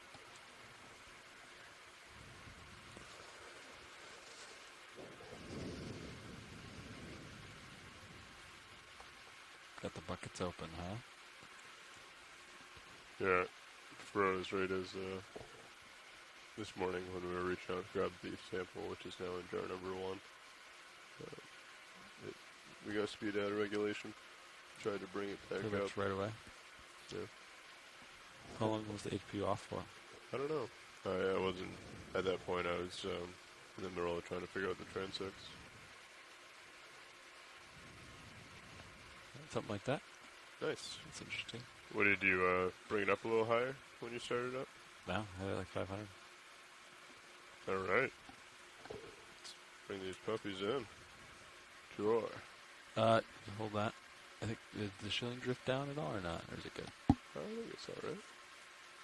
From the minute it looked like it was a little low, but maybe it's fine. I'll restore it a little bit.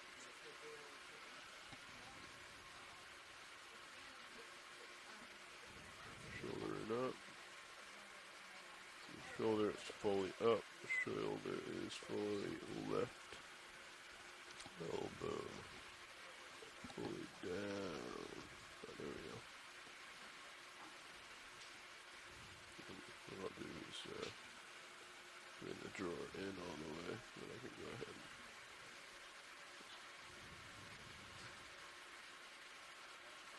my port lower's kind of hanging out too.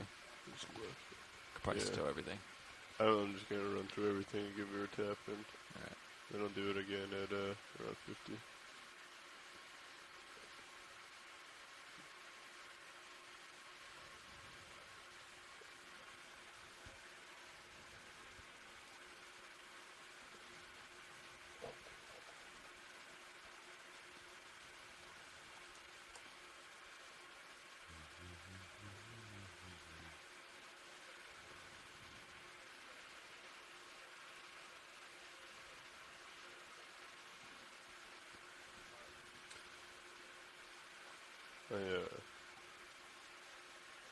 I always thought it was kind of funny that I made a song for what to do with all the hydraulic stuff when coming up, and I did it just kind of for fun. And then now every time I go to do it, I sing the song in my head.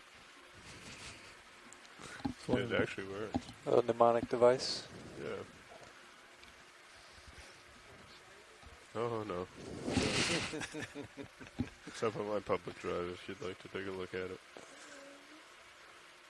What's the refrain go to? Yeah. It's Miley Cyrus, Party in the USA. Is what it goes along with. Love it. Love it. Oh.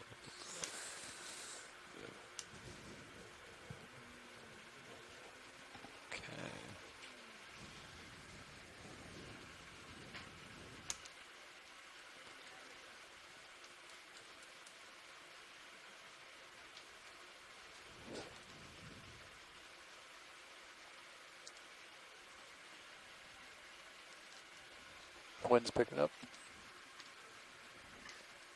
Copy.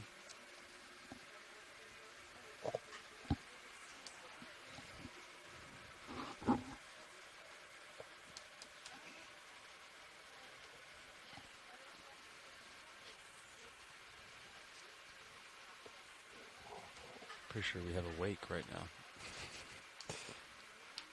2 knots through the water, 2.6. Yeah. It's looking pretty glassy though as far as waves. Yeah.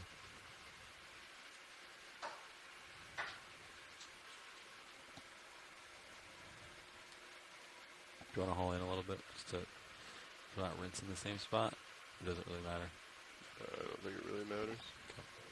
We'll get it off. Just that one spot will be really well washed. So does that reference which screw they're using?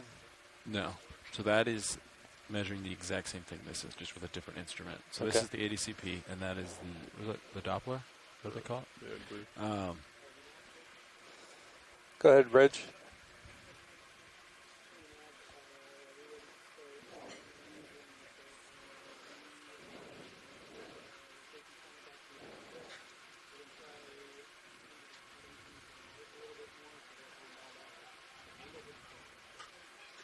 Shiv angle.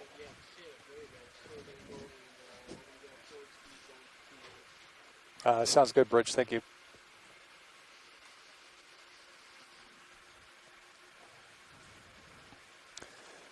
No, I was more curious. So I've seen where it says starboard and port, and that. Yeah. So instead of like a positive or negative numbers like this is, it just says forward, port, starboard, and aft. Gotcha. So we're going forward through the water at 2.6, and then to port. We're going to port. Yeah. So yeah, when it says port up there, these would be negative. When it says starboard, then these would be positive. I just would see that swap back and forth, and this is always stays at starboard. That's what I was. Yeah. I thought they were the same, but through the water. And then the vector you have right there is true current. So that 2.6. Yeah. That's true. So it takes the movement of the ship and subtracts it over ground and subtracts right. it. True.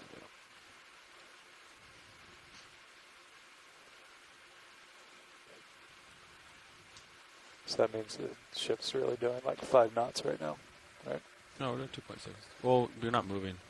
We're holding stationary. Right? So here's your forward, and that's your speeds right there. So we're going we're pretty much stationary, 0.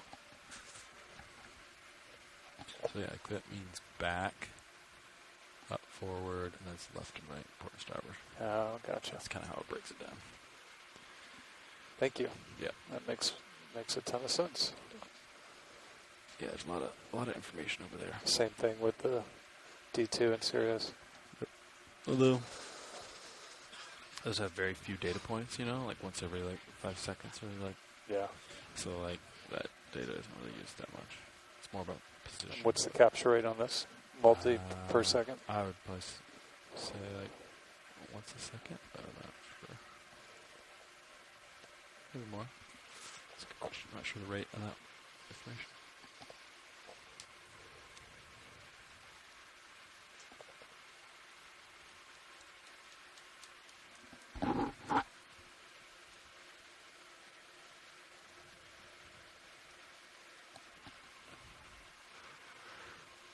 Okay, Lars, when do we come up? Once the ship looks better. Okay. Looks like it's getting better. Yeah. Yeah, looks like I've started moving. But I don't know exactly how far they're coming around, but I think at this moment, as long as it's not like over 180, doesn't really. Go ahead, Bridge.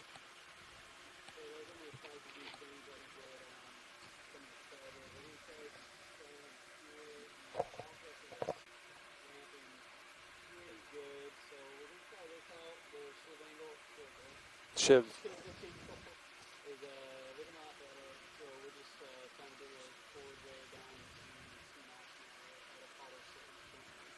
Copy.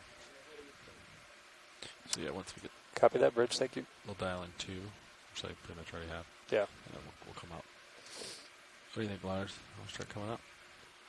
Yeah, we can go ahead. Okay. It's still pretty severe, but... Alrighty.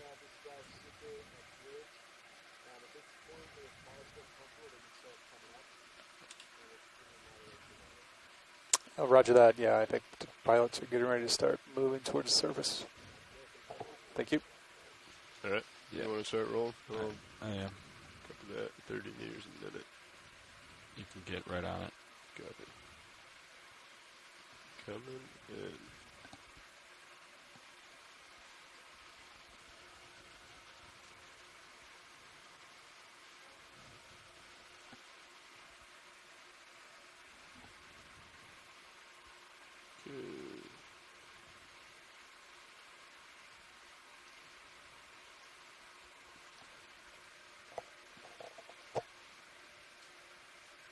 So right now I'm watching to make sure that doesn't drop. So they don't back over you. Yeah. Okay, flashing 29, 30.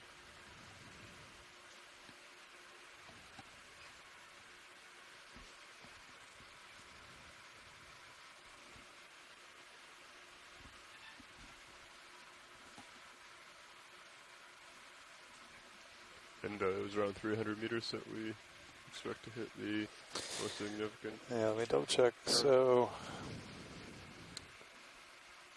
you should start to see it at around 300, and then it will steadily increase easterly until we get to about 100, and then it should taper off. Like that. And this would be one of those scenarios you could probably go ahead and put in toggle tracking and have it be on D2 rather than the ship. Copy that. To your map.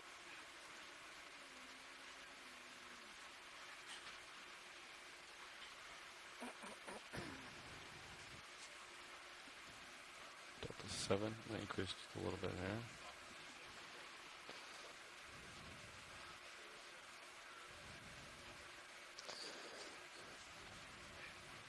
Ooh.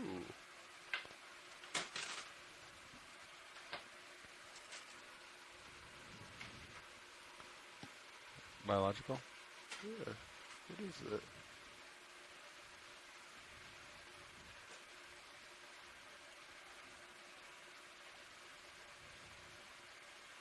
Video, are we full wide on my Zeus?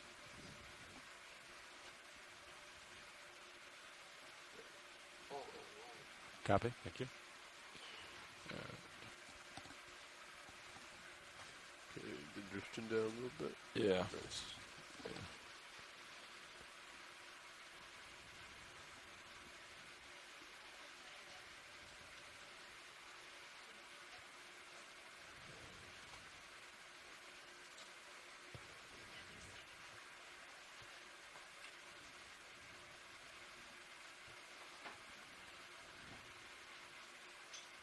pretty much maxed out. You might have to slow down one or two. Check that. Slow down a bit.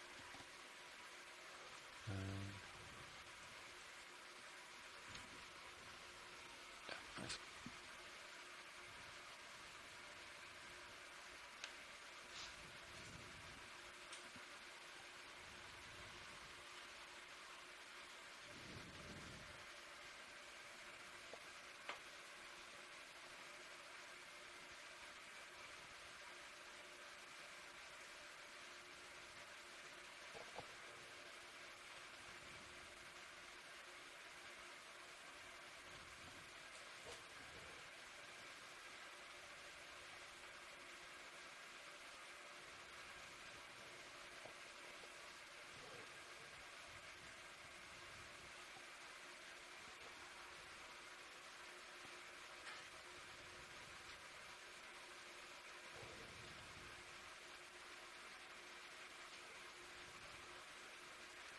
So as you approach 500, you're going to get